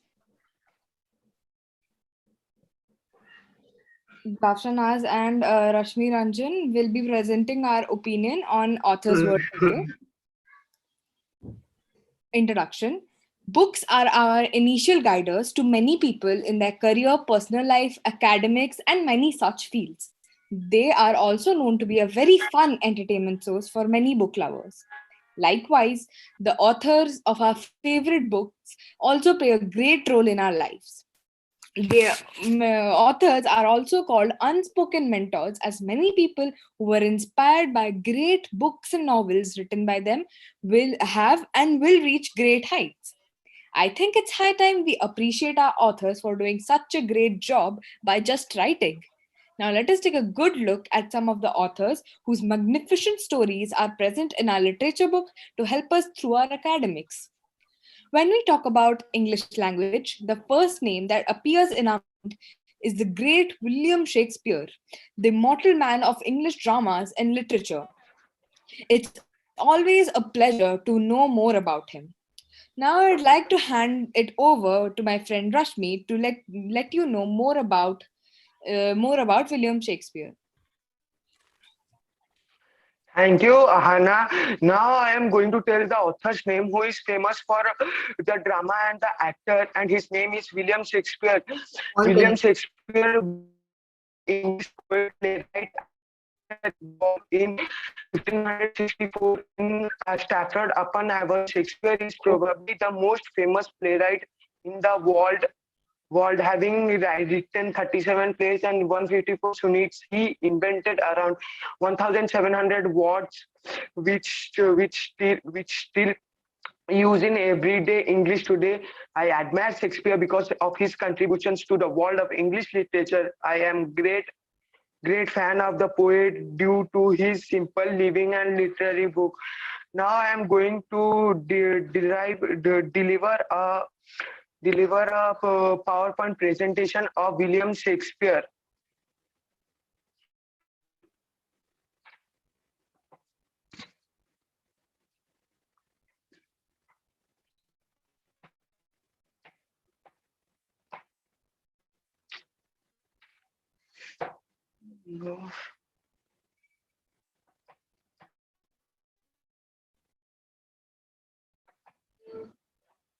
William Shakespeare, in profession to he is a poet and an actor. William Shakespeare was born in 26 April 1560 and died on 23rd April 1616. He was an English playwright, poet, and actor, widely regarded as the greatest writer in years at 1585 to 1613. He is often called England's national poet and the Brad of Avon.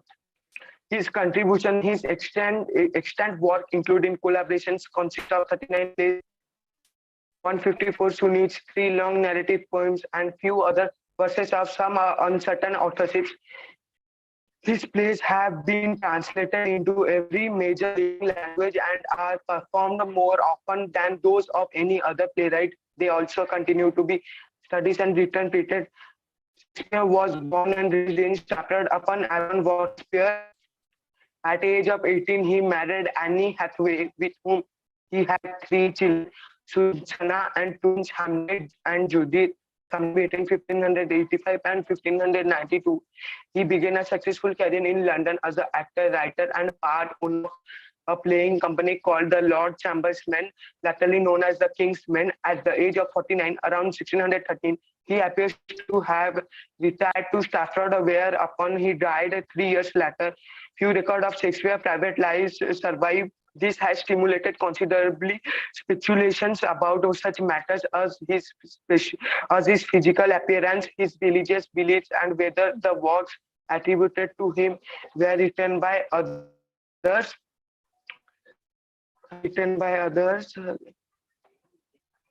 Shakespeare produced most of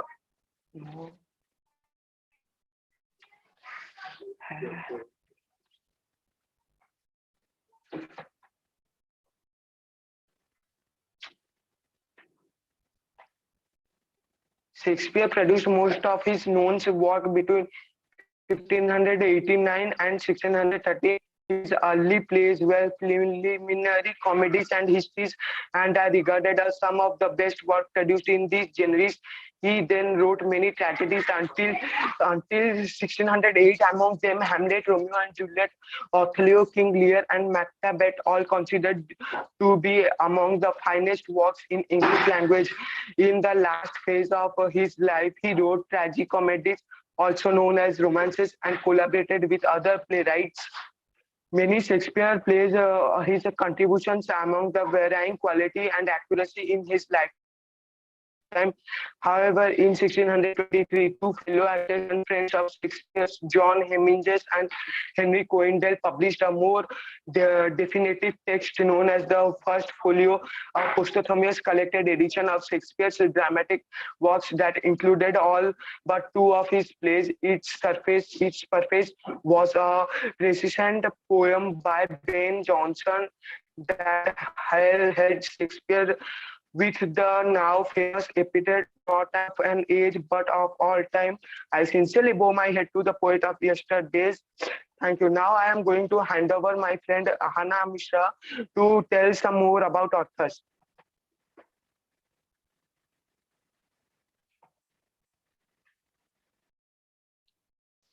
Thank you a lot, Rashmi.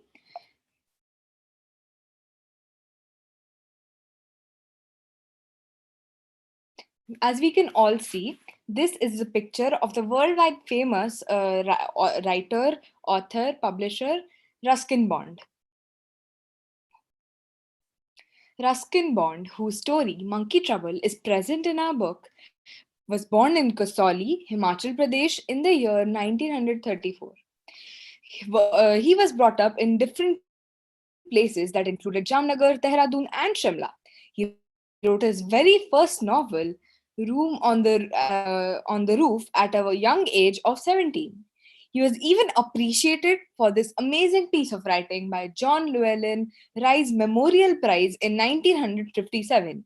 Not only this, but he has also received other prizes such as Padma Shri, Padma Bhushan, Sahitya Academy, etc. Ruskin has now been impressing us with his writing for over 6 decades. His collection of short stories include Night Train at Dowli, Time Stops at Shamli, and Our Trees Still Grow in Dehra are worthy reading. He has been featured in a TV show, Ek Tha Rusty 2. Despite his family problems and his complicated relationship with his mother, he never compromised his writing talent. replete with unassuming humor and quiet wisdom. His stories manifest a deep love for nature and people. These are Ruskin's bestsellers, some of the bestsellers which are loved by adults and kids. Now, I would like to hand it over to my friend Gulab Shah for letting you know more about the great author R.K. Narayan. Thanks a lot, Ahana.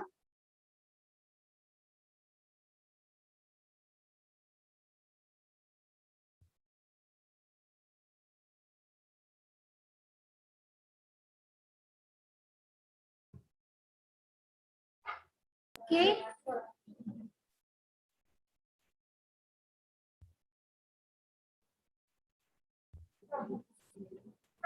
As you can see, this is R.K. Narayan. R.K. Narayan was born on October 10, 1906, Madras, Chennai, India. He died on May 13, 2001, Madras. He was one of the finest Indian authors of his generation writing in English, created by his grandmother. Narayan completed his education in 1930 and briefly worked as a teacher before deciding to devote himself to writing. His first novel was Swami and His Friends. 1935 is an episode narrative recounting the adventure of a group of schoolboys. The book and much of Narayan's later works are set in the fictions of South Indian town of Malgudi. Narayan typically portrayed the particularities of human relationship and the ironies of Indian daily life. Children, sorry to interrupt. Your time is over now. You can stop here. Stop. Thank you, children. Judges, now it's up to you. You can ask questions to the children. Okay. So, hello, children. Hello, sir. Hello. Good afternoon, sir. You have included some authors, great authors. Have you read about them properly? William Shakespeare. Yes, sir. Yes, sir. Yeah. Okay. Is there any place like Malgudi? Sorry, sir, but we are unable to hear your voice. Yes, sir. You are not audible. Is there any place like Malgudi? No, sir, Malgudi is a fictional place. It's a fictional story of South India. So, who was writing on it? Town of South India. Who was writing on it? Sir R.K. Narayan. Please tell me his full name. What does R? Yes, sir. Yes, sir. His full name was Rashipuram Krishna Swami Ayyar Narayan Swami. Okay, thank you. Yes, dear students, you have taken up William Shakespeare, R.K. Narayan, and Ruskin Bond, right? So my question to you is, yes, ma'am. Three of you, anyone has read any books on them, or just you have just come out with their, you have done some research on them and you have presented? Have you gone through any of the books that they have written? Yes, ma'am. Yes, ma'am. In our literature book, yes, ma'am. there I is have one read the fable. stories Yes, ma'am. In our about literature R.K. book, Narayan. there is a poem, a fable, which has written by William Shakespeare, the Friends and Flatterers. Okay, very good. You have gone through and you have done a wonderful job, and you presented very nicely. But little bit of glitch was there, no doubt, but it was Yes, good. ma'am. Very good. Thank you, students. Thank you, children. Thank you, judges. Now we have the next project. The name of the project is The Spider and the Fly. The participants are Rachita Champati, Sudipta Behera, and Ishan Satri. Children, please switch on your video, unmute yourself, and start your presentation.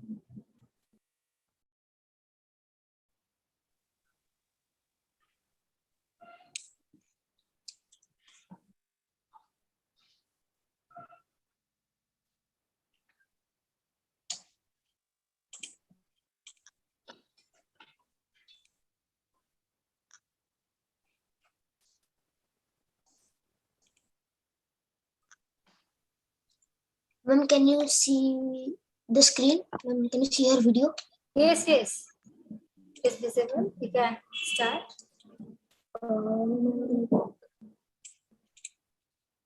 Okay, ma'am. Ma'am, should we start? Yes, yes, you can start now. A very good afternoon to one and all present over here, respected principal, judges, and my dear friends. Today we are here to listen the story of a wicked and a flattering spider and an innocent fly. The poet of this poem is none other than Mary Howitt. She was born on 1799, and the most crazy fact is that this poem was written on 1829, but we are still here reading the poem. Mary Howitt was an English poet, the author of the famous poem The Spider and the Fly. She translated several tales by Hans Christian Andersen, were intended mainly for young people. Some of her works were written in conjunction with her husband William Howitt. So, then what are we waiting for? Let's start the show without any hesitation. Here again is a very good morning. I am very hungry now. Let's make a way to trap insects, then I can have my breakfast. Today a very good morning. Let's fly outside and search for food. I'm very hungry. Oh, I found a dustbin. Let's search in here. Oh, a banana peel. Let's eat it. Oh, I'm very full now. Let's go home and take rest. And evening, I will play with my friends. Oh, I'm so unlucky. I didn't get food today also. I will search at evening. At evening, fly got out to play with their friends, and same here the spider met her. Oh, it's 4 p.m. Let's go for some playing. Here, the spider and the fly meet at the same time. So let's see what happens. Oh, I found my food. But how do I trap her? Oh, I have an idea. Let's flatter her. Hey, beautiful thing. You're so beautiful and gorgeous. Come to my house and see. Isn't it beautiful? No need. I know about your flattering skills. Oh, no, it's not what you think. I am very good. Come and see my bedroom. It is a sofa set. You can sleep there. Do you think I am stupid? I have heard about your bed. Who sleeps on it sleeps forever. Okay, if you don't like this, you can come to my parlor. It is a lot of cosmetics. I know you are a girl. You will surely love it. Okay, if you are telling so. I'm sure you will love the next thing. I have a big pantry. There are a lot of items here. Can I guess what is your favorite item combo? Yes. It's pizza with soft drinks and fries, right? Awesome. I need to go outside. You are trying to flatter me. I know about your tricks. Fly flew away. She knew that she was aware of her because she knew the flattering skills of the spider. So let's move on to the next scene. Ah, she escaped. But I don't need to worry because I have my tricks. I can easily trap her. Spider now built a very subtle web to trap her. She knew her flattering skills to trap her, and she wove a very subtle web.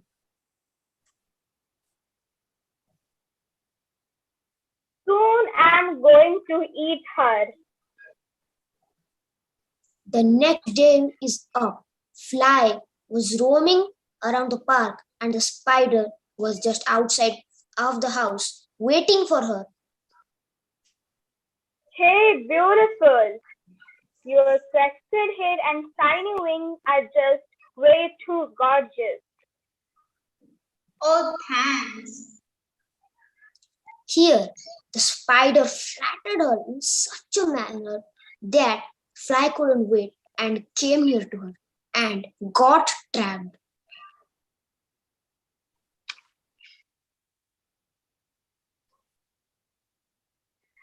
Finally, I trapped her. I was so hungry. It's time to eat. So, friends, you learned that flattering friends are just for a period. So, make real friends who can help you and will be with you anytime. The story tells of a cunning spider who answers a native fly through the use of seduction and flattery. The poem is a way to teach you that flattering is not to make friends. So make real friends which can help you at the time of need. Thank you and have a nice day.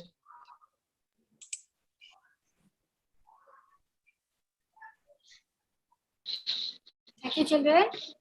Over to judges. Judges, you can ask questions. Thank you, children, for your unique presentation. It was really nice. But I would like to tell Isan Satvik, who was the spider as well as the house fly. You did a wonderful job because throughout the presentation you were behind the screen actually. You did not show your face. That's really wonderful. Isan's narration was beautiful. Rachita, you are simply wonderful also. Thank you. It was a very good combination. Okay. Children, I think some literary devices are used in this poem. Sir, can you tell again? I think this is a poem. Yes, sir. It is written by Mary Holt. Yes. Okay. Only thing is that he could have told about the poetic devices used, etc. But your presentation was different. I liked it. Thank you. Thank you very much. The presentation was really creative, I will say. Really, the poem you have shown in a very creative way, explained very nicely, and regarding flattering and how we can actually do something good and win somebody, that also you told. Wonderful. Presented very nicely. Thank you. Thank you so much. Welcome, ma'am. Thank you, children. Thank you, judges. Now, our last project. Let's move on to our last project. It is passive voice. The participants are Shanskruti Pallai and Soumyashri. Children, please switch on your video, unmute yourselves, and start your presentation. A very good afternoon to one and all present over here in this virtual platform of our annual exhibition of English project Edutech. I, Sanskriti Pallai, student of other teachers. I, Soumyashri Sahu of class 7F, welcome to our project. Namatan Sanskriti will explain about it.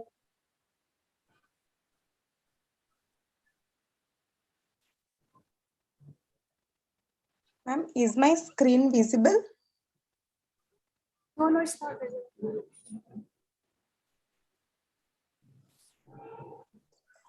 Continue, please. Children, you can continue. Sanskruti, continue. Yes, ma'am. Now visible? Yes, it's visible. Thank you, Soumyashri. Once again, good afternoon to respected judges, teachers, and my dear friends. In this presentation, we are going to talk about active and passive voice. Active and passive voice is a form of verb which indicates whether subject does something or something has been done to it. There are two types of voice, active voice and passive voice. Active voice, when the subject is doer or the agent of the action, the verb is in the active voice. Example, Meena writes a letter. Rule, subject plus verb plus object. Passive voice, when the subject is the target or the receiver of the action, the verb is said to be in the passive voice. Example, a letter is written by Meena. Rule, subject plus isam are V3 plus by plus object. Active voice. Active voice indicates that the subject of the verb is acting because the subject does or acts upon the verb in such sentences. The sentences are said to be in the active voice. Example, LeBron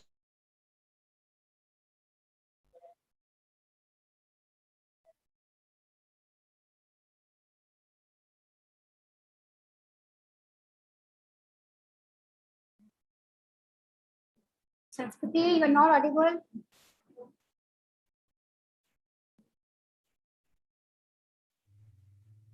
Children, you can stop here. Okay. Have some network issue. You can stop here. Okay, thank you, children. Judges, if you want, you can ask question.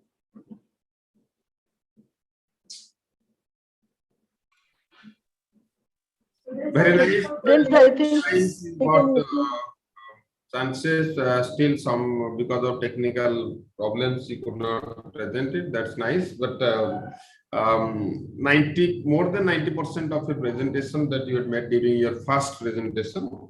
That's nice. Thank you. What do you mean by voice?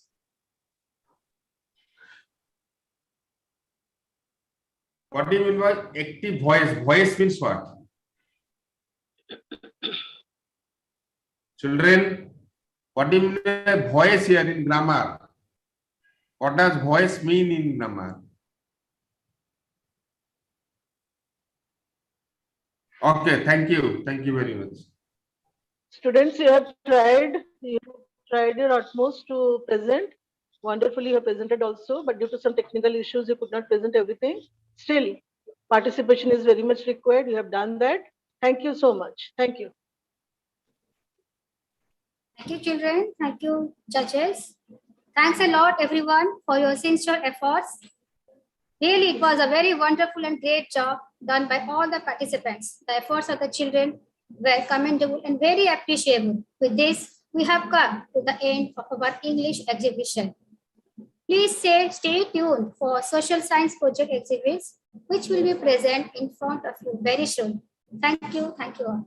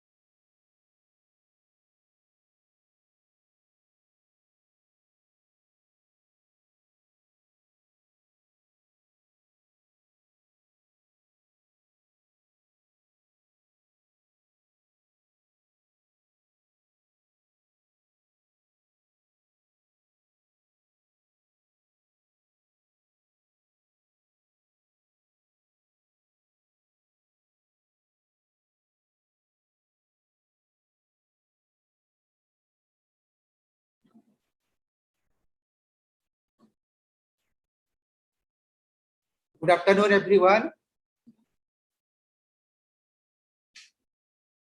I am Maheshwar Mahal, DAB Kalinganagar, Bhubaneswar. Welcome you all to our annual exhibition, Edutech 2021-22. Honorable Principal Sir, Sri Bipin Kumar Sahu Sir, respected supervisors, teachers, my lovely children, dear parents, and above all our judges. Welcome you all to our EduTech program. So children, we are all human beings. We are remaining in the society. As a social being, we are rational, and as a rational being, we should be in the society. Otherwise, we are nowhere. The society gives us education, information, knowledge, as well as how we can lead a very beautiful, healthy, wealthy life. So without society, without social information, our life is meaningless. Wherever you go to moon, you go to Mars, anywhere in the world. As a social being, we should have our name and fame. As a social being, we should be well acquainted with our periphery from where we are getting information. A good society produces good human being. So taking this in wide range of information, our small children, young kids, they are going to showcase their talents in the EduTech. So without much delay, we should introduce our judges of the day who will be with us, who will evaluate, interact, and encourage our budding talents to be social scientists. So may I request all the participants give a huge round of applause to our judges, Devraj Kaur from DAB, CDA, and Manoram Das, LR DAB. Devraj sir and Manoram sir. Thank you, sir. Thank you, sir. We welcome you all to our EduTech with our wide range of information, sharing, encouragement, and enthusiasm.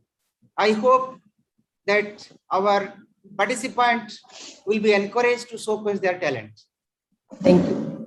Without much delay, thank you, sir. Without much delay, now may I request our participants, they will showcase their talent and will exuberate, accelerate, and narrate the wide range of knowledge that they have collected since a long days to come. So we'll start with a trip to Andaman and Nicobar. My dear participants, you do know Andaman and Nicobar is not within the mainland of India, but it is within the administrative zone of India.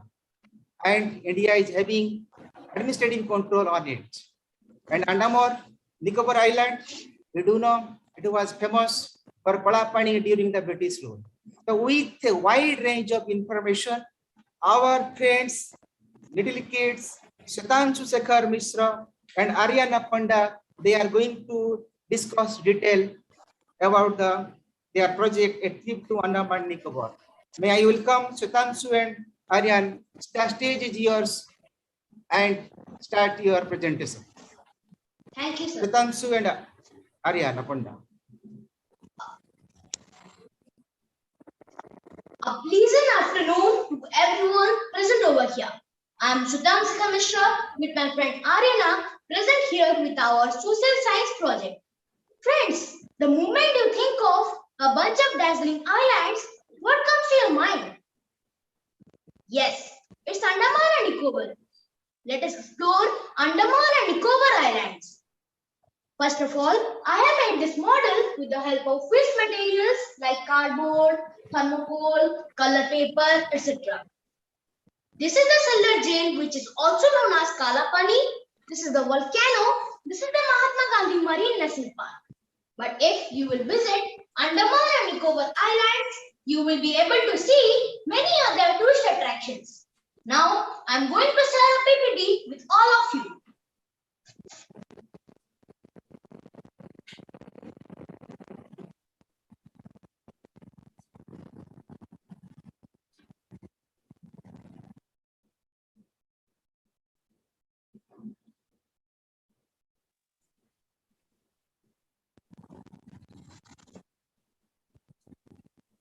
Andaman and Nicobar Islands, India's splendid archipelago present between India and Myanmar in the southeastern part of the Bay of Bengal. Friends, you would be surprised to know that this archipelago has about 572 islands, but only 38 islands are inhabited. The islands are well known for the line palm trees, tropical evergreen forests, white sand beaches, mangroves, etc.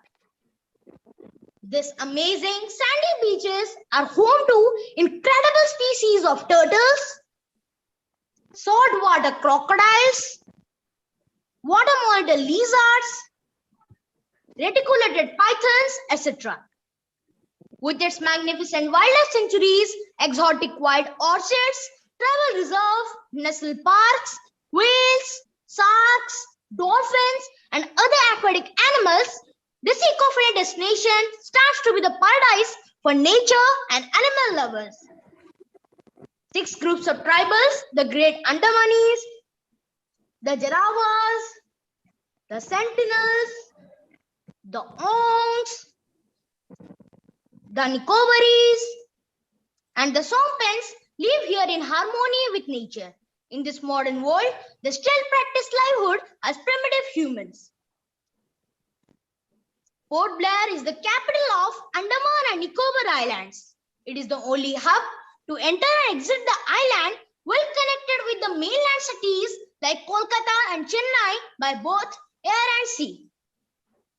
Now my friend Aryana will tell something more about famous historical and ecological attractions of Andaman and Nicobar Islands. Aryana, please.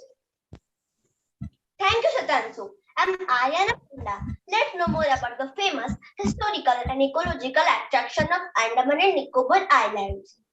Cellular jail, Asia's biggest jail, also known as Kalabani, was constructed by in 1906. British used to jail the Indian freedom fighters, imprisoned and tortured them tremendously. Today, tourists are coming here to discover its story, enjoy the ancient sound show, and contribute for the freedom fighters for their sacrifices. Mahatma Gandhi Marine National Park, Rose Island, Barren Island, Satham Swami, etc. attract visitors from many countries. Seafood is quite popular here. Today, the common language in this island are Hindi and English. The inhabitants of Andaman and Nicobar Island follow an Indian. The islanders celebrate most of the Indian festivals with dance and music. The harmony on different religions, languages, ethnic groups have made Andaman and Nicobar famous as mini. Thank you. Over to Shatan.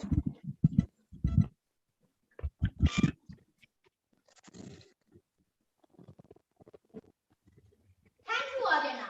Well, if you are indeed a true lover of nature's beauty, rich marine life, crystal clear water, and looking for fresh air to breathe in, then go for a tour with confidence to the incredible Andaman and Nicobar Islands. You would definitely experience a lifelong memorable tour forever. Visit Andaman and Nicobar Islands because it is better to see something once than hear about it 1,000 times. Thank you and have a wonderful day ahead. Yes. Sutansu and Aryana, you both have splendidly, you have presented the things, and it is also a nice presentation, and in a short span of time, you both have explained in a nice way. So you have told that we can go to the Andaman both by sea route and the air route. Yes. Now just tell me, what is the name of the airport which is situated in the your Andaman and Nicobar? Ma'am, Port Blair.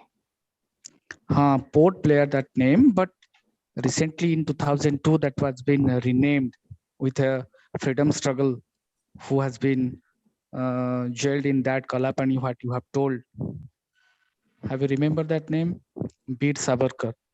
Okay, that is also a port player, and also it is called in the name of Beer Savarkar. Okay, and another simple question: which language is most widely? You have told it is Hindi and other languages. You have told which language is most widely? Hindi and English. Bengali, Hindi, and yes, correct. Now, just tell me which are the tribes you have told na? Once again, you just tell the name of those tribes. Sir, the Great Andamanis, the Jarawas, the Sentinels, the Ongs, the Nicobaris, and the Sompens. Okay, okay. Thank you. Thank you. Thank you, sir. Thank you, sir. Now, may I request our second judge, Manorama ma'am, please interact with the children.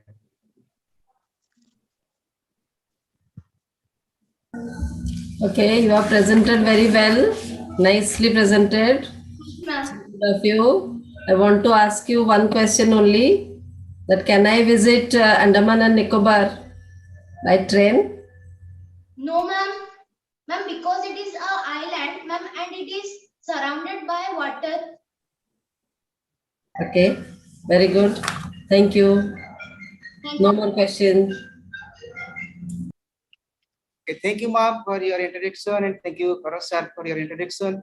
And Svetangsu and Ariana, you are having a good presentation, and within a short moment, we had visited Andaman and Nicobar Island.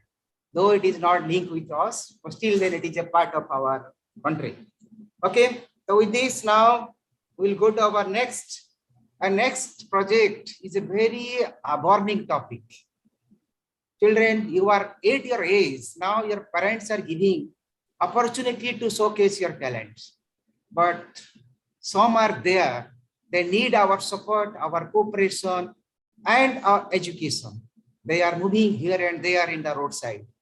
With a wide branch of information, now the project that is child labor is going to be presented by Tanaya Pedarsini and Ananya Panda. Tanaya and Ananya, now start your presentation.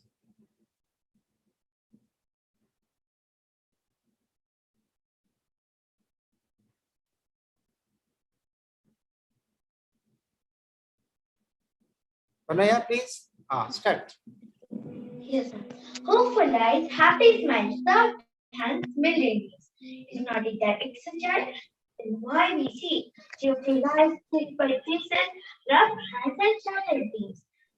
Good afternoon, respected judges, teachers, and all my dear friends. Today, I, Tanya Priyadashini of class 4A, is blessed to prepare a project on child labor on the state. As we know, there is a serious concern over the use of children at a tender age as labor in different dangerous work in the environment, which not affects them physically, also mentally. Their dreams, colorful childhood, mesmerizing smile, foundation of life fades away with each day. Is this justice we do with the gift of God? Every child had a right to education, right to enjoy their childhood, right to shape the future. In India, children are used in factories, dhabas, in railway stations for baking, and in agriculture fields. Numerous laws enacted to interdict the child labor still all remain. Till the end, each and every Indian understands the danger of child labor. Now, I would like to pass to my partner, Ananya Panda, to share some more views about child labor. Ananya, please go ahead. Good afternoon to everyone. I am Ananya Panda, going to tell some important information about child labor. Thank you, Tanya. So first I will tell about the causes behind child labor. International Labour Organization or ILO suggests poverty is the greatest cause behind child labor. Migration of people or shifting of people is also responsible for child labor. Natural calamities or natural disasters like earthquakes, tsunami, floods is also responsible for child labor. 60 to 70% of child labor in rural areas do not get proper education. income of working children may be between 25 to 40% of household income. Now I will tell about the worst forms of child labor. All forms of slavery, trafficking of children, doing underground work with dangerous machineries and tools, work for long hours at night. Now I will tell about the laws of our government behind child labor. Article 24 of the Indian Constitution clearly states that no child below 14 years shall be employed to work. Child Labor Act of 1986 completely prohibits the employment of children below 14. Article 21 of Indian Constitution clearly states that right to education is compulsory for all the children between the age of 6 to 14. Now I will tell about the punishment, the Juvenile Justice, Care and Protection of Children. Act 2000 law made it a crime punishable with a prison term. Violations under Section 3 shall be punishable with imprisonment. The children have the right to get the basic needs of their life. They have the right to live and laugh. Education is for every child, but it is the duty of each and every person to make sure that every child goes to school. So the last but not the least, I'd like to conclude that please stop this child labor and make the world beautiful. We can't stop it, hence we should take a oath. Don't force children to take tools, instead send them to school. With this, we rest our project. Thank you and have a wonderful day. Okay, Tanaya and Ananya, we have taken place that child labor will be eradicated from our society, and we should provide thanks to our parents that for our nourishment. Now, may I request Deborah sir, please interact with the children. Acha, Ananya, you have told that the child labor is now a big issue. I think you both have nicely present, and I love your presentation also. Up to which year we call a child? Up to which years of age we can call a person a child? Sorry, sir. Sir, 14 each. Sir, Up to 14. Yes, good, very good. Now just tell me that in your surrounding and in your locality area, you might have seen the government have taken steps for the eradication of the child labor. Can you tell any one or two steps the government has taken and government is taking care of those issues seriously? Sir, 6 to 14. 6 to 14. Sir, the jail is punishing the people those for doing the child labor. Acha. Now just tell me, Tanaya, you just tell me. 50 to 20,000. Acha. Okay, fine. Okay, Tanaya, you just tell me from your point of view, what suggestion you can give to stop all this child labor? What suggestion you want to give? Sir, if I'll do this thing, if the government will do this thing, then the child labor issue can be solved. What you suggest? Anything? Sir, by spreading the awareness and sending the children to schools. School, very good, huh? Good. Sir, by giving them midday meal. Midday meal. Yes, good. Now that's why I have asked that question, that what the government has done. You have seen in the government schools, the government is providing the midday schools and attracting the children to come to the school. Okay, so that the poor parents can send their child to the school. Okay, thank you. Now may I request Manora madam, please interact with the children.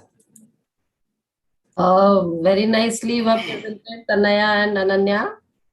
You have Thank you, ma'am. us about the causes and who are the child labor, and nicely you have told us, and the government steps has been taken for the eradication of child labor. So I want to just ask you that what you will do when you find a person in the human trafficking, what you told, or the children, those who are begging. If you see such kind of child are being exploited, or they are in human trafficking, or they have been asked to do the child labor, what Ma'am, you we will call police. And we will call childline number also. very good, you will call the Okay, good, good. child line number. Good. Thank you, no more questions. Welcome, ma'am. Okay. Thank you, ma'am. Thank you, judges, for your introduction. And thanks, Anaya and Ananya, for your good introduction and beautiful presentation. Now we'll go to the next. The children, you do know Corona is there, and the environmentalists, they are saying due to change, what change? That is the climate change. With wide knowledge of information, climate change and its impact in our society, now Vilas Rock is going to have his presentation. I request Vilas, please start your presentation. Yes, sir.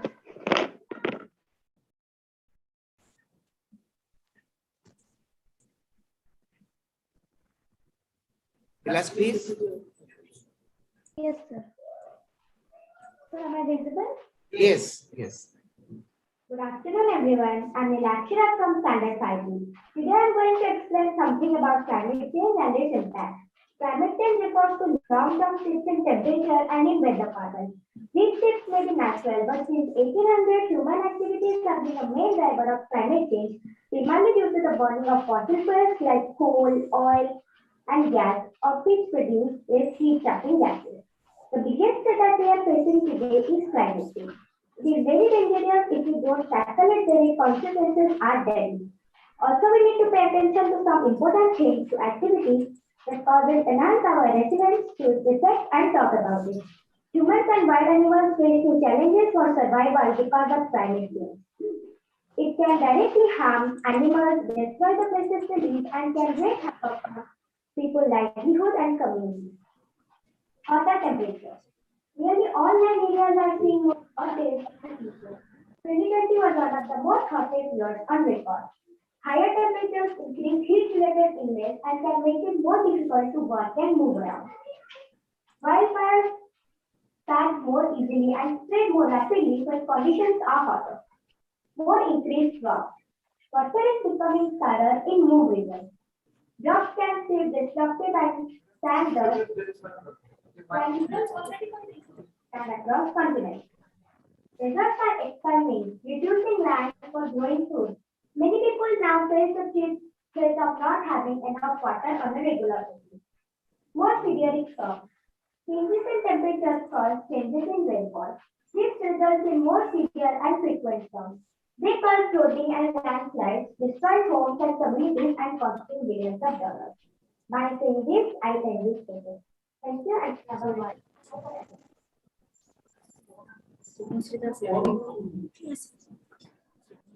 day.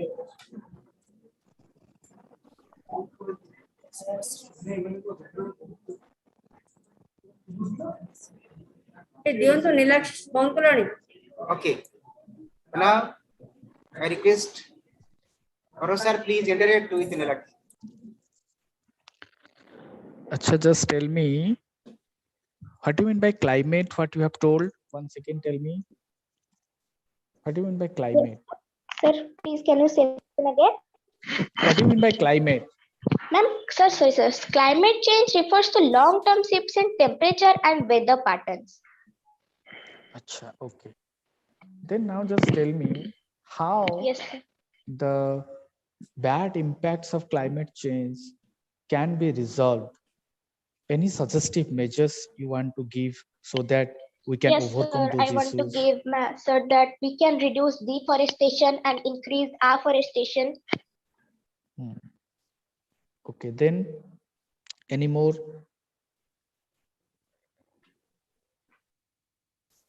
Any more? No. Achha, okay. Now just tell me another one question, that when you have told that due to the climatic change, many problems are occurring and rise in sea level, then your landslides, you are telling, na? Landslides, what you have used, Yes, then what is sir. a Yes, landslide? sir. You know what is a landslide? Have seen in the news, any video you have seen? What is a landslide you have seen? Sir, landslides. Huh. Yes, sir. Landslides, also known as sir landslips, are several forms of mass wasting that may include a wide range of ground movements. Okay, good, fine. Now over to madam. Thank you, sir. And thank you, Nilaki, for your good presentation and interaction with the children, with the judges. And you have a good presentation as well. Thank you a lot. Now, we will go to our next. The children and participants, sometimes science symbols works a lot.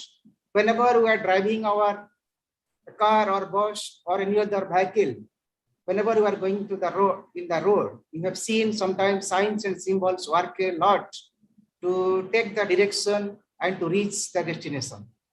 So with the project entitled Symbols, Sign and Compass, now our children, Abhilash Mishra, Siddhi Sahu, Abhishek Tripathi are going to present a wide range of knowledge. My request, Abhilash, Siddhi and Abhishek, please start your presentation. My name is Avinash. Avilash. Yes, right. Start your presentation. Yes, sir. Good afternoon, everybody. I am Avilasha Mishra from Standard 4, Section C. Today I am going to show you our social science project. And our project's topic is symbols, signs, and compass. I'll show you the map symbols. Map symbol is a graphical component used to visually represent a real world feature on a map, working in the same fashion as other forms of the symbols. Symbols help us to find or to collect information about a place if even we don't know the language of the region. There are so many map symbols, but I'll show you a few of them and also tell the definition of the map symbol. Like hospital. If they are sick, we can go to the hospital. In the hospital, the ill and injured person are be treated. This is the symbol of airport. Here the airplane takes off and also land here. This is the symbol of bank. Here we can collect our money, save our money, etc. This is the symbol of fire hall. If the fire is there, so we can call it 101. They will help us to rescue the fire. This is the symbol of restaurant. If we are searching for food, we can follow this symbol. This is the symbol of police station. If our anything is stolen, so we can complain here to the police. This is the symbol of school. Here the teacher teaches the children and the children also learn something new from the teacher every day. These are some examples of the city symbols. Now I'll show you some examples of the conventional symbols. Like parking lot, bicycle track, garbage bin, and the railway. There are so many conventional symbols, but I have shown you a very few of them. The conventional symbols are very common in all over the world to make it easy to understand. Thank you. Now over to my friend Siddhi.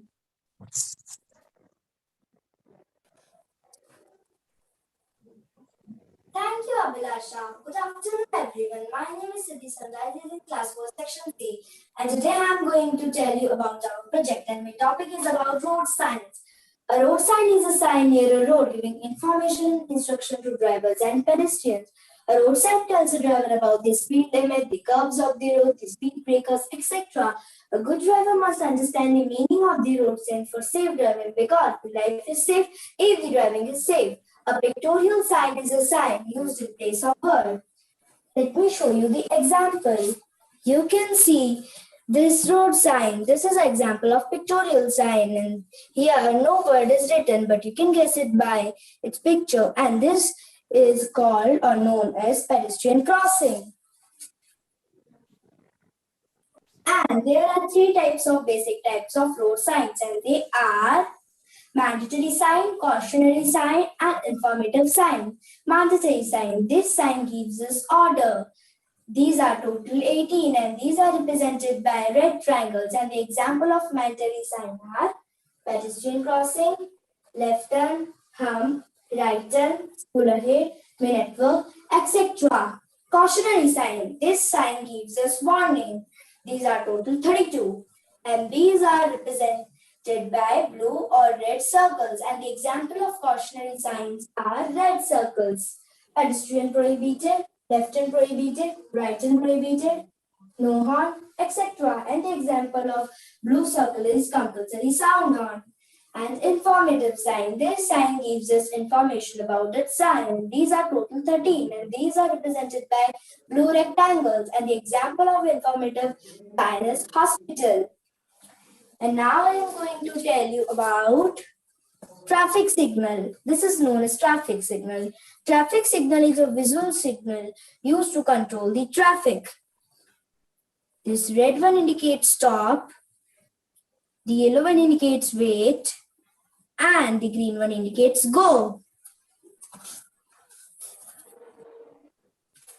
This sign is known as pedestrian crossing. Pedestrian crossing means a part of road where pedestrians are allowed to cross the road. This sign is coming under cautionary sign, or you can say red circles. This sign is known as pedestrian prohibited. Pedestrian prohibited means a part of road where pedestrians are not allowed to cross the road. This sign is known as hump. Hump is a raised band from between and the sides are plain. This structure is there because if a driver is driving speedily, so if he will cross this object or machine, the speed will get decreased or slow. This sign is coming under mandatory sign, and this sign is known as left turn. Left turn means take a turn to left side. This sign is known as right turn. Right turn means take a turn to right side. This sign is coming under cautionary sign, means red circles, and this sign is known as left turn prohibited. Left turn prohibited means do not take a turn to left side. This sign is known as right turn prohibited. Right turn prohibited means do not take a turn to right side. This sign is known as compulsory sound horn. Compulsory sound horn means blow the sound horn continuously so that the traffic in front of you will move ahead. This sign is known as school ahead. This is coming under mandatory sign. And this sign means go or drive slow because there is a school in front of the road. This sign is known as main network. Main network means drive carefully or go carefully because there is a road construction ahead of the road. This sign means no horn. No horn means do not blow horn or keep silent. This is used in front of school, hospital, or any residential areas.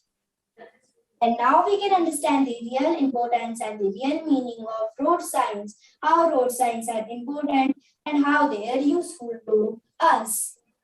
And road sign ensure the safety of the drivers. A good driver must understand the meaning of the road sign for safe driving because the life is safe if the driving is safe. And now I am going to over this project to Abhishek Tripathi. Thank you. Thank you, Teresa. Good afternoon, everyone. My name is Avishyati from class 4 and 660. Welcome to my project Compass.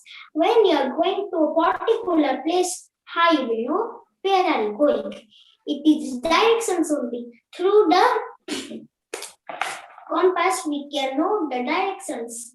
A compass is an instrument that shows the direction. The needle of the compass always points to the north, and from where we can locate the other direction. The first compass was invented by the Chinese. Now the compasses come in different shapes and sizes. Some of them are so small that they look like their wristwatch. The sailors, pilots, motorists, mountaineers, trekkers all use compasses. A compass is a navigational instrument for determining direction. Related to the Earth's magnetic pointer, it usually maps from the north and feed to aligning itself with the Earth's magnetic field. People use it to find their way, whether it is on a hiking trail or on a trip to a new location. Thank you, everyone.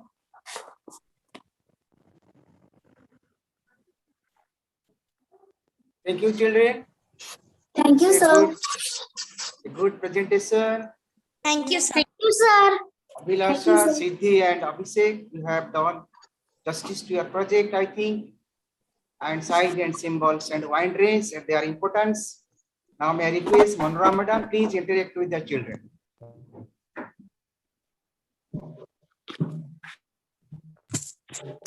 Okay, Monra Madam, please. Okay, students, you have presented very nicely. Thank you, ma'am. Thank you, ma'am. About the symbols. Thank you, ma'am. And compass. It's very good. My question goes to Abhishek. You have explained about compass. Can you tell me what is a direction in a map? Yes, ma'am, I'm telling. Direction in a map.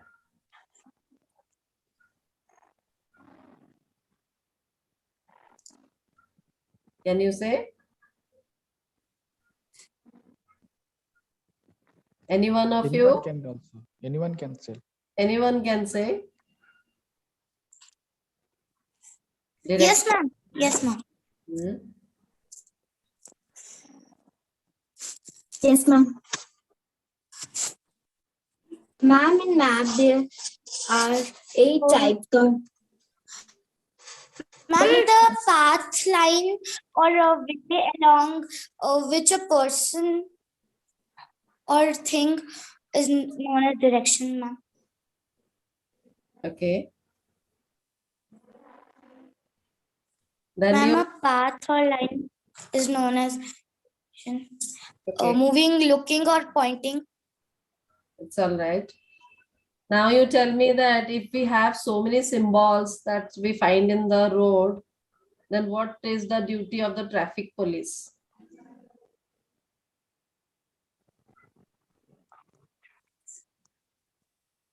Yes. Ma'am, can you tell the question again? If we have all these symbols and signs which you have shown in the road, which is made for our safety, as you told, then what is the role of the traffic police? Yes, ma'am. Traffic police, have you seen on the road? Yes, ma'am. The traffic police is if anyone breaks the rule or break the signal, so he can stop him and indicates him. Very good. Very good. Thank you. Debra sir, you can ask.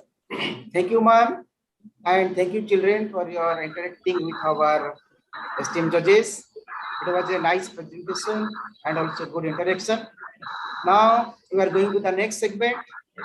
And children, you do know that nowadays computer, mobile phone, and the electronic devices is scattered in our society. Everyone is having their devices. But our children are thinking about how to manage it, how to manage the unwanted, undesirable equipments. So now with a wide range of project, that is e-waste management, Suryan Sekhar Sahu and Dipayan Diptiman is going to present. Now Suryansh and Dipayan, start your presentation. Okay, sir. Am I visible and audible? Yes, yes. Okay, sir. Waves are one of the drastic disasters for mankind. De facto, the amount of garbage increased with increase of population, industries, prevalent use of polythene bags, and packaging of different objects. Welcome everyone. This is Priyan Sahu studying in Standard 5 Section C, going to present my model about e-waste management. I've collected some e-waste in this basket from my home. As you can see, these are the chargers, these are the cell phones, and this is a power cord. As you can see, this is the dustbin. From the dustbin, the waste are transferred to the collection center by a pickup truck. You can say also them garbage bins. In the collection center, the waste are collected from different localities. Then from the collection center, the waste are transferred to the recycling center by a truck. In the recycling center, the waste are separated. The items which are good, they send them to the refurbishing center for more modifying into new forms, upgrading and testing again whether it works or not, and they send them to the market. For example, we take refurbished mobiles.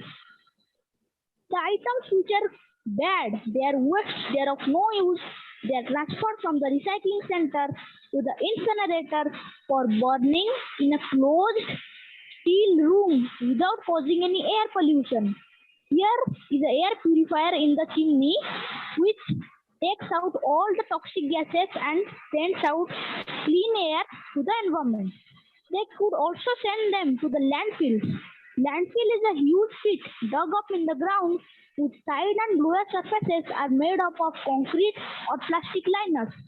Now I request my friend Deepan to give a brief introduction about e-waste management. Deepan, please. Thank you, Suryans. Good afternoon, everyone. This is Deepan Deeptiman from Standard 5 Section C, going to explain on our project. There are different types of waste generated from anthropogenic activities. Those are biodegradable waste, non-biodegradable waste, hazardous waste, biomedical waste, COVID waste, nuclear waste, construction and demolition waste. What is e-waste? E-waste means electrical and electronic equipment discarded as waste by consumer from manufacturing, refurbishment and repair processes. Now I plunge right away to electrical and electronic waste, abbreviated as e-waste management. Now I request my friend Suryans to present a PowerPoint presentation on e-waste management. Thank you. Prior to PowerPoint presentation, I am now going to share a visual with all of you. Now let's have a look how e-waste are generated and create a filthy and hazardous environment. Here are the things that become integral parts of our life, without which you can't imagine surviving even a day. Your television, something which makes you smile and cry. Your mobile, your most cherished companion day and night. And your charger, without which your mobile is good as dead. But as soon as they get outdated, they are no more your companion. So, can you say, what do you do with them? You unsympathetically throw them from your life. Till now, what gets you entertained is today increasing global warming. Till now, used to be price of your household has today become a source of pollution and illness to human and animal lives. For someone else, when our electronic equipment become useless to us, they become e-waste. So I hope you have enjoyed this visual. Now I'm going to share a PPT on e-waste management. I hope you will enjoy this PPT. E-waste management. What is e-waste? Definition of e-waste. Waste means those who are not fit for use or to be discarded. E-waste means electrical and electronic equipment discarded or rejected as waste by the consumer from manufacturing, refurbishment, and other repair processes.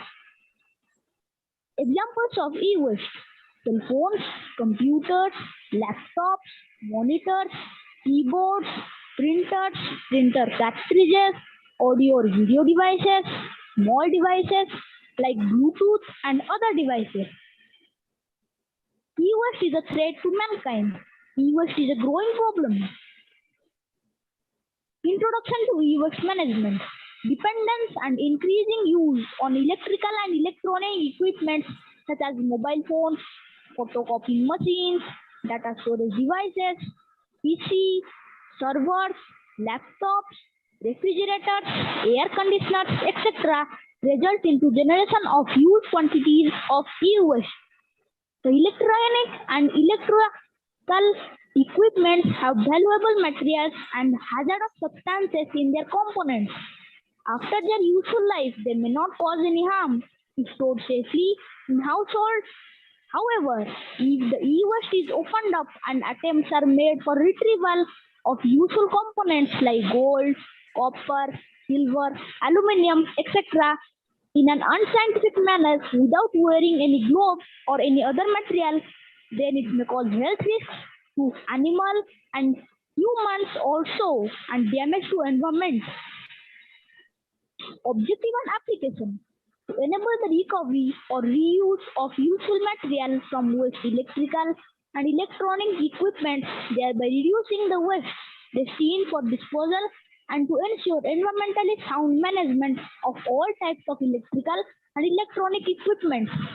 The rules applicable is called the e-waste management rules, which was amended in 2016. E-waste management process. This I've already explained in the model, but I will clear all of you again. Collection, then transportation, then reception means the receive in the center.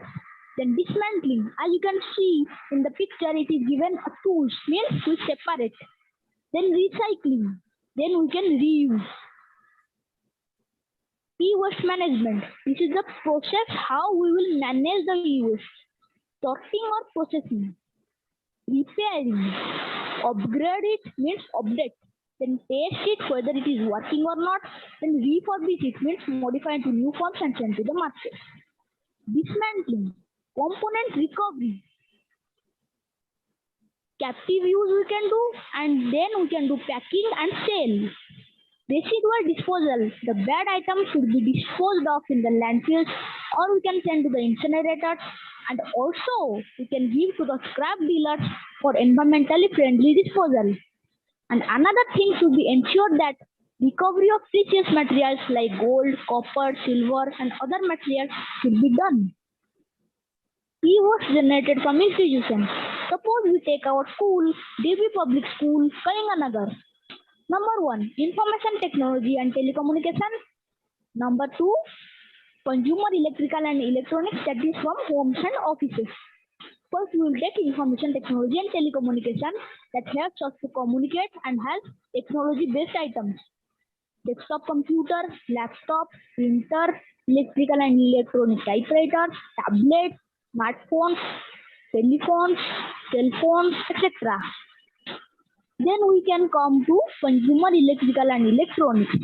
Television, coolers, air conditioners, refrigerators, fluorescent and other mercury containing lamps, bulbs, fans, etc. Collection centers of e-waste. Mr. Atero Recycling Private Limited at Nakhara, Bhubaneswar in Odisha. Mr. Mrityunjay Udyog at Rourkela in Odisha. E-waste authorized dismantling units. Mr. Saniclin Private Limited at Khordha in Odisha and Mr. NC Metallic and Co. in Jagatsinghpur in Odisha. This is the initiative by BMC. Recently, from August 14, 2021, Bhubaneswar Municipal Corporation has started collecting e-waste from door to door every Saturday. It will be shared to the different collection parties. Since August 2021, 7 tons of e-waste are collected. You'll be surprised to know this. Then we will move to the conclusion. Don't forget that today's electronics are gadgets and tomorrow's electronics are e-waste. So we should join our big hands to reduce the generation of e-waste in order to contribute to make our Mother Earth more greener and cleaner. Thank you very much. Have delightful days ever after. Thank you, Suryans and Deepan. It was a good and beautiful presentation about e-waste. Now, may I request Deborah sir, please interact with the children. I think it is one of the good presentation, and they have given a lot of information about the e-waste, and this is now a burning issue also. So my questions to you: you have told in your PPT that we must give to the environmental, eco-friendly people, or the way the waste management should be done in an eco-friendly manner. What do you mean by that eco-friendly manner? Yes, sir. Eco-friendly manner means we should manage the e-waste in an eco-friendly manner. We should not burn them directly in open spaces. If we will burn them, they will emit many toxic gases like nitrous oxide, sulfur dioxide, carbon monoxide, etc. So we should burn them in an incinerator without causing any air pollution. Good. That means we must do it in a environmental friendly ways that should not harm the environment. Yes? Yes, sir. So now next questions to you, that just tell me which way or how we can create awareness among our locality, because many things are there local people don't know, or our neighbors must not don't know. How you can aware, or how we can aware the people in our locality? Yes, sir. As you can see, BMC has started that, but many people are not doing that.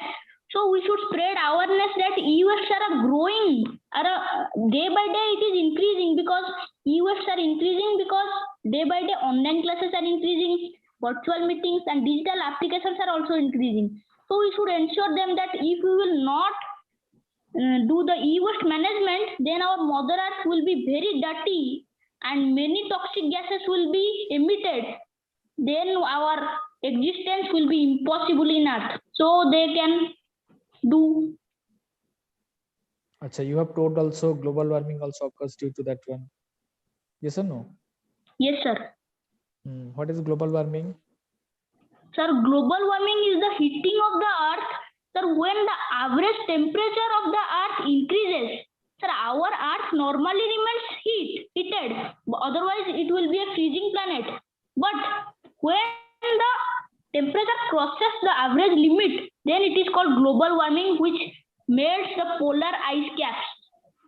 Achha, okay, good, fine. Thank you.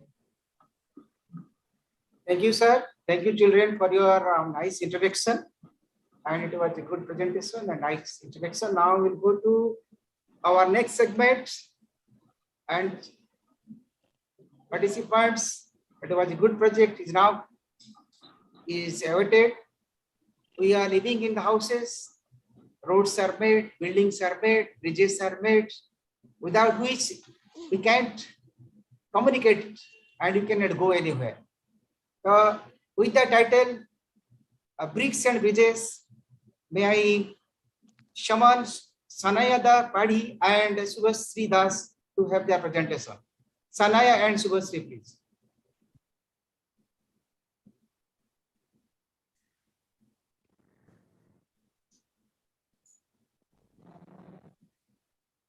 Sanaya, Subhasri, start your presentation.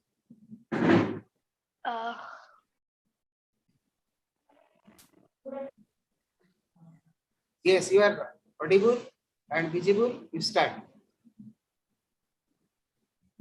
Good afternoon, respected judges and my dear friends. My name is Subhasri Das from class 4B. Now I am going to tell about two bridges. First is cross bridge and another is arc bridge. Cross bridge is a bridge which is load-bearing structure. It has a composite metal or a triangular unit known as trusses, which help to support the bridge to be strong. The second one is the arc bridge. Arc bridge is a bridge which is curved arc shape. The weight of this bridge is to be in horizontal way. The fast air bridge was made by the Romans. Its name was Asian Arcadico, which has survived about 2000 years. It has built about 1300 BC. Thank you.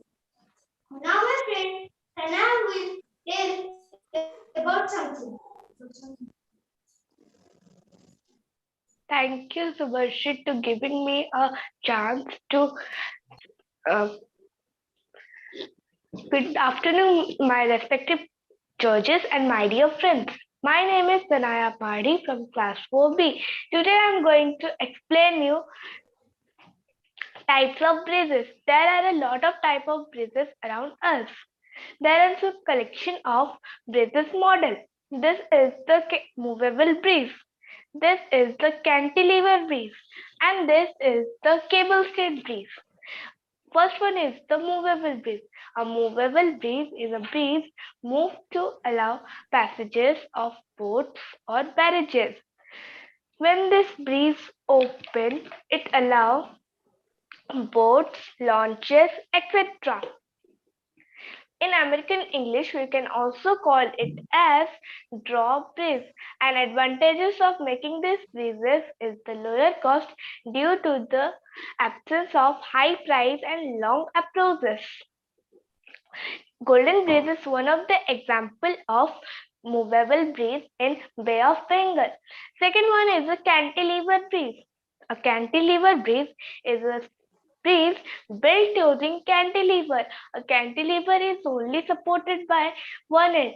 The steel truss cantilever breeze was the major engineering breakthrough when it was first used because it can span over distance 1,500 feet.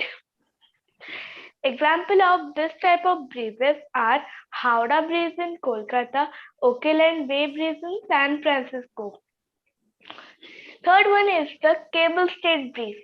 A cable stayed breeze is a structure with several points in each span between the tower supporting upward in a slanting direction with inclined cables and consists of main tower, cable stayed and main gauges. These are the main and vertical tower from which the inclined cables are attached, and this is the main gauge. Thank you. Have a wonderful day. Thank you, Saina and Shubhashri. Ajay, good presentation, beautiful model, bridges. Okay, good. May I request Honorable Madam, please interact with the children. Okay, well presentation, students. Thank you, ma'am. What's the name? Sanaya. Yes, Sanaya ma'am. and Subhashri. Yes, ma'am.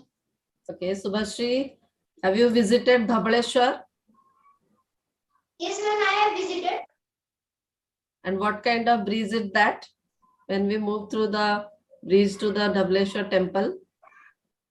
Ma'am, that breeze name is suspension breeze. Yes, or not audible? Ma'am, suspension breeze. Okay. And how are the bricks made of? Bricks are made up of what? Ma'am, the bricks are made up of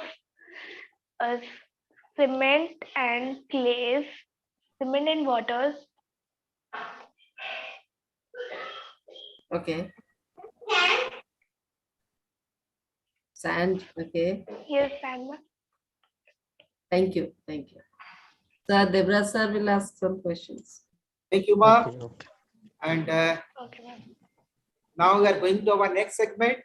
It's a beautiful, our native land, that is Odisha, Utkala, and Udradesha. With this entitled, My Odisha, My Pride, our children, Rayan Sahu and Sai Divyansi, going to present their presentation. Now may I request Rayan and Sai, please start your presentation. Thank you, sir. Good afternoon, everyone. My name is Ryan. So I study in class 3B. Welcome to my project, My Odisha Guide. I am proud to be an Odia. Odisha is an Indian state located in eastern India. The region is also known as Kolkata and mentioned in India's national anthem, Jai Gana Mana. It neighbors the state of West Bengal, Jharkhand, Chhattisgarh, and Andhra Pradesh. History of Odisha. History of Odisha is incomplete without the mention of Kalinga kingdom. During Kalinga War, King Ashoka was deeply moved by terrible bloodshed caused by this war and was converted to Buddhism. People of Odisha find joy in simple pleasure love. Its people are down to earth. Odisha's population. Odisha is the 8th largest state by area and 11th largest by population. Total population of Odisha is 4 crore. Odisha's geography. Odisha is a wonderland blessed with diverse from hilly terrain to coastal plains and rolling river valleys and crisscross rivers.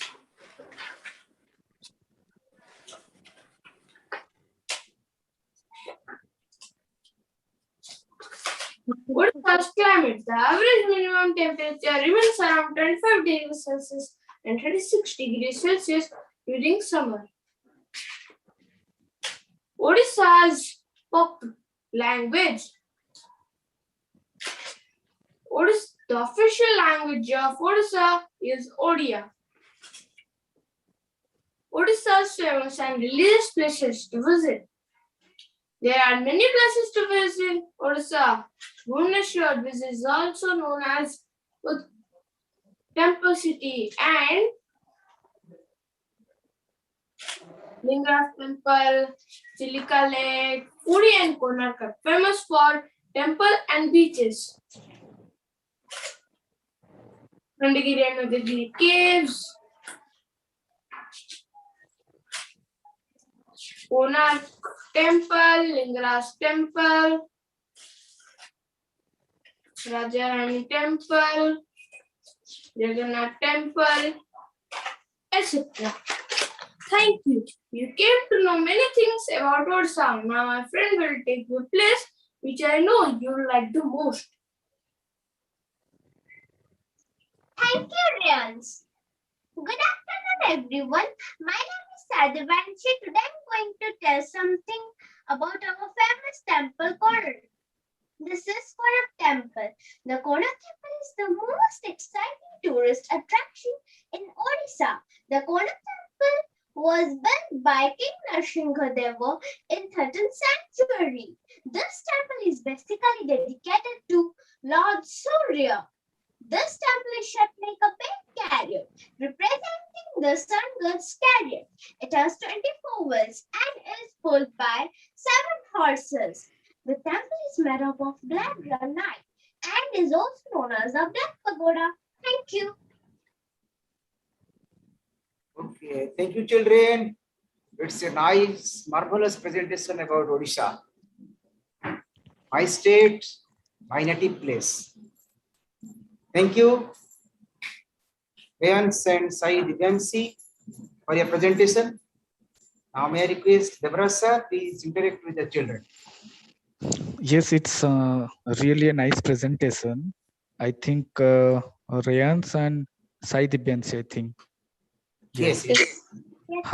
So both of your presentation is also good, and you all have explained in good way also. So we all must be proud as we are Odias and also be a part of Odisha.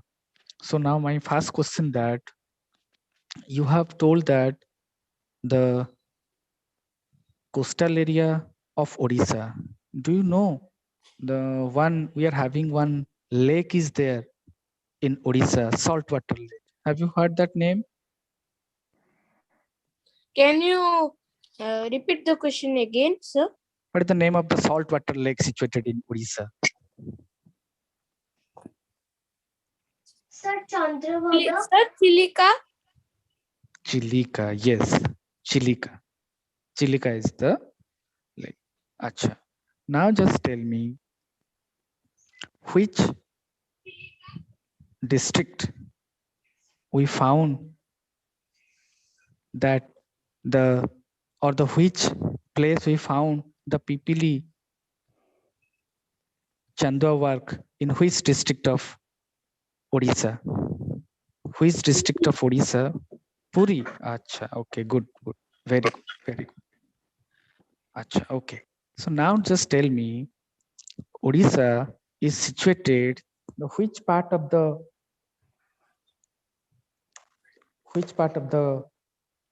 country?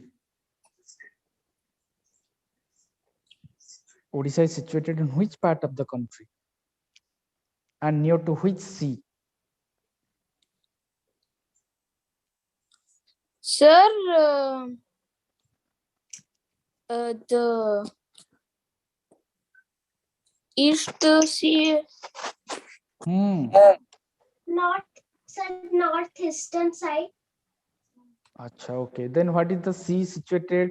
You all have visited to Puri and you have seen also that sea also. What is the name of that sea? Eastern side. Bay of Bengal. Yes? Bay of Bengal, sir. Okay, okay. Thank you, thank you. Thank you, sir. Thank you, children, for your nice introduction. And we will go to our next segment. So, dear participants, India is a vast country from Jammu Kashmir to Kanyakumari. Variety of physical features. There are lakes, there are oceans, there are mountains, plains, plateaus, and from north to south, east to west, variety of features are there. With a wide range of information, now our children, Amlan, Amardeep, and Suryan Sulenka are going to have their presentation for the physical features of India. Please give a huge round of applause to them. Amlan and Suryan, now stage is yours. Thank you, sir. Good afternoon, everyone. Myself, Amlan Amardeep, and my friend Suryanshu Lenka are going to present on our project, Physical Features of India. India, our motherland, is located in the southern part of the Asia. It is the 7th largest country of the world. It is the second most populous country. It has 28 states and 8 union territories. India spreads 3,879 kilometers from north to south and 3,328 kilometers from west to east. The Bay of Bengal, the Arabian Sea, and the Indian Ocean touches its border. Now, my friend Suryanshu Lenka will say more about India, our motherland. Thank you, Amber. India also varies in their people, climate, costume, customs, culture, religion, etc. India also differs in land surface. Like in some places, it has high mountains, large plains, rivers, lakes, plateaus, deserts, etc. Now my friend Ramna Ramadip will say. Thank you, Suryanshu. There are 6 natural regions of India. They are the northern mountains, the northern plains, the Indian desert, the Deccan Plateau, the coastal plain, and the islands. Now I'm going to say about the northern mountains. The northern mountains are also called the Himalaya ranges. Himalayas are the most recent landform. There are 3 parallel ranges of Himalayas, that is the Greater Himalayas or Himadri, Himachal, and Outer Himalayas. Himalaya range stretches from Jammu and Kashmir to Arunachal Pradesh. The Mount Everest is the highest peak of the world. The high peaks are covered with snow. Now I am going to say about the northern plains. The northern plains are broad and flat rolling land. It is very good for agriculture. It is thickly populated because it has fertile soil, good water supply, good climate, etc. Now I am going to say about the Indian desert. The Indian desert is also known as the Thar Desert. It is barren and sandy land. It is mostly located in Rajasthan. It receives a small rainfall. The desert has hills of sand called sand dunes. The days are hot and the nights are cool in the hot desert. Now my friend Suryanshu Lenka will say more about the Deccan Plateau, the coastal plains and the islands. Thank you, Amma. India also has Deccan Plateau. The Deccan Plateau is also known as the Southern Plateau. It slopes from the western side to the eastern side and stretches from northern plains to Kanyakumari. It is triangular in shape with uneven surface. It is grown out of many minerals like iron ore, coal ore, mica, etc. Many rivers flow through this region like Krishna Kaveri, Mahanadi, Godavari, Tapti, etc. Mahanadi, Godavari, and Krishna Kaveri drain in the Bay of Bengal, and others drain in the Arabian Sea. The Deccan Plateau majorly covers Maharashtra, Tamil Nadu, Chhattisgarh, Andhra Pradesh, etc. It covers parts of Odisha, Telangana, and many more. Next, it is the oldest landform of India. Next, the coastal plain. India had two types of coastal plain, the western coastal plain and the eastern coastal plain. The western coastal plain is narrow, but the eastern coastal plain is broader. India has many ports at the coastline, like Kanha, Gujarat, Managaon, Goa, Kochi, Kerala, Paradip, Odisha, Chitrakoot, Tamil Nadu, etc. Next, the islands. India has two groups of islands, the Andaman and Nicobar, the Lakshadweep Islands.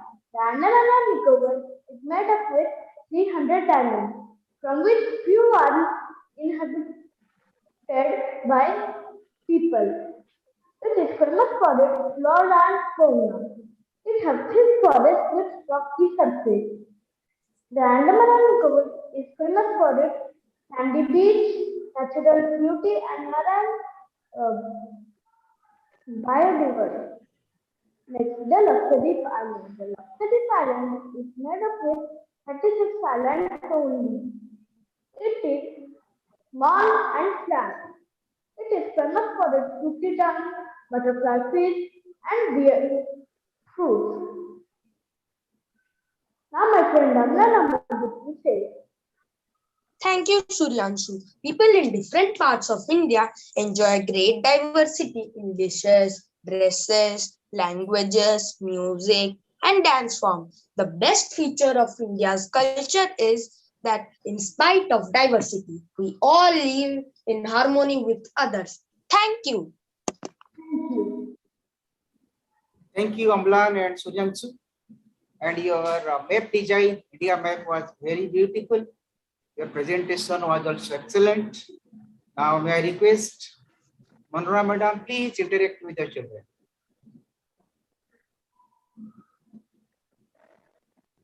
Well, presentation, dear students.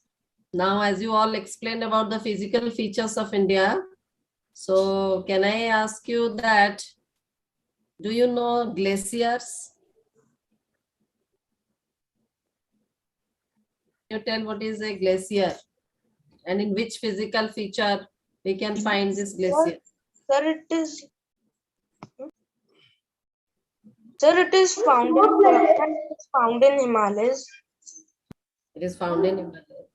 Very good. Good. Can you tell me that which physical feature of India is known as the rice bowl of India? Rice bowl of India. Ma'am, the northern mountains. The northern mountains. Or the northern plains. Oh, okay. Now, can you tell me what is the capital of our country? Ma'am, New Delhi. And it lies in which physical feature? Ma'am, it lies in the northern plains. It lies in the northern plain. Like a ripple with the deep. Very good. Thank you, Suryanshu. I think Debra sir can ask more questions here. Thank you, Amlan and Suryanshu. And it's a nice presentation and interaction.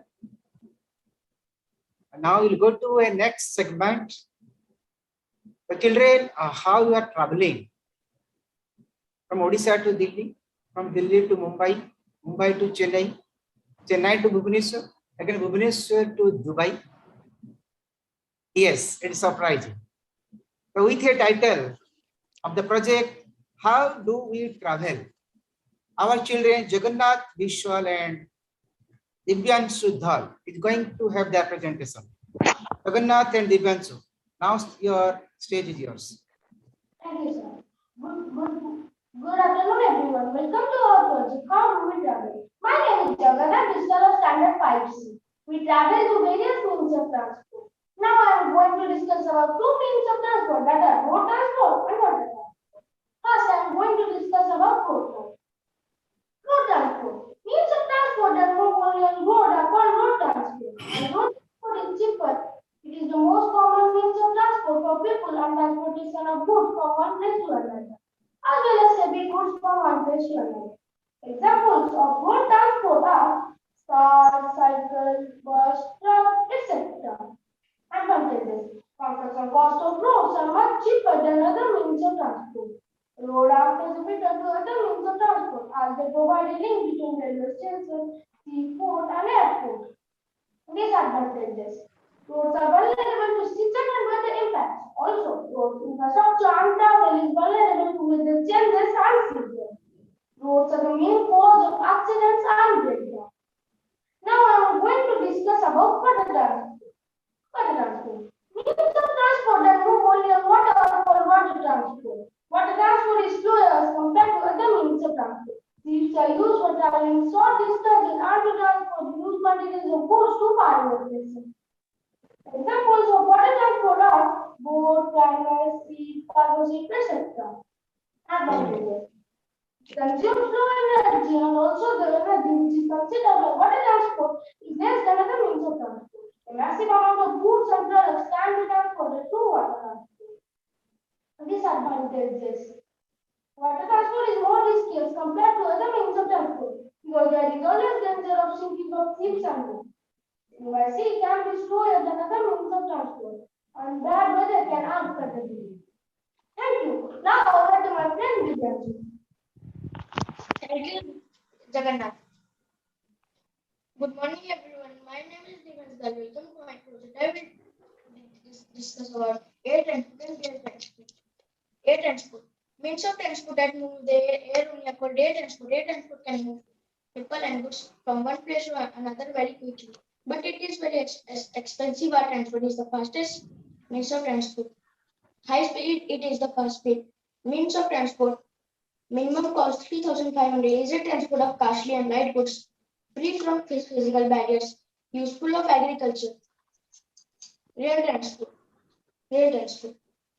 Rail transport is also known as train transport. It is a means of transport on vehicles which run on tracks, rail or railroads. It is one of the most important, commonly used, and very cost-effective modes of commuting and goods carriage over long as well as short distances. Advantages of rail transport. Rail transport can be cost-effective. Shipping via train is more environmentally friendly. Trains are capable of handling large loads. Rail transport options provide you with access to capacity. Rail front can be cost effective. This is office room and this is tower and this is passenger plane and this is helicopter and this is jet and this is platform and this is passenger train and this is cargo by train and this is station. Thank you. Now over to my friend Jagannath. Thank you, Divyanshu. Now I am going to present the how do we travel.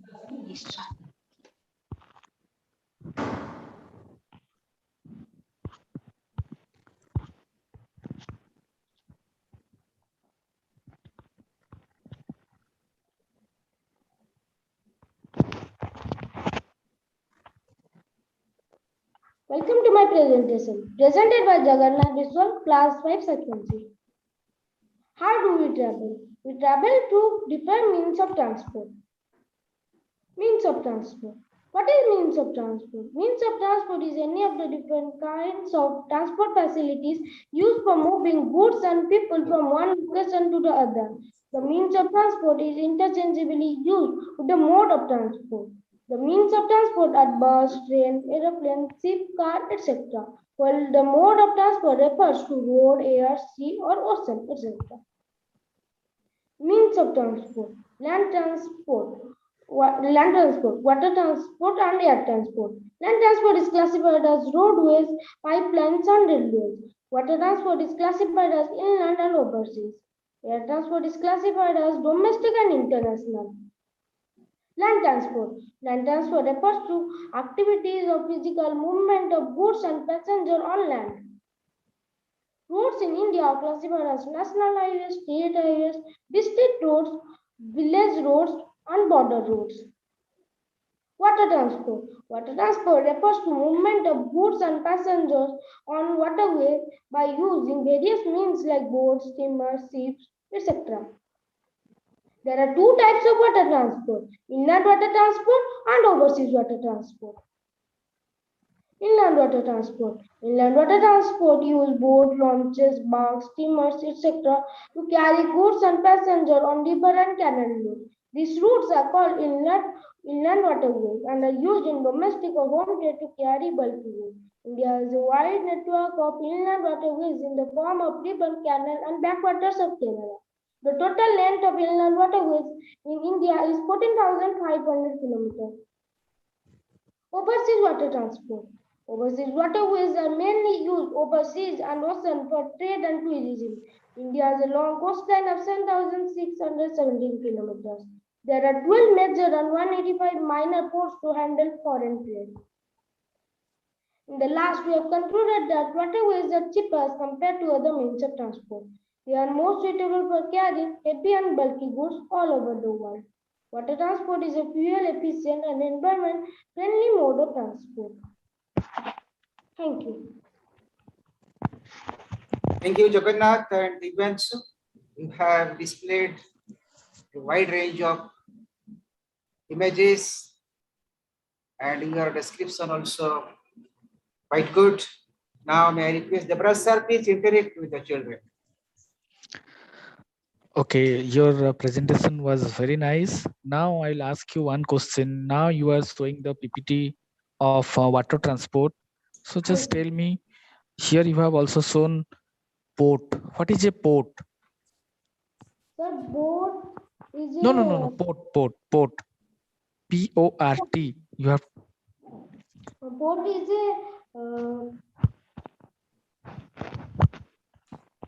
port is a place where boats are stand. Okay. Now just tell me that how the roadways are better means of transport, or what are the advantages of road? You just tell me any 2 to 3 lines. Okay, sir. Roadways are cheaper as compared to other means of transport. They are more suitable for carrying heavy and bulky goods all over the world. All over the world. They provide door-to-door transport facilities. Yes, and they can carry also small amount of goods and also less people from one place to another. Okay. Construction cost of roads are much cheaper than other means of transport. Construction cost of roads are much cheaper than other means of transport. Okay, fine. Thank you. Thank you, Jagannath and Divyanshu, for your nice introduction. Thank you, sir. Now we'll proceed our next segment. Students, do you respect our parents, elders, seniors, our teachers? Do you have sympathy as well as empathy? So with the gamut of information, the project entitled Sensitivity Towards Others. Shreyans Ghadai and Durga Prasad Satpathy now have going to their presentation. Shreyans and Durga, now the screen is yours. Good afternoon, everyone, judges, all the teachers, and my dear friends. My name is Shreyans and my friend Durga Prasad Satpathy are going to present a project that is sensitivity towards others. What is meaning of sensitivity? Sensitivity means to help each or every person when the time of need. So let's start our project. Look, see Meera. Meera saw her 9-year-old son Rahul making a painting. She was anxious to know whom is making the painting. Rahul told her not only, but the whole class is busy in making cards, paper chains, and caps, marks, and paintings for a classmate little girl who was a special child. Rahul filled Meera's eyes with tears. She could not believe how was Rahul concerned for bringing joy to a special child. She felt proud of her son. We live in a society. All of us depend upon one another for different reasons. They help each or every person when the time of need. As you can see here, a young child holding a hand of an old person while crossing a road. We should also help old people in carrying their heavy bags or offer them a seat in a car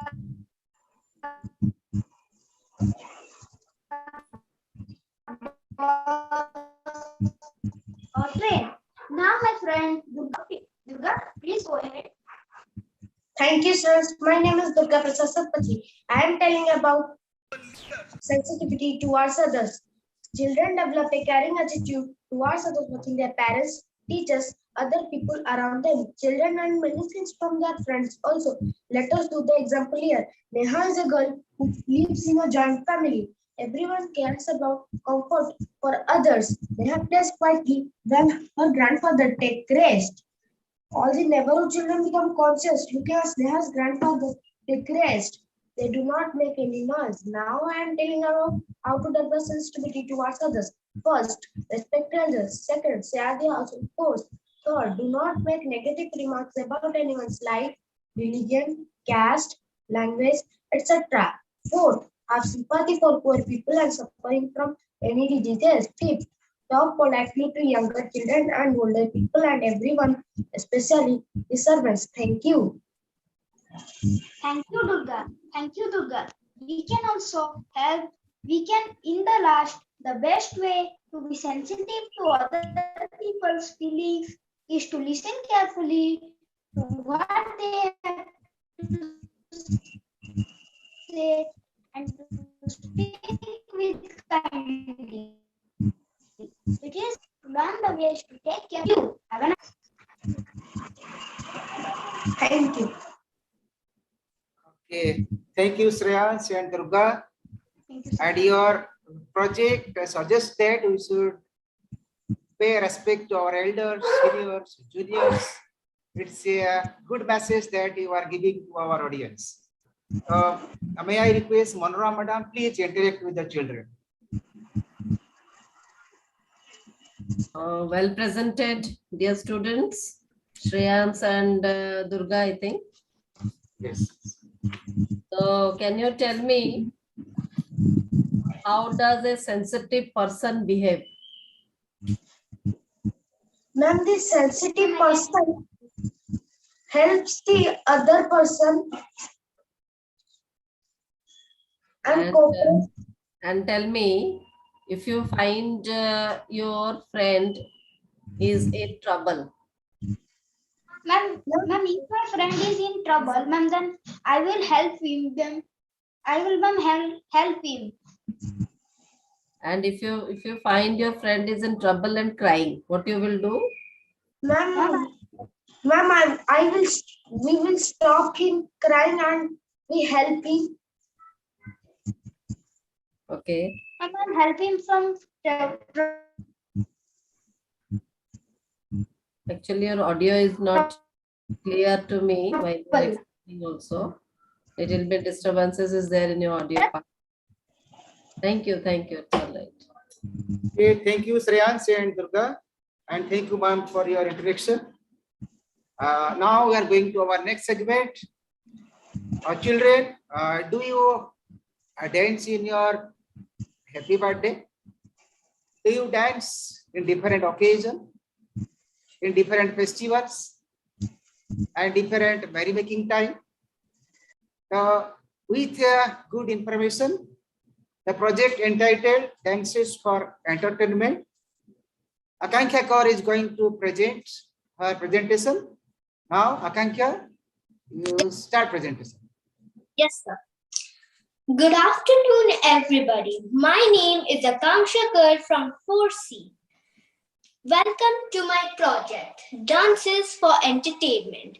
Dances. Dance is a series of movements and steps that match the speed and rhythm of music. Dance steps are expressions that explain the theme of music. One can dance alone or in a group.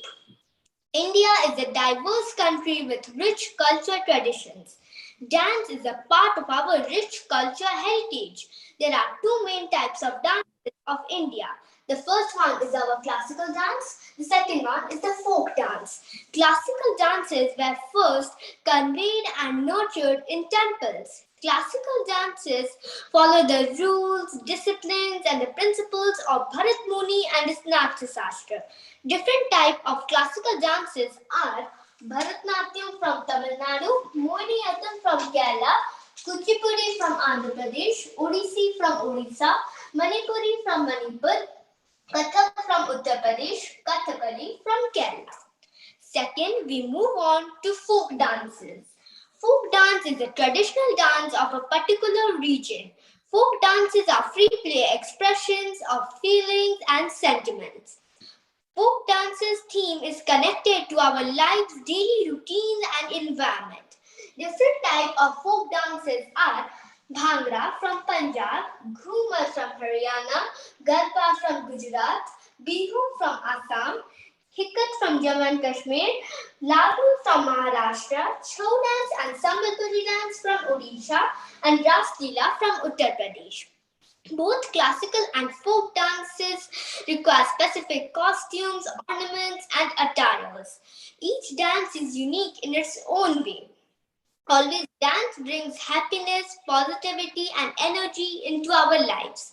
Now I'm going to perform a little dance of Garba from Gujarat.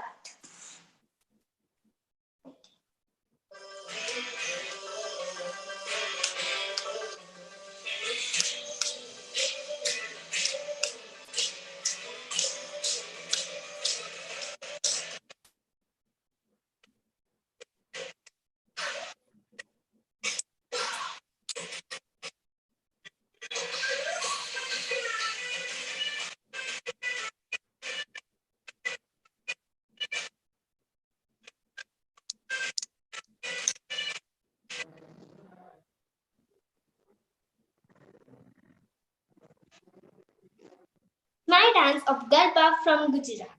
Hope you have enjoyed. Thank you. Yes, Akanksha, your dress costume is very good. Thank you, and sir. also you break the monotony of our presentation now. It's nice and also very well presented. Thank you, May I sir. request Devraj sir, please interact with Akanksha. Sir, Monorama madam can ask better than me. And I Okay, think so in okay, dance. Monorama madam, please carry on. Yes, ma'am. Okay. She's Akanksha. Yes, ma'am. Akanksha, you told that there are two types of dance. One is classical, another is folk dance, right? Yes. Yes, ma'am. Then what is modern dance? Ma'am, modern dances are like pop dance and these TikTok dances. And that's not for entertainment? Ma'am, they are also for entertainment, ma'am. And why we call the classical dances as classical dance? Ma'am, classical dances are is the dance of a particular state, like of our Odisha. Our Odisha's dance is Odissi. And these classical dance are based on the culture of a state. Now, can you tell me what is folk? Now, folk dance is a traditional dance of a particular region, like in a state in a particular region, like in Sambalpuri, we dance as Sambalpuri dance. Okay, thank you. Thank you, ma'am. Thank you, ma'am. Thank you, Akanksha. It's you break the monotony and good presentation. Now we'll go to our next segment. Thank you again, sir. Yes, India is our motherland. We respect our Bharat Mata. There is unity and diversity, many culture, many tradition, many custom. With a wide range of information entitled Ek Bharat, Shresth Bharat. Now Arvind Parida and Ayan Rahman is going to have their presentation. Now Arvind or Ayan, the screen is yours. Please start your presentation. Okay, sir.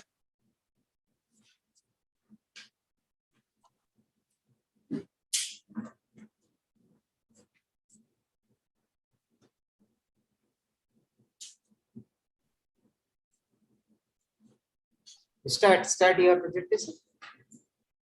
Ma'am, my partner Arvind is tell first and I will tell Okay. Arvind, start. Yes, ma'am. Yes, sir. Good afternoon, everyone. My name is Arvind Parida from 4th C and 4th and Section C. Welcome to our project Ek Bharat, Shresth Bharat. Ek Bharat, Shresth Bharat is a program where the two states or union territories of India are paired with each other.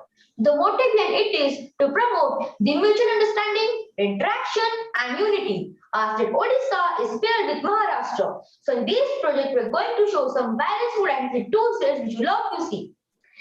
Here you see, this all are the food items in Odisha. Puri chappan bhoga, rasabali, chhena podo, chhena jhili, korakhai, dahi bada aludam, haldi padra pitha, pokhal bhato, Sri Mahaprasad. Now I'm going to discuss about the Odisha food items. Here you see, this is called chhena podo. Chhena podo is the most famous dish in Noyagad district from Odisha. This iconic sweet dish is made by pure chhena infused with semolina, ghee and rasaiyans. Here you see, this is called rasaboli. Those with a sweet tooth will love to see this famous dish of Odisha is known as rasaboli. This is served with a thick flavored milk and garnished with cardamoms. Rasaboli is famous in Kendrapada district from Odisha. It's also served to Lord Baldev Ji as prasad.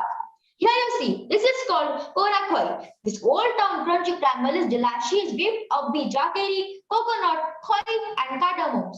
Korakhoi is too soft to many deities. Here you see, this is called haldi patra pitha. Haldi patra pitha is made by the batter of urad dal and rice. Inside it, we keep a stuffing which is made from coconut. We call as pura. And then we cover it with haldi patra, which is also known as turmeric leaves. We eat this mostly on Prathamashtami. Here you see, this is called pakhada. Pakhada is famous in whole Odisha. This is made with water and rice. This water is called Torani and this rice is called bhatta. We also celebrate a divas on March 20, which is known as Pakhada Divas. With pakhada, we also have some side dishes like body chura, macho, alu bhatta, saga bhaja, kokharu full of pitho, kakuri, piajo, etc. If someone will visit to Odisha and he also will not taste all the food items of Odisha, then his visit to Odisha will be incomplete.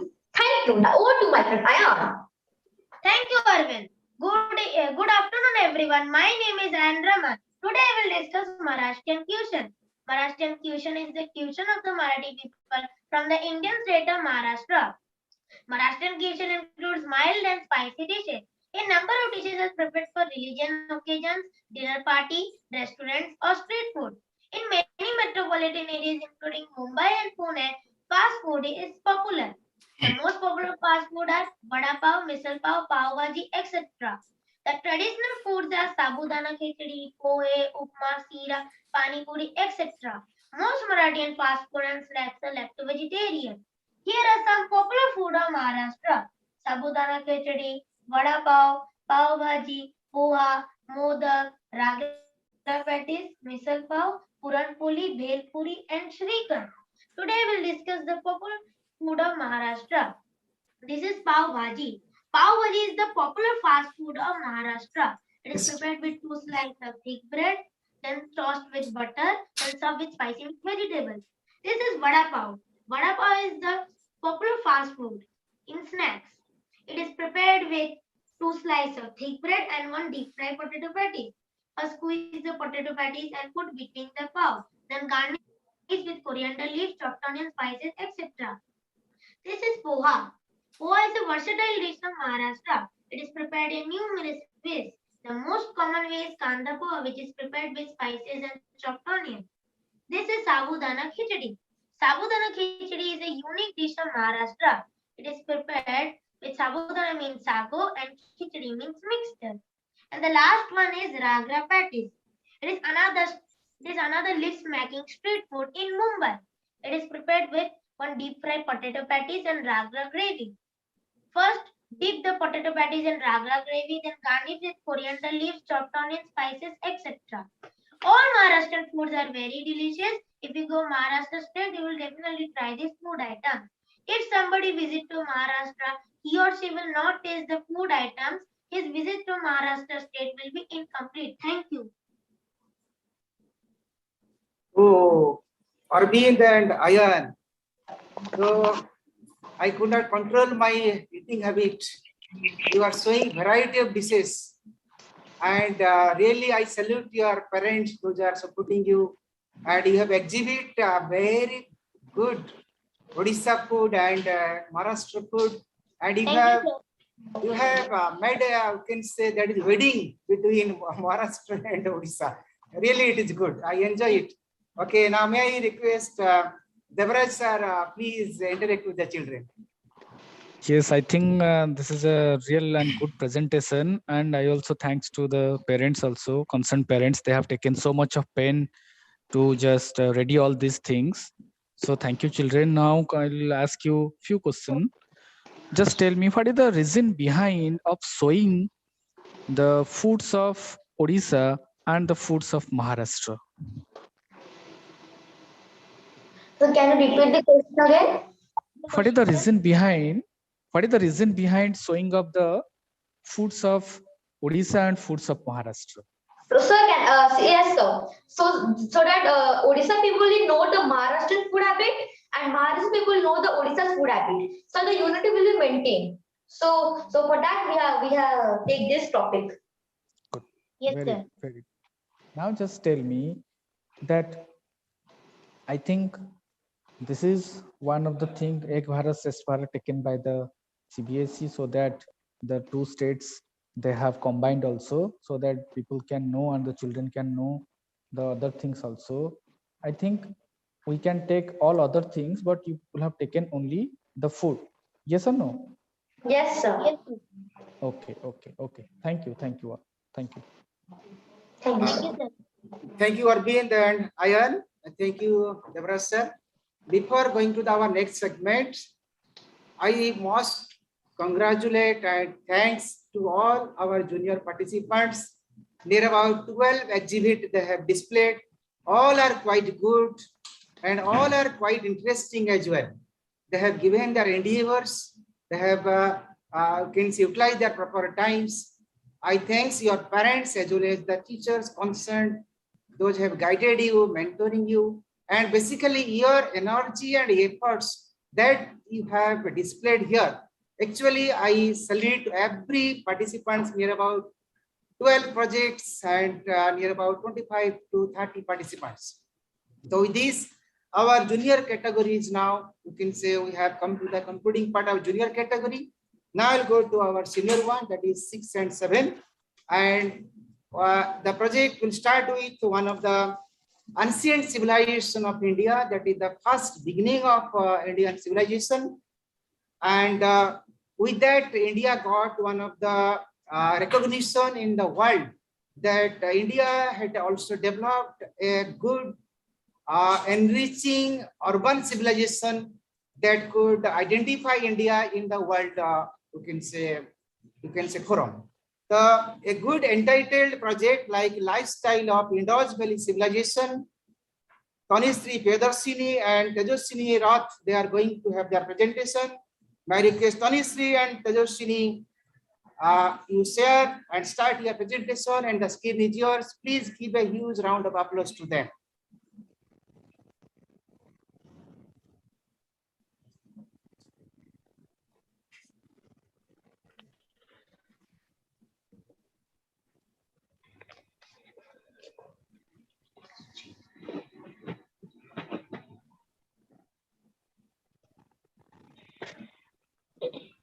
Good afternoon, one and all present over here, respected teachers and my dear friends. I am Tanishri Pradashni with my partner Tejashni Rath of Class 6, Section 8. Today we are going to represent on the topic, the lifestyle of Indus Valley Civilization.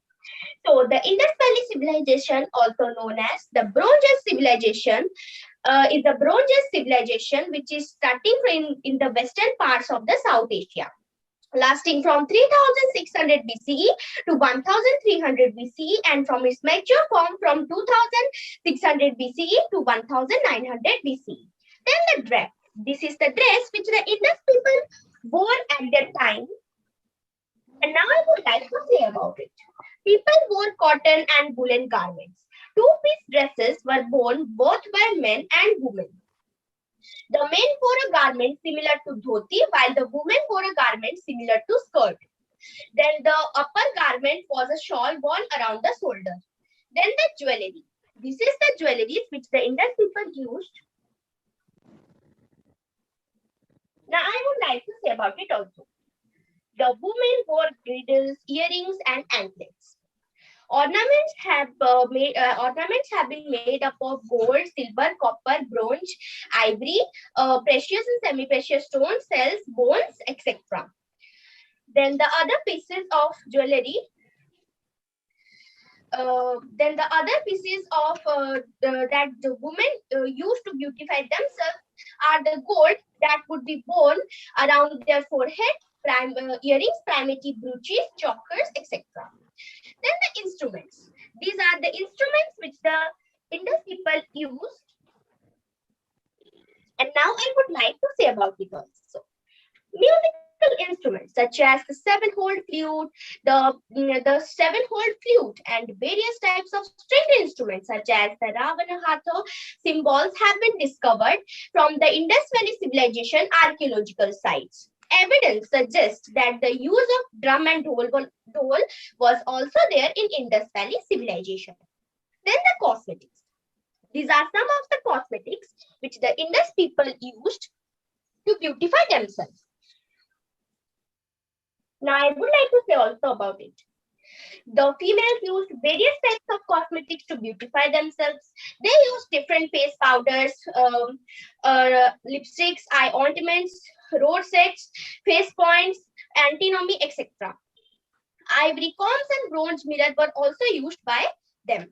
Then the life of people. The quality of life of people was better in the Bronze Age as compared to the Neolithic Age. They had more comforts and leisure. They amused themselves by singing and dancing.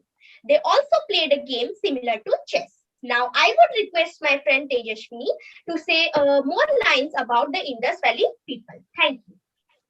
Thank you, Tanishri. So now I am going to explain some more points about the lifestyle of Indus Valley civilization with the help of this model. So let us first know about the toys of Indus Valley. The people had mastered in the art of making toys with terracotta, the animal figurines, utensil sets, and some puzzle games and cards are some common toys. The most common animal figurine that is also rampantly used in the Indus Valley series. So the next thing is about the pots.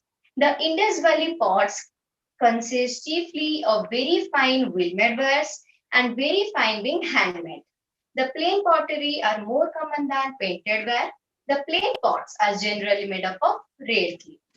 So the next thing is about the script. The script of Indus Valley civilization is known as pictography, as the characters are largely pictorial but also included many abstract signs. According to some historians, the Indus scripts were probably written from right to left, but this script has not been deciphered. The next thing is about the seals. The seals have been the main source of information about the religious beliefs of people.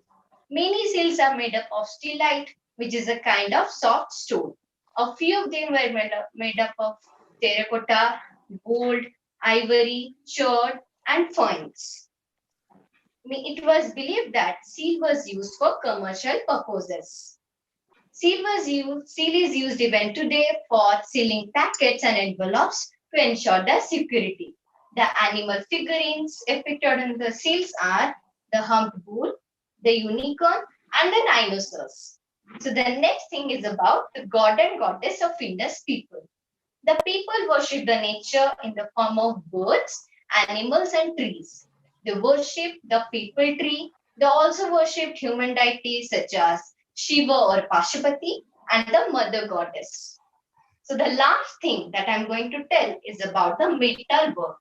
The Harappan metal artisans used variety of metals such as gold, copper, bronze, and silver widely. Many bronze tools and statues have been discovered.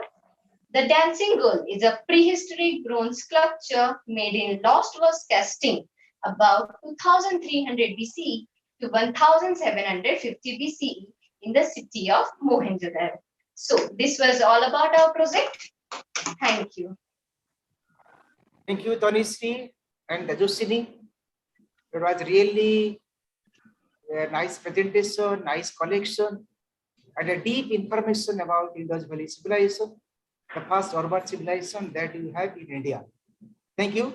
And may I request Manora Madam, please interact with the children. Yes, sir. It was a well presentation by both the students, Tanushree and Tejaswini. Now, can you tell me, my question is that most of the Indus Valley sites are found in which state of India? Ma'am, like Gujarat, Rajasthan, Haryana. Okay, thank you. Then can you tell me where was the Great Bath found out? At which place? Mohenjo-daro. And Mohenjo-daro is in which country now? Ma'am, Pakistan. Okay. And the pottery which you have shown, that is made up of which thing? The pottery which is there with you. The pots. The vase which you are having there, yes, just there only. That is made up of what? Ma'am, with red clay. That.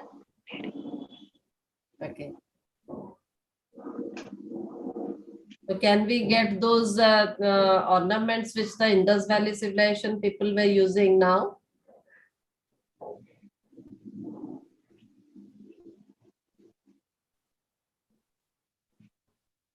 Ma'am, can you repeat the question?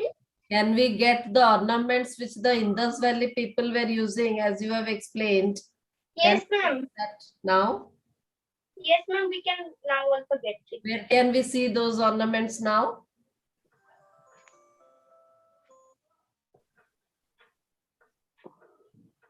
Where we will find? In museums? No? Yes, ma'am. Yes. Okay, thank you. Thank you, ma'am. Thank you, Tanushree and Tejaswini, once again for your presentation. Now we'll go to our next segment. And the theme of the project is regarding the mighty empire. We can say that was the first mighty empire extending from, we can say it is Afghanistan to near about South India. And also we cannot forget the empire because we are having a bitter experience about the empire so far Odisha is concerned. The project title, Contribution of Mauryan to Contemporary India, and they are going to be presented by Alankar Patnaik, Priti Jhankar and Krishna Das. May I have your presentation, please?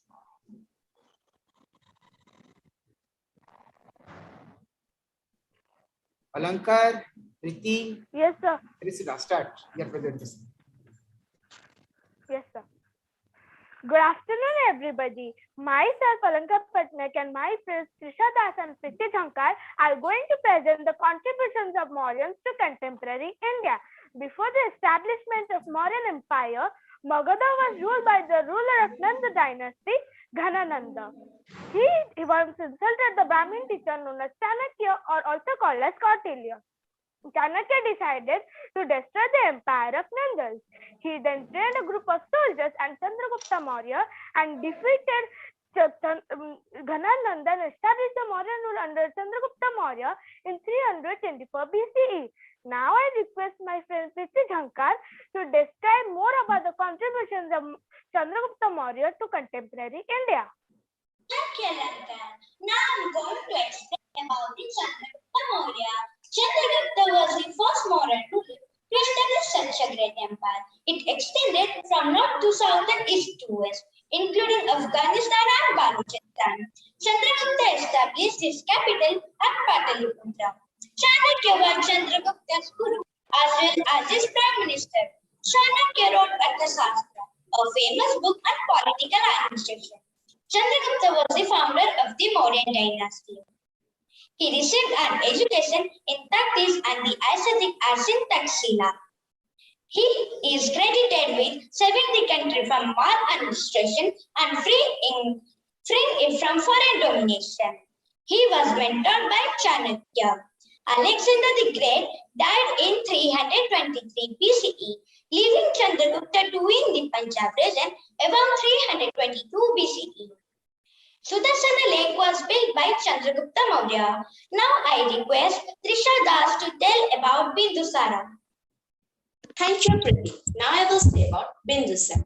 Bindusara ascended to the throne after Chandragupta Maurya and ruled up to the year 273 BC.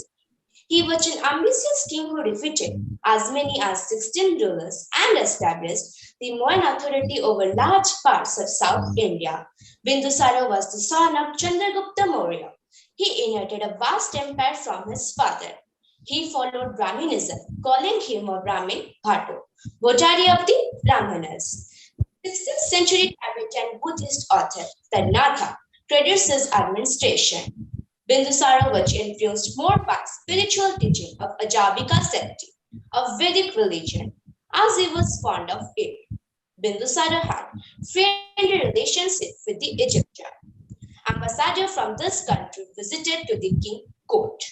Bindusara which called Amrita Ghato, which means who can end off his enemies. According to Ashoka Bhadra, there were 500 royal councillors in Bindusara's administration. It also mentioned that Bindusara sent Ashoka to lay siege to Taxil without a weapon on chariot.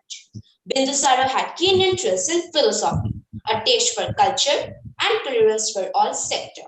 Now I request my friend Alankar Patnaik to speak something about Ashoka. Thank you, Trisha. Chakravartin Ashoka or Ashoka the Great was a prominent emperor of India in 3rd century BCE. 3rd century BCE. He helped in spreading of Buddhism across ancient Asia. He built several shrines and monasteries and engraved Buddhist teachings on rocks and pillars at many places. He pursued the path of peace and non-violence, adopted a humanitarian approach towards governance and policy, and introduced several social welfare measures, which included the establishment of medical treatment facilities for humans and animals and plantation of medicinal herbs.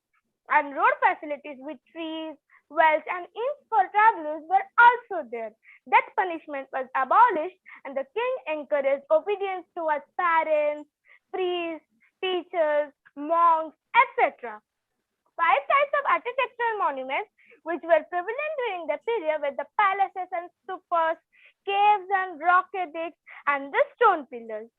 The Pahin, a Chinese traveler, remarked that the palace of Ashoka must have been constructed by gods, and the stupa is famous as a spiritual monument. The stupa of Sanchi is one of its examples. The Mauryan rulers dug many caves for the monks to live in. Such caves have been found in Barabara Nagarjuna Hills and the Tyakshin Dargunj near Patna. And the rocky digs have been found in Sasrama in Bihar, Berat in Rajasthan, and Rupnas in Central Province. The Ashokan pillars are the finest examples of the Mauryan art. They are made up of single stone cut out from the Grejana. The pillar of Sarnath has an inverted lotus with petals and has a beautiful depiction of four Asiatic lions featured back to back, which are noted to symbolic power, confidence, pride, and courage. It also has a spoked wheel known as the Ashoka Chakra. It is the Dhamma Chakra set in the nation by Gautam Buddha. The seal of four lions, or the national emblem, can be seen on all official papers, notes, and coins of India. He implemented the principles of peace and ahimsa for restricting royal hunting practices and animal sacrifices for royal kitchen. He established 3 veterinary hospitals and dispensaries at Patliputra. Due to massive development, India started exporting silks, spices, textiles, and exotic foods. Now I request my friend Priti Jhankar to describe and explain more about the Ashoka Chakra. Thank you, Lankan. Now I'm going to explain about the Ashoka Chakra. The Ashoka Chakra is a depiction of Dharma Chakra, a wheel represented with 24 spokes in Buddhism. It is called so because it appears on a number of edicts of the Ashoka, most prominent among which is the land capital of the Ashoka. Most visible of the Ashoka Chakra is today at the center of the flag of India, where it is rendered in navy blue color on white background, replacing the symbol of Charkha of the pre-independence version of the flag. The circular Ashoka Chakra illustrates the progressive of the country. So this was all about the contributions of Mauryans to contemporary India. Thank you for your patient listening. Thank you, Alankar, Priti, and Trisha. It's a wide presentation about the Mauryan, their art, architecture, their culture, and their monuments. They have contributed a lot for Indian cultural heritage. And may I request Devraj sir, please interact with the children. I think it's really a nice presentation by three. I think they have given a lot of information about the contribution. So my first question, that what is the capital city of the Mauryas? Sir, Pataliputra. Acha, Patliputra. Acha, at present, what is the state? Which state it was? It is? In Bihar. Bihar. Yes, good. And they have take away the power or took away the power from which ruler? Mauryas? Nandas. Acha. They have constructed, you have told, they have constructed many things, that is your roads and all the things. Then what is the longest road they have constructed? Have you heard that one? That is one road they have constructed from Patliputra to Taxila.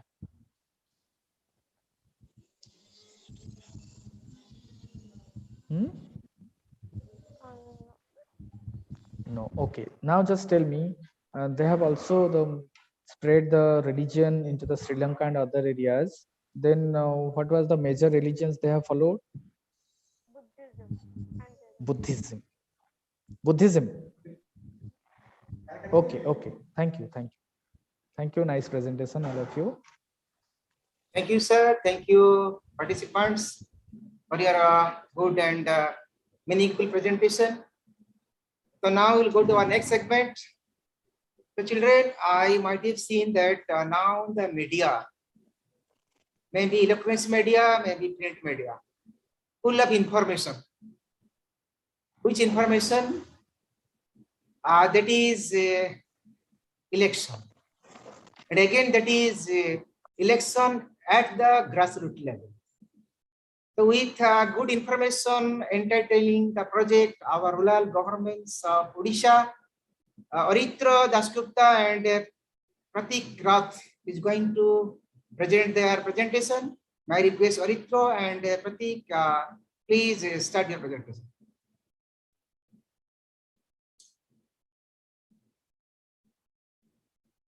Yes, you are quite visible. You start. Aritra and Pratik. Yes, sir. Start.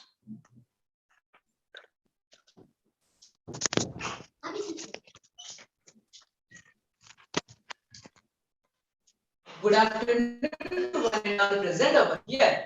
Me, Aritra Das Gupta, and my friend Pratik Rath are going to discuss about the rural governance of Odisha.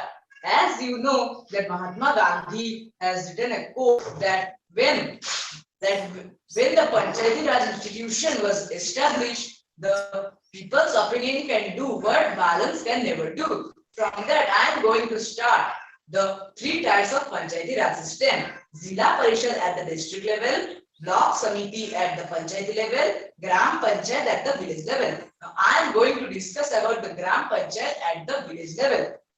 The Gram Panchayat is a basic democratic structure at India's level. It is located at the grassroots level in India. There is a Gram Sabha which help to elect the representative which are over 18 years of age. The village panchayat helps to seek all the justice and maintain peace in the society. There are over 250,000 villages in India. Rajasthan was the first state to establish Gram Panchayat on 2nd October 1959. Now I request my friend Pratik to tell some lines on Block Samiti. So Pratik, please. Thank you, Aritra. Now I would like to tell some lines about Block Samiti. There are certain problems which are common to many villages. With limited resources, they are unable to solve them.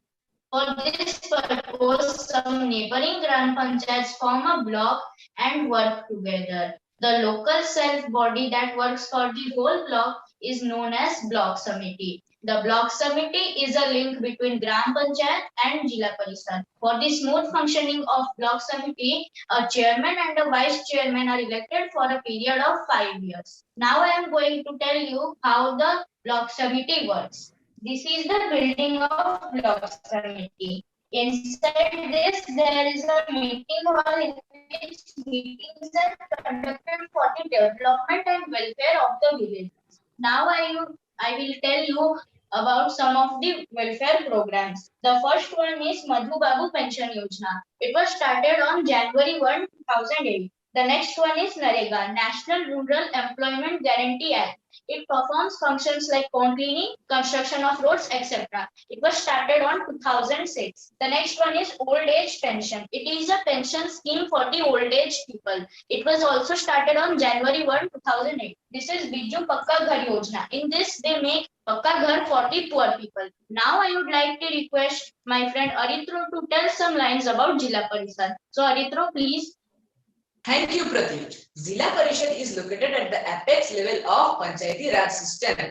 The member of legislature and the member of parliament are the member of Zila Parishad. Taxes on water, pilgrimage, bridges, flyovers are some of the common sources of income of Zila Parishad. Fixed grant from Block Samiti and Gram Panchayat are the sources of income of Zila Parishad. Now I request my friend Pratik to tell some lines on Zila Parishad. So Pratik, please. Thank you, Aritra. Now I am going to tell some lines about Jila Parishad. Jila Parishad is in the apex level of the Panchayati Raj system and Block Samiti is in the middle level of the Panchayati Raj system. Jila Parishad also distributes its funds with Block Samiti. It also informs the government about working of local self-governing bodies. Thank you for your patience for listening our project district. Thank you, Aritra and Pratik. You have given a detailed images and pictures of our rural government of Odisha, and your project is there, your description was there. And now may I request Monroe Madam, please interact with the children. Well presented, dear students. Thank you, ma'am. Can you tell me how is the members of Gram Panchayat elected? Ma'am, can you repeat again? How are the members of Gram Panchayat elected? Members of the Gram Panchayat Gram Sabha. And who constitute the Gram Sabha?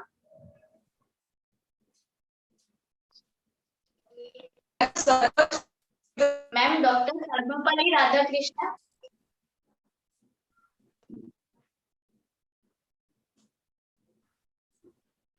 Okay. Then can you tell that who conducts the, actually tell me that these are the three-tier system. Panchayati Raj system is also called as three-tier system. It is the all these members are elected or selected? Ma'am, they are elected. Members to block samiti, members to Jilla Parishad, they are elected or selected?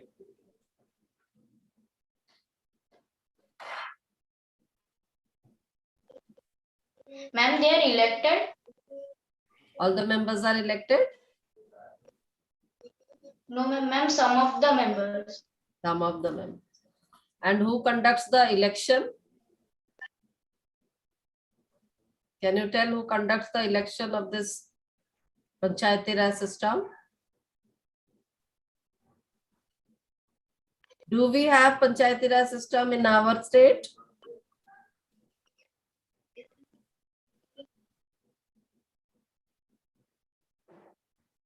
Yes, ma'am. Yes, we have Panchayati Raj system in our state, and the state election commission used to conduct the election to the Panchayati Raj system. Thank you. Well presented. Thank you, students.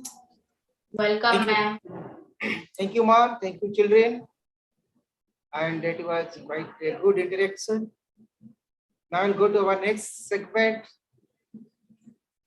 Dear participants, some of the rulers, they have contributed a lot to enrich our culture, our civilization, and our heritage. So with a great entitled project, the three great rulers of ancient India, Afsin Kausir, Anwesha Jena, Nabya Nivedita Baral, they are going to have their presentation. I welcome them and please start your presentation. Afsin, Anwesha, and Nabya. Thank you, sir. Good afternoon, everyone present on this virtual platform. Respected judges, teachers, and my dear friends. I, Anwesha Jana, with my friends Nabya Nivedita Baral and Afshin Kaushal of Standard 6C. India has witnessed the rise of many legendary kings who have not only ruled our nation but also influenced its development socially, politically, and economically throughout the years. Many of these rulers have founded, building, and patronized a number of monuments throughout their era. These monuments not only symbolize cultural events but also reflect Indian craftsmanship and uniqueness that attract millions of tourists every year. Today, we are going to display our project model on three great rulers of ancient India, their empire, and the contribution to build a harmonious, diverse, and strong society. Now, I would like to request my friend Anvesha to continue. Thank you, Nabya. Ashoka succeeded to the throne of modern empire in 272 BC after the death of his father Bindusara. He is remembered for his efforts to spread the message of peace through Buddhism among the masses. King Ashoka is popularly known as Ashoka the Great. In his inscriptions, he is called Devanampiya, beloved of gods, and Piyadashi, one who looks after the welfare of his people. Ashoka had built a number of stupas, monasteries, and pillars. The most famous monument is the Sanchi Stupa. It was the best example of art and architecture that flourished during his rule. Ashoka conquered Kalinga, modern Odisha, to complete his rule over almost the whole of India. There is a huge loss of life and property. Filled with remorse and repentance, he renounced war and violence forever and became a devout Buddhist. To propagate Dharma, he appointed a class of high officials called the Dharma Mahatmas. After doing a lot for his people, he break his last on 232 BCE at Pataliputra. But his memories still survive for what he attempted to achieve and the high ideals he followed to do justice to the people. Now I request my friend Nabya to please continue. Nabya, please. Samudragupta shall even be remembered for his multifaceted personality. He could be compared with Alexander the Great for his conquest and Ashoka the Great for his religious tolerance in empire building. Because of Samudragupta's achievement, the Gupta period in Indian history is referred to be the Golden Age. Chandragupta I was the founder of Gupta dynasty. He succeeded his father in 335 CE and ruled up to 375 CE. He dreamed to make India a country of united use of religious, caste and class under his rule. A gold coin with the inscription on his head was on stock on an occasion. He was a liberal and kind-hearted ruler. He worshipped Lord Vishnu and allowed everyone to worship the Almighty in any manner they liked. He had many Buddhist scholars at his court. He was known for his encouragement at art. He was a poet and wrote many books and was well versed in religious scriptures. He was also known as the Napoleon of India. Samudragupta's inscription was relative to the edict of Ashoka. Allahabad pillar inscription was of Samudragupta. It was almost completely circle and was written around the minor edict of Ashoka. Samudragupta breathed his last in 380 CE. But in year 375 CE, his son Chandragupta II succeeded him and ruled the Gupta dynasty after his death. Now, I would like to request my friend Afshin to continue. Thank you, Navya. The last great and powerful ruler of India was from the Vardhana dynasty. He was Harshavardhan, the son of Prabhakar Vardhan. He ruled from 606 to 647 CE. His rule was mainly in North India. His rule is renowned for peace, stability, and prosperity. He was a great patron of learning. We get a lot of information about him from Harsha Charitra written by Banabhatta. He himself wrote 3 plays which include Ratnavali, Priyadarshika and Naganan. He made coins of crescent shape crowned with a Brahmin numerical on the left. We also get some information about him from the travel accounts of a Chinese traveler, Yongzhang, who visited India in the ancient times. Nalanda University was made by Kumaragupta I, who was from Gupta dynasty, but it was greatly patronized by Harshavardhan. It was one of the leading universities of the ancient times. Students from all over the world come here for education. Harsha followed the Mahayana branch of Buddhism and worshipped Lord Shiva and Surya. In 647 CE, Harsha died and the Vardhana Empire lost its glory, and soon India was divided into many small kingdoms. I hope you liked our presentation. Thank you and have a wonderful day ahead. Yes, we liked it. I've seen Anvesa and Navya. You are quite 3 similar child, three similar poster, 3 similar project. It's a beautiful combination and symmetry. And also beautiful presentation. Beautiful presentation about the 3 emperors and those have made India proud. And before that, my request, Devraj sir, please interact with the children. I think really the 3 child, they have splendidly explained all the things, and really their presentation was very good. So my questions to a small question I want to ask, the Nalanda University, what they have told that is situated in which currently state of India? Sir, Bihar. Bihar. Acha, you file explaining the fast call. I think was explained fast. Sir, I Anvesha. Anvesha, you are telling at that time regarding the religious tolerance. What do you mean by that, religious tolerance? Sir, can you repeat that again? Question. You have told while your explanation that religious tolerance. What is the meaning of that? You have used that word. You have only prepared, or you have understood that meaning? So that he Anyone allowed can. every religion to follow. Yes, what you have told, na, he had allowed all the other religions to practice and to follow. That is called as the religious tolerance. That means he's not strict to any particular religion. That is called as the religious tolerance. Okay, thank you. Your presentation really nice. Good. Okay, thank you, sir. It was a nice presentation, a nice interaction. And children, just again, a reference I'm telling that sir is asking about religious tolerance.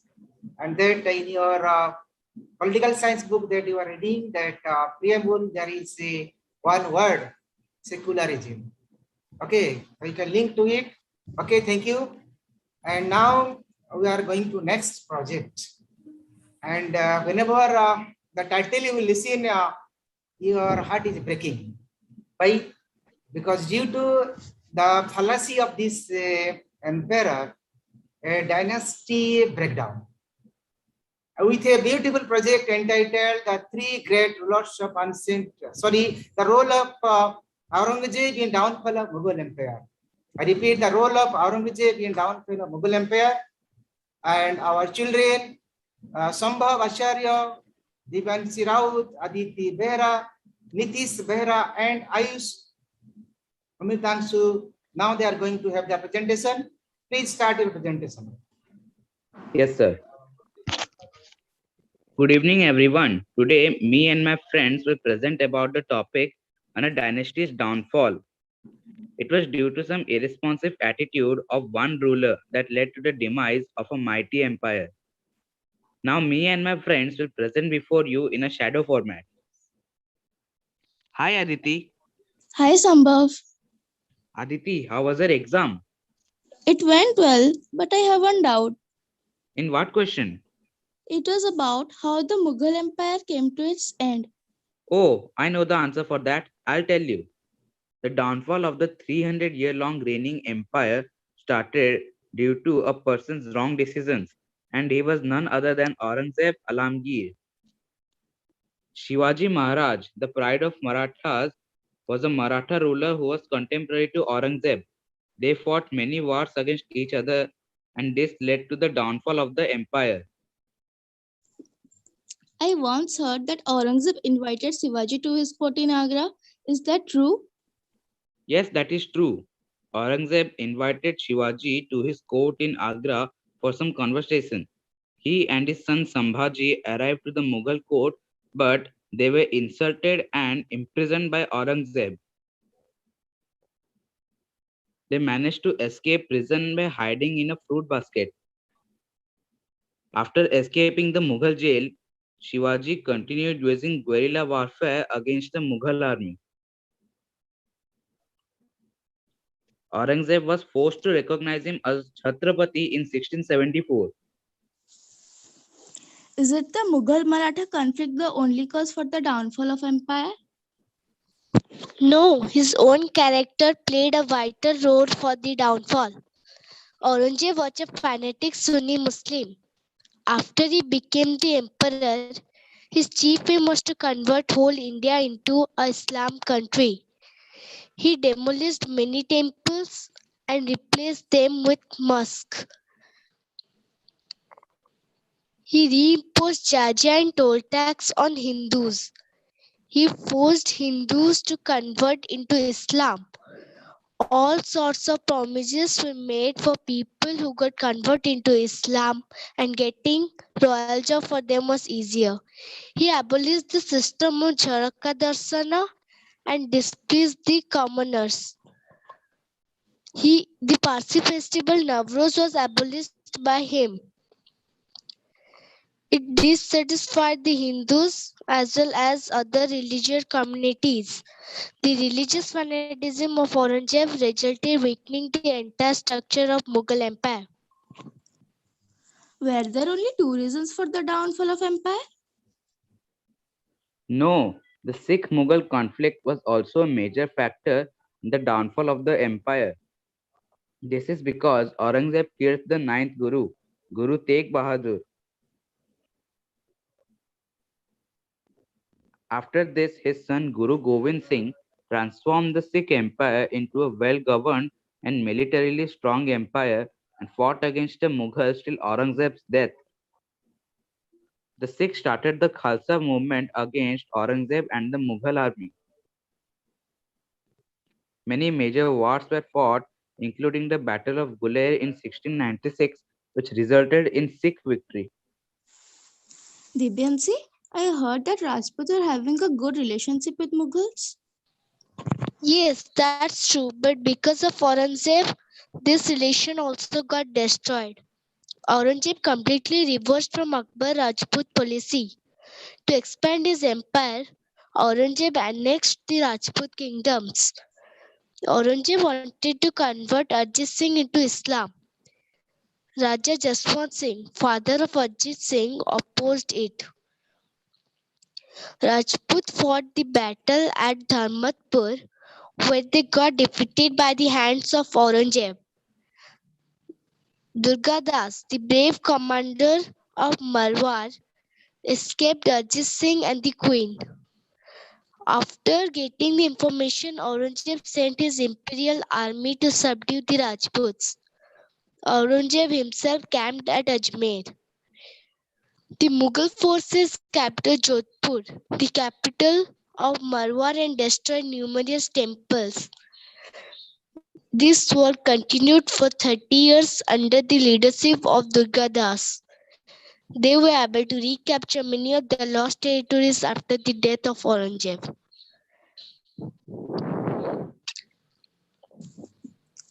Oh, now I understood how the Mughal Empire came to its end. Thank you both of you for the information. Did you know Aurangzeb remained in Deccan for over 20 years to look after the revolts in south? During this period, many independent states were established and many revolts broke out in North India. In the last lines of Aurangzeb's autobiography, Alamgir Nama, he wrote how he regretted his decisions as a ruler and requested no money to be spent on his cremation as he didn't want to spend anything on the body of a sinner. Thank you everyone for joining us in our presentation. Thank you, Sambhav, Vidyansi, Aditi, Nitish, and Ayush. It was really a good presentation, and you have displayed your shadows. I might have taken much more pain. Thank you. May I request Manora Madam, please have the introduction of the children. It was really a nice presentation with shadow. Very good, students. Keep it up. Love to see this type of presentation. It was completely a new one. Nice. Now tell me that Aurangzeb did a lot to support the Islam religion. Am I right? As you told? Yes. Yes, ma'am. So he has imposed a religious tax on Hindus. What Yes, was it? ma'am. Jazia. Jazia. Jazia. Okay, as you told, the Aurangzeb was responsible for the downfall of Mughal Empire, right? Yes, ma'am. Yes, ma'am. Did the Mughal Empire ended or declined after Aurangzeb's death? No, ma'am. No, But it ma'am. survived. So it survived till which year? Bahadur Shah Zafar, 1857. 1857. And when did Aurangzeb died? Ma'am, Aurangzeb died 1707. Ma'am, in 3rd November, March 1707. 1707. Thank you. Good presentation. Thank you, ma'am. Thank you, children, for your nice presentation. Now we are going to have another one, a beautiful one, and it will give message regarding that why the corona has occurred and why it is not going. Why the major cities in Odisha, there the you can say the heat is increasing. But what region, many more diseases are there which are incurable. With a project entitled The Climate Changes in Ladakh and Antarctica over 50 years. Now, Akruti Patnaik, Rishitesh Padjoshi, Divyanshu Patsani, and Padmajyoti Mahapatra, they are going to have their presentation. May I request participant, please have your presentation. Akruti, Rishitesh, Divyanshu, and Padmajyoti. Yes, Start your presentation. Yes, sir. Yes.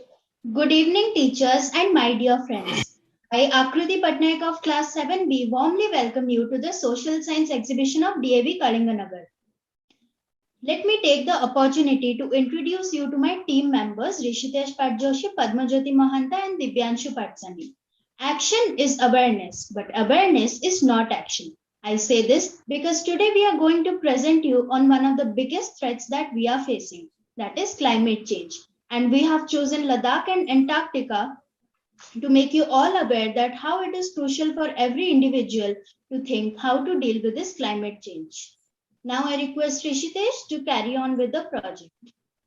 Thank you, Akruti, for giving this opportunity to me.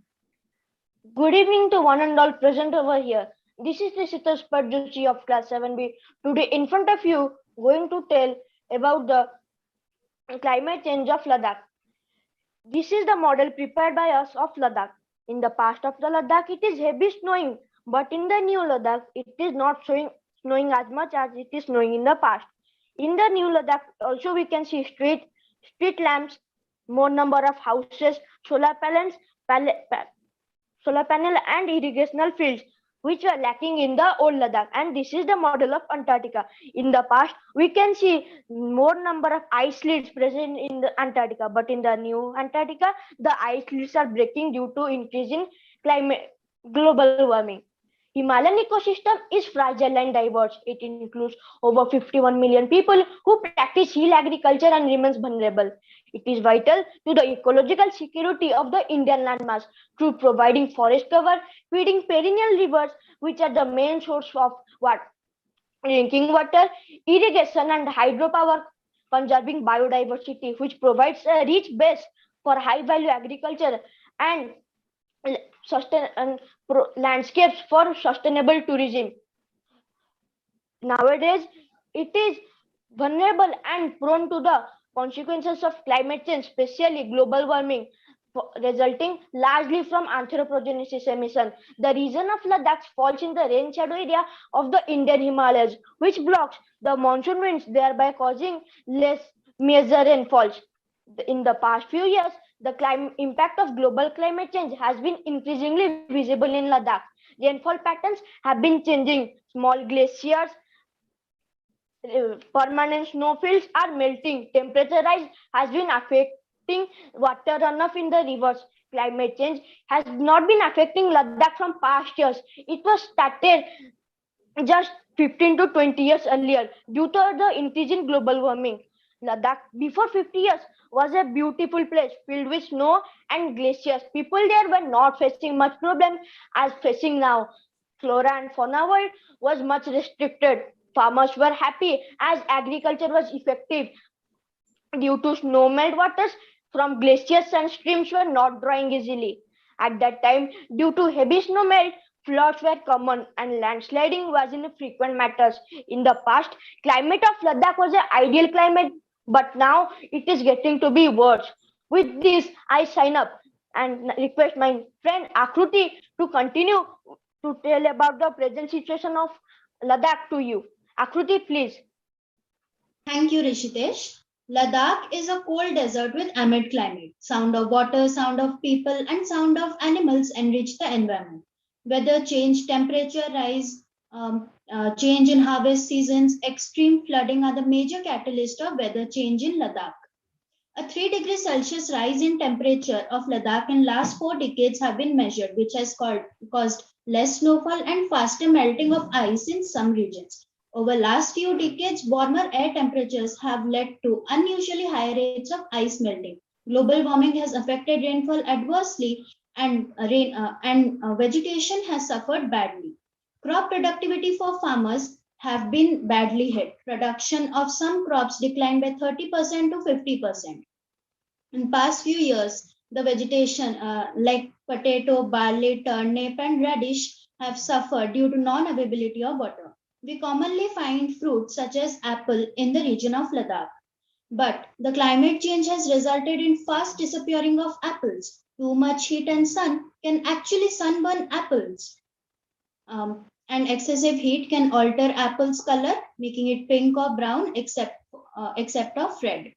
There has been a major effect of climate change on lifestyle as well, such as increase in population, and organic farming has changed to chemical farming, and rising demand of tourism have led to major water crisis. To tackle climate change and develop adaptation strategies, many initiatives are taken and need to be continued, such as climate schools are set for local students to teach them the importance of climate, water, and air in our lives. Automatic weather stations are set up in the villages of Ladakh so that weather data can be recorded, which includes amount of rainfall, amount of snowfall, maximum temperature, minimum temperature, etc., which helps farmer decide when to sow, plow, and harvest. Now I request you to take a view of the chart paper in my background, which includes all the details of the impact of climate change on Ladakh. Thank you, and I now request Divyanshu to continue with the presentation of Antarctica. Thank you, Akruti, for giving me this opportunity. Good afternoon to one and all present over here. I'm Dibenshu Patsani of Class 7B, going to tell about how was Antarctica 50 years before. Through PPT. The Antarctica is located in the Earth's southern hemisphere.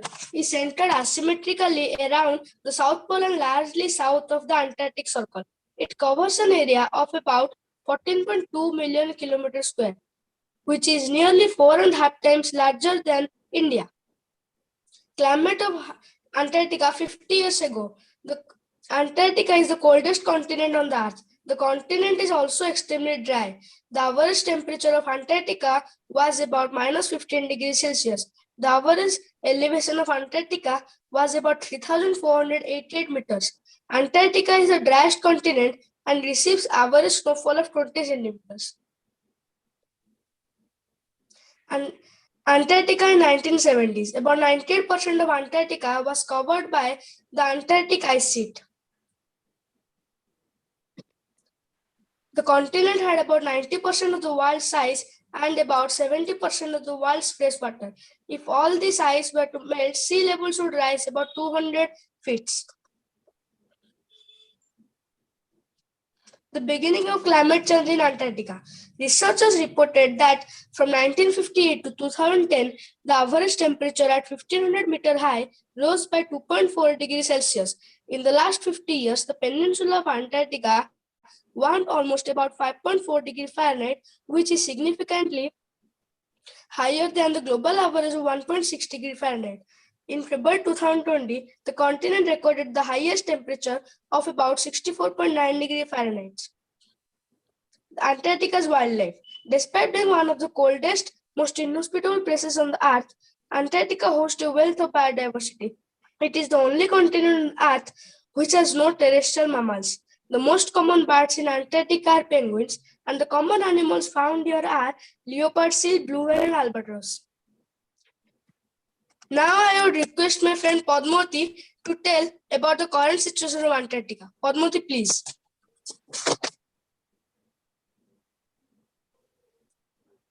Thank you, Dibyansu, for giving me this opportunity. Good evening, everyone. I, Padmajyoti Mahant of Standard 7B, will take you through the present situation of Antarctica.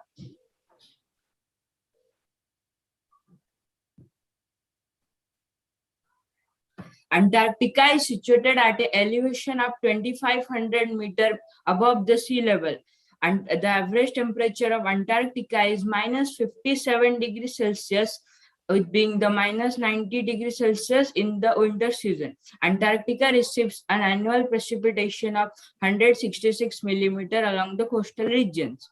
The indicators of climate changes are increasing in the temperature over the land, melting of glaciers, rising of sea levels, unequal heating in ocean and seas, increasing in the temperature of the sea surface, decreasing of the snow, increasing in the temperature of Earth's lower atmosphere.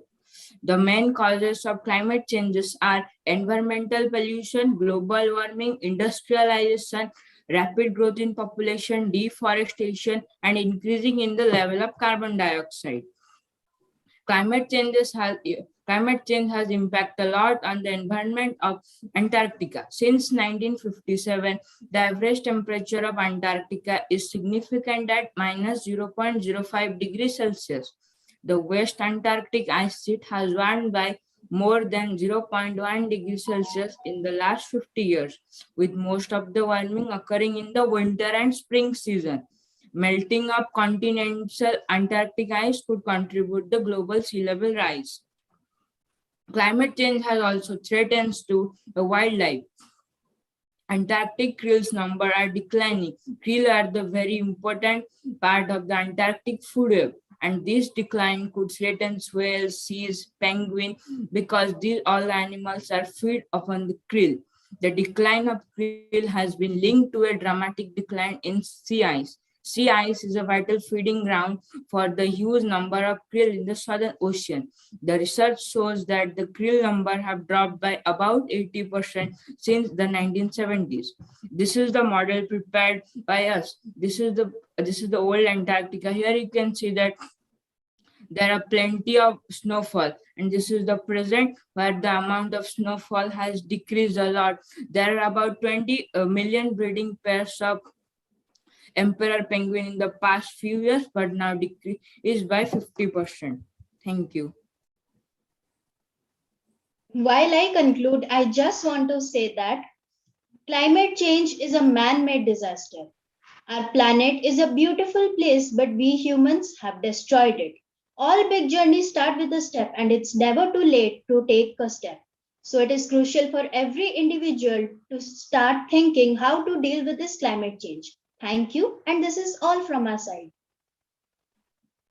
Thank you, Akruti, Rishitesh, Divyanshu, and Padmajyoti. Thank you, sir. You have a good presentation, good model, and well coordination. And it's a nice presentation. May I request Devaraj sir, please interact with the children. Yes, it's really a burning topic, and also these people have explained in such a nice way with a clear cut idea. All have got. So here now, I think a while explanation of the Rishitesh, he has used few words. One word he has used during the time of explaining of the Ladakh, sustainable tourism. What is the meaning of sustainable tourism? You have used that word. Sir, means it will be a very easy tourism. Means the tourism at. Yes, sir. The Okay, sustainable means we can continue the tourism over a period of time. In the past of the Ladakh, tourism was not as much, but in the new Ladakh, when Ladakh improved and advanced, tourism has also been increased. Acha, sustainable tourism means that we should develop the tourism without hampering the Himalayan and the Ladakh part or environment. Okay. Yes, so now, next, we have already seen the situation, how the climate change is just changing such a faster rate, and there's a global warming is a major issue. So Yes, sir. you just tell me, what do you mean by global warming? Yes, sir. Padmanjyoti, you just tell me global warming. Sir, global anyone can warming is do the Global overall warming increase of refers to the Earth's increasing temperature. of the temperature globally. Acha, okay. Then what are the steps we can take at the local level? This all the government is doing and the whole world is doing, but at the local level, what you will suggest the Ladakh area, the people those who are staying, what the things they can adopt, and the tourists those who are going, what are the steps that they can take so that this problem and the changes what they are facing, the problem that can be minimized? Yes, sir. Sir, Sir, in Ladakh, the people are burning fire more and more, which emits CO2. Sir, CO2 causes global warming. So, as the CO2 emits, the snowfall decreases, glaciers melt quickly, more quickly. So this must stop burning of that dead wheat crop. Okay, okay. Thank you. Thank you. And Thank you sir, all. we can do the plantation of trees. And sir, we can save water. By And sir, limiting the increase the uses of awareness. refrigerator and Stop air using conditioner. plastic and save water. And the tourism is also increasing. So they need to be aware mainly in those regions, and we can also help the NGOs. Okay. Thank you. Thank you, sir. It was a healthy and nice interaction. And the participants are trying their level best to satisfy you. Surely, surely. Yes, sir. Okay, thank you, sir. Now we'll go to another warning topic as well. And also it is a concern for the human settlement nowadays, whether the human being or human settlement will survive or not. So with a good, you can say, title, that is Endangered and Extinct Animals, Arpita, Champati and Bhivan Naik, they are going to have their presentation. And Arpita and Bhivan, now the screen is yours. Thank you, sir.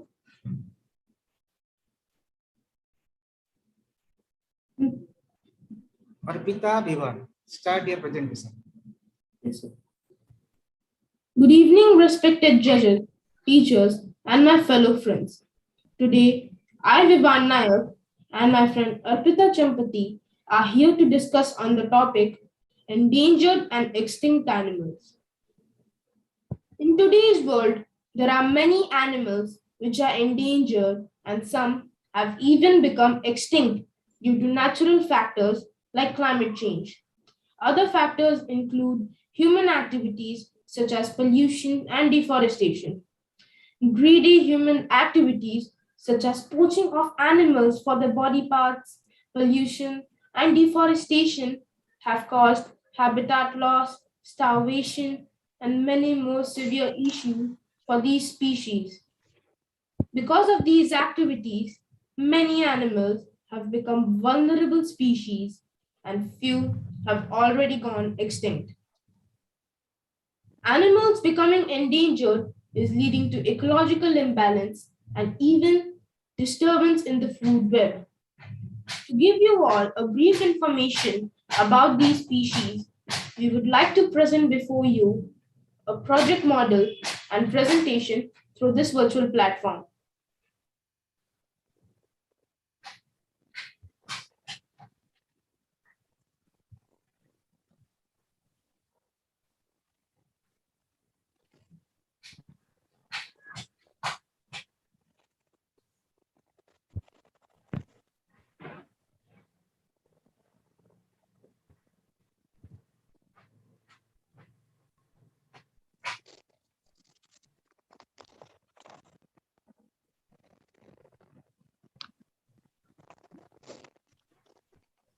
And now, I would request my friend Arpita to give us some more information on extinct animals.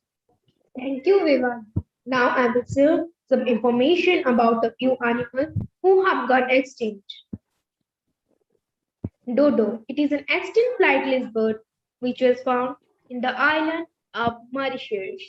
The closest living relative of dodos were the Nicobar pigeons. It has been suggested that male could reach the age of 21, whereas the female could live up to 70. It probably survived on crabs, fruits, shellfish, nuts, roots, etc. Woolly rhinoceros. Woolly rhinoceros is an extinct species of rhinoceros that was common throughout of Europe and Asia during the Ice Age.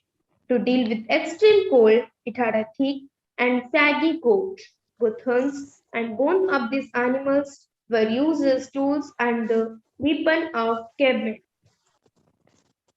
Passenger pigeon. The passenger pigeon is an extinct species of pigeon found in North America. It travels in flocks which are so dense and that it blackens the sky. The awkward jetty steps, the main reason for their extinction was early migration to north. They are froze to death. Thank you, Arpita, for sharing all this information with us. And now, let us know about a few endangered species around the world. The first one in our category is the one-horned rhinoceros, which is found in India. The state of Assam has highest of these. It is a vulnerable species. They are excellent swimmers but have poor eyesight. The next one is Asiatic lion, which survives only in India. Currently, it is restricted only to Gir National Park in Gujarat. They have different ranges of color in fur. Males have moderately mane growth at the top of their head. As a result, their ears are always visible. Also known as the panda bear, the giant panda is native to south central China. They are characterized by both black, white coat and its round body. Although it is a carnivorous, it is folivores, making up 99% of its diet. These were just a few endangered species we have shown, but the list is increasing rapidly. We need to protect the endangered species if we don't want to see them in pictures like other extinct animals. So, to protect endangered species, we should educate people about them, reduce pollution, and help the government and other organizations in conservation plans and save these endangered species from becoming extinct. And this is all from us. With this, we conclude our presentation. Thank you, everyone. Thank you, Arpita, Champati, and Given. You are having a beautiful model, colorful model, and many animals that you have discussed, and the human responsibility, our role and responsibility to save the animals and the plant, and otherwise the human being also will be one day extinct. Okay, so may I request Manora Madam, please interact with the children. Was a nice presentation. I would like to request Devraj sir to ask some questions. Okay. Acha. Arpita and Vivan. Okay, so I think now just tell me one thing. What is the main reason for the animals are coming under the endanger? What is the main reason? So, because many people have been poaching animals for their body parts because of Then pollution. making ornament with the body parts by killing them. Only that is the reason. So even pollution and deforestation. Acha, okay. I think the government has taken many steps for the protection of the animals. Yes or no? Yes, sir. Yeah. Like the wildlife sanctuaries and the national parks. Okay. So now just tell me, what is a national park and what is a wildlife sanctuary?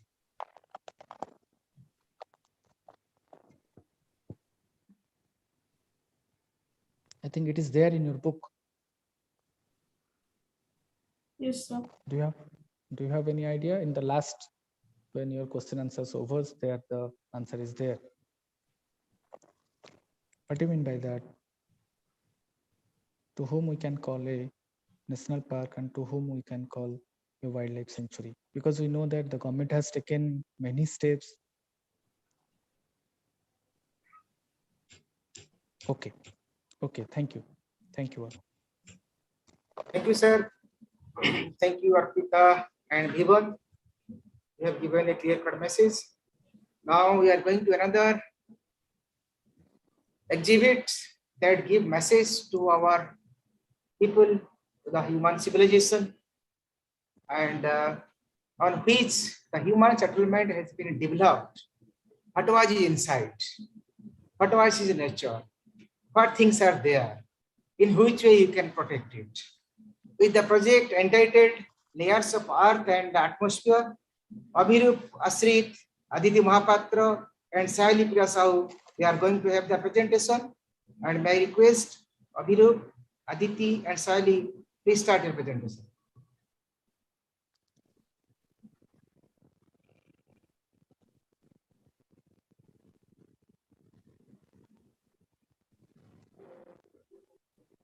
Please unmute yourself. Your sound is not coming. Aditi, unmute. Yes. Unmute yourself. You are muted.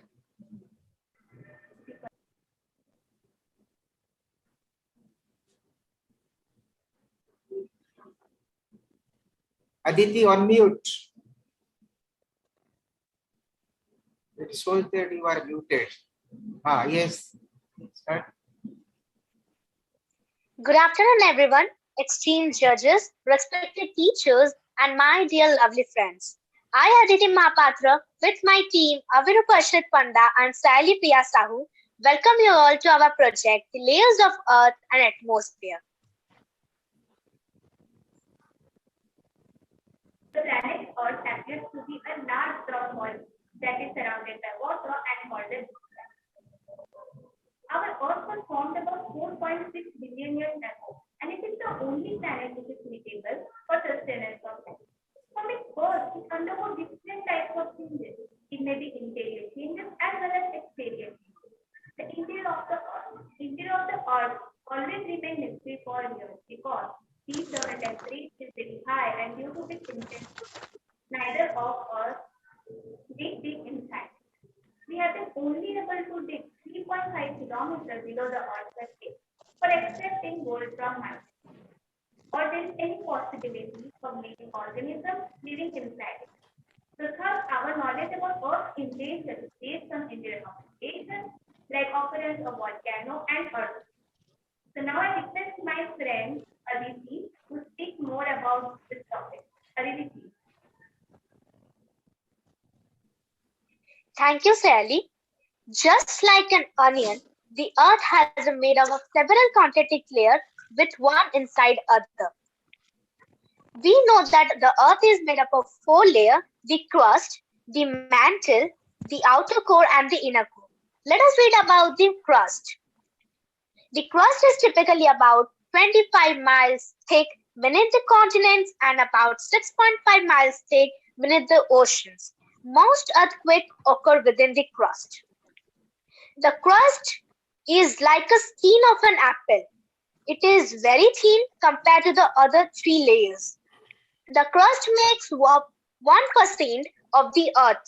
The crust of the Earth is broken into many pieces which are called plates.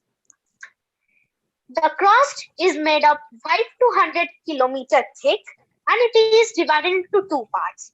The organic crust, very dense, is made of basalt, and continental crust, less dense, is made of granite. Now let us read about the mantle. The mantle is the layer below the crust, and it is the largest layer of the Earth. It is made up of molten rocks, preliminary silicates. The mantle is divided into 2 regions, the upper and the lower section. The mantle is the middle layer of the Earth, and it is a very thick layer. Now let us read about the core. The core is mostly made up of iron, and it covers 1/3 of the Earth's mass. It is very hot layer. The Earth core consists of fluid outer core and a solid inner core. Now let us read about the outer core. The core of the Earth is like a ball of a hot metal. The outer core is solid, and the outer core is made up of iron and is very dense. Now let us read about the inner core. The inner core of the Earth has temperature and pressure so great that the metals are squeezed together and not able to move. The inner core is a liquid. Now I request my friend Aviru to tell more on topic. Thank you, Aditi. Like the Earth, there are too many layers in the atmosphere. They are troposphere, stratosphere, mesosphere, thermosphere, and exosphere. Troposphere. Troposphere is the densest layer in the atmosphere. About 99% of the world's water vapor is present in the troposphere. The temperature of troposphere lies between -4 degrees Celsius to -80 degrees Celsius. Above troposphere lies a calm and clear layer known as the stratosphere. Aircraft shouldn't fly in this layer because it provides visibility at its finest. The temperature of stratosphere is 0 degree throughout the range. The stratosphere also contains a special type of oxygen known as the ozone layer, which protects us from the harmful ultraviolet rays of sunlight. Above stratosphere present a layer known as the mesosphere. It is otherwise known as the ignorosphere. Meteors burn up in this layer. Above mesosphere lies a layer known as the thermosphere. This is the hottest layer with a temperature of 200 degrees Celsius to 500 degrees Celsius. The thermosphere is also ionosphere, which enables wireless communication. Radio waves can be sent to different places through this layer. Then comes the outermost part of the Earth's surface, the Earth's atmosphere, the exosphere. It has a temperature of 1500 degrees Celsius. Many planets roam in this layer. Their pressure is the lowest. The bottom line of the exosphere is known as the exobase. The Earth is a very important planet because it is the only planet where life exists. So we should preserve it to have these things in future.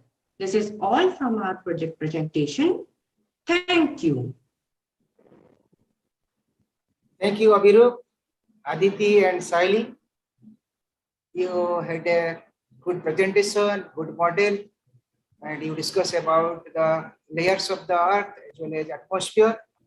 It's a nice presentation, complete presentation. May I request Deborah sir, please interact with the children.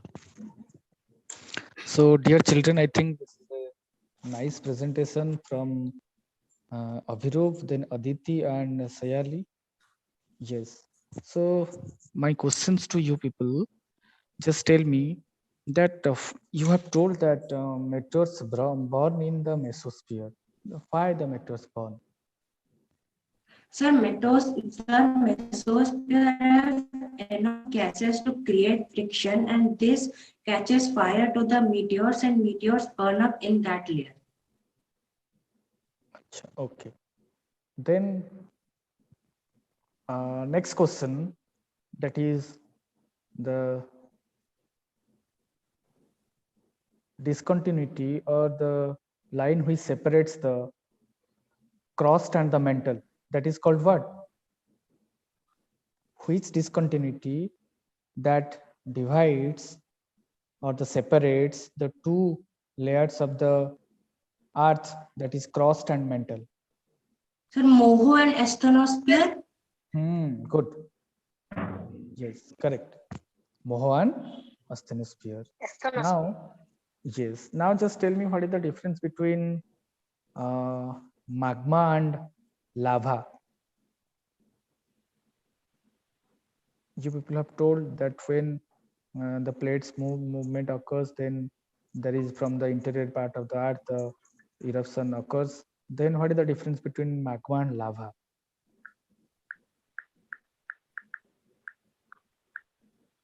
So lava is in molten state and magma is in solid state. No, when both the things are same, but when those molten materials comes out, then it is called as the lava. Then when it solidifies before the or below the earth surface, then it is called as the magma. Okay. Thank you. Thank you all. Yes, sir. Okay. Thank you, sir. Thank you, children, for your nice interaction. It was one of the healthy interaction. And miles to go precisely. There is one more beautiful presentation, and again there is a good coordination. And you see, nowadays there is one sensitive issue is there, and you do know the female can say what says mother, sister, or spouse. And also nowadays in the newspaper, in the media, the females are there, they are coming outside with a flying color and with a beautiful entitled like need of gender equality. Two children, Sojanya Misra and Amrita Sani, they are going to have their presentation detail and they will find out a solution how the gender equality is maintained and how the role of our responsibility of the human civilization. Now, may I request Sojanya and Amrita, please start your presentation.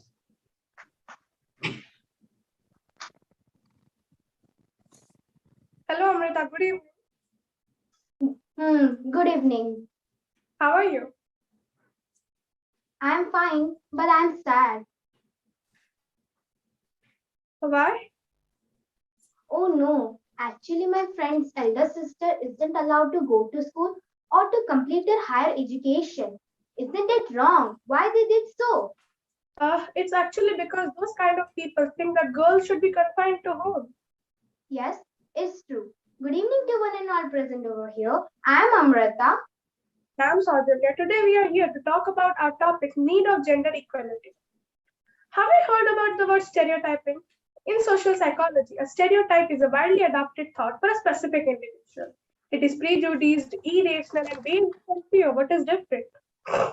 Boys and girls are differently encouraged to prefer their games, way of speech, clothing, and other aspects of culture. Girls are schooled to be soft and docile, whereas boys are trained to be strong and dominating. In these ways, society ingrains bad stereotypes in the mind of small children. With the passage of time, women's status lowered. Muscle power and money dominated the societies. Since men fought the war and ran the enterprises, they considered themselves as superior to women. Most of the women worked much harder than their male counterparts, but the invisibilization of women's labor failed to get due share. Today, when rural men are migrating to cities and the women took over the responsibilities of traditional work as well as looking after their farms and cattle. The condition of urban women is not very different. The work that she does is uncountable, but still faces the discrimination. The thing is, the role of the woman as a caregiver and a homemaker are not being accorded to its rightful place. Thus, women have been deprived of their rights and exploitation has been going on for centuries. With the development of science and technology, the gender of fetus can be determined. This is the reason why female poeticide and female infanticide is being practiced on a large scale. This has led to a drop of female-male ratio. Dowry deaths have become more common. The more educated and a better employed a group, the higher is the dowry demand. Thus, the birth of a girl child is considered inauspicious. Rape, sexual harassment, molestation, eve teasing, etc. are a common affair today. The condition of an Indian widow is quite deplorable. It is a shame that even after 74 years of independence, women are still exploited. All these points boil to a single cause, gender inequality. Gender inequality will not end until the universal education becomes a reality. Women have now started demanding their. Swami Vivekananda has already remarked that it is impossible to think about the welfare of the world unless the condition of women is improved. It is impossible for a bird to fly on one wing. In 1985, a separate Department of Women and Child Development was set up. Reservation in Panchayat and other government sectors, establishment of National Women Constitution, the measure programs included are Beti Bachao, Beti Padhao, TEF for Women, Mahila Kosh, etc. Teach the next generation that strong women can build a nation. Education makes women aware of her rights, rightful place in the society, and the factors that hampers her growth. It empowers her to emerge as a powerful force and ends the gender bias. They have achieved international fame in different fields. Inspirational women like Marie Curie, Rani Lakshmibai, Sarojini Naidu, Oprah Winfrey, etc. are some of the most empowered women. But why do you think they're empowered? It's because they trusted the abilities they had. No matter what other people said, they stood for themselves. People will talk about women empowerment, but it's only the woman who can empower herself. A new taxi service in Mumbai has been powered with a team of well-educated, reliable, and courteous drivers. Delhi Tourism has started Project Priyadashini, where women cab drivers and tourist guides are inducted into the Incredible India campaign. A national In 1909, the first Women's Day was observed across the United States, and now it is the International Day for every woman. Women's Day is celebrated on 8th March every year. A nationality's progress and prosperity can be defined by the way it treats its women folk. Men must recognize and accept the fact that women are equal partners in life. Women's operation is obstacle, but a powerful and free woman can create a miracle.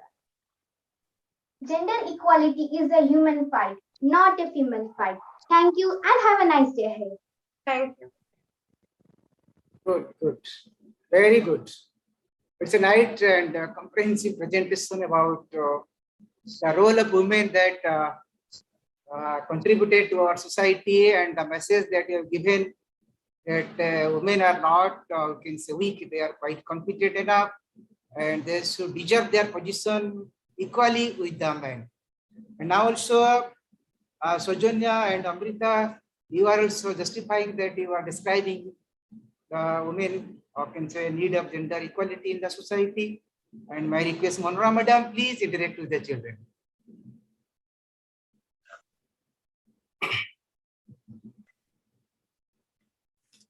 Okay, it's a nice presentation. Thank you, ma'am. I think Amrita, you said that men are superior to women. Yes, ma'am. So who made the men superior to women? Ma'am, in olden days, people believed that boys are more brave than girls. So there was a superstition that male were superior to women. And tell me, why do we need gender equality? Ma'am, we need gender equality because to run our nation, women and men must share equal opportunities with each other for the development of our country. And does the economy of our country is affected with gender inequality? Yes, ma'am. Ma'am, because men thought that women cannot do this work, so that is why there was an effect in the economy. And what is the best way to stop gender inequality? Ma'am, to stop the traditional rules attached with the males and females. Yes. Ma'am, to stop the traditional rules attached to the females and males. And who will stop that? Ma'am, we, the young generation, will stop that. Yes. Then you all have to be very, very aware. Yes, ma'am. To stop this gender inequality in the next generation. Yes. Thank you. Thank you.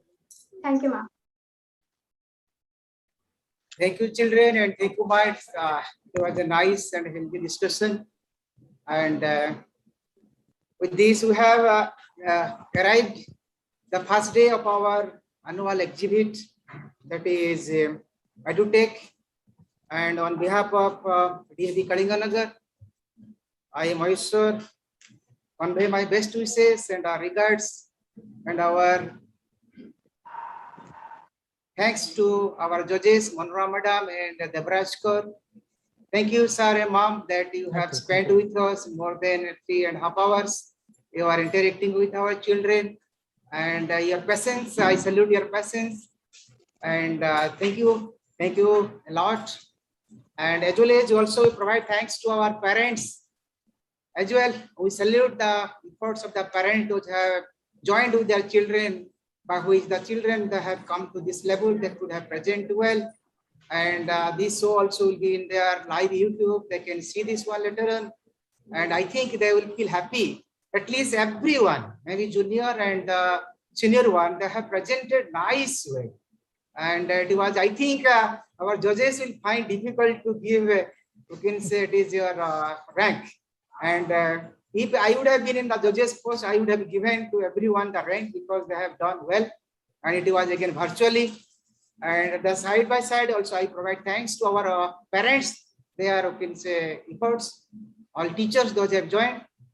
Again, we are having tomorrow also this that Edutech program will continue. And for the time being, and today, we should sign out with a great thanks to all parents, children, judges, along with our esteemed principal for his guidance and support that have encouraged a lot to go to this one. And our supervisors also, they are also guiding us, and computer department, they are now constantly working with us to give this justice to our children. Thank you all. Have a good day and good night.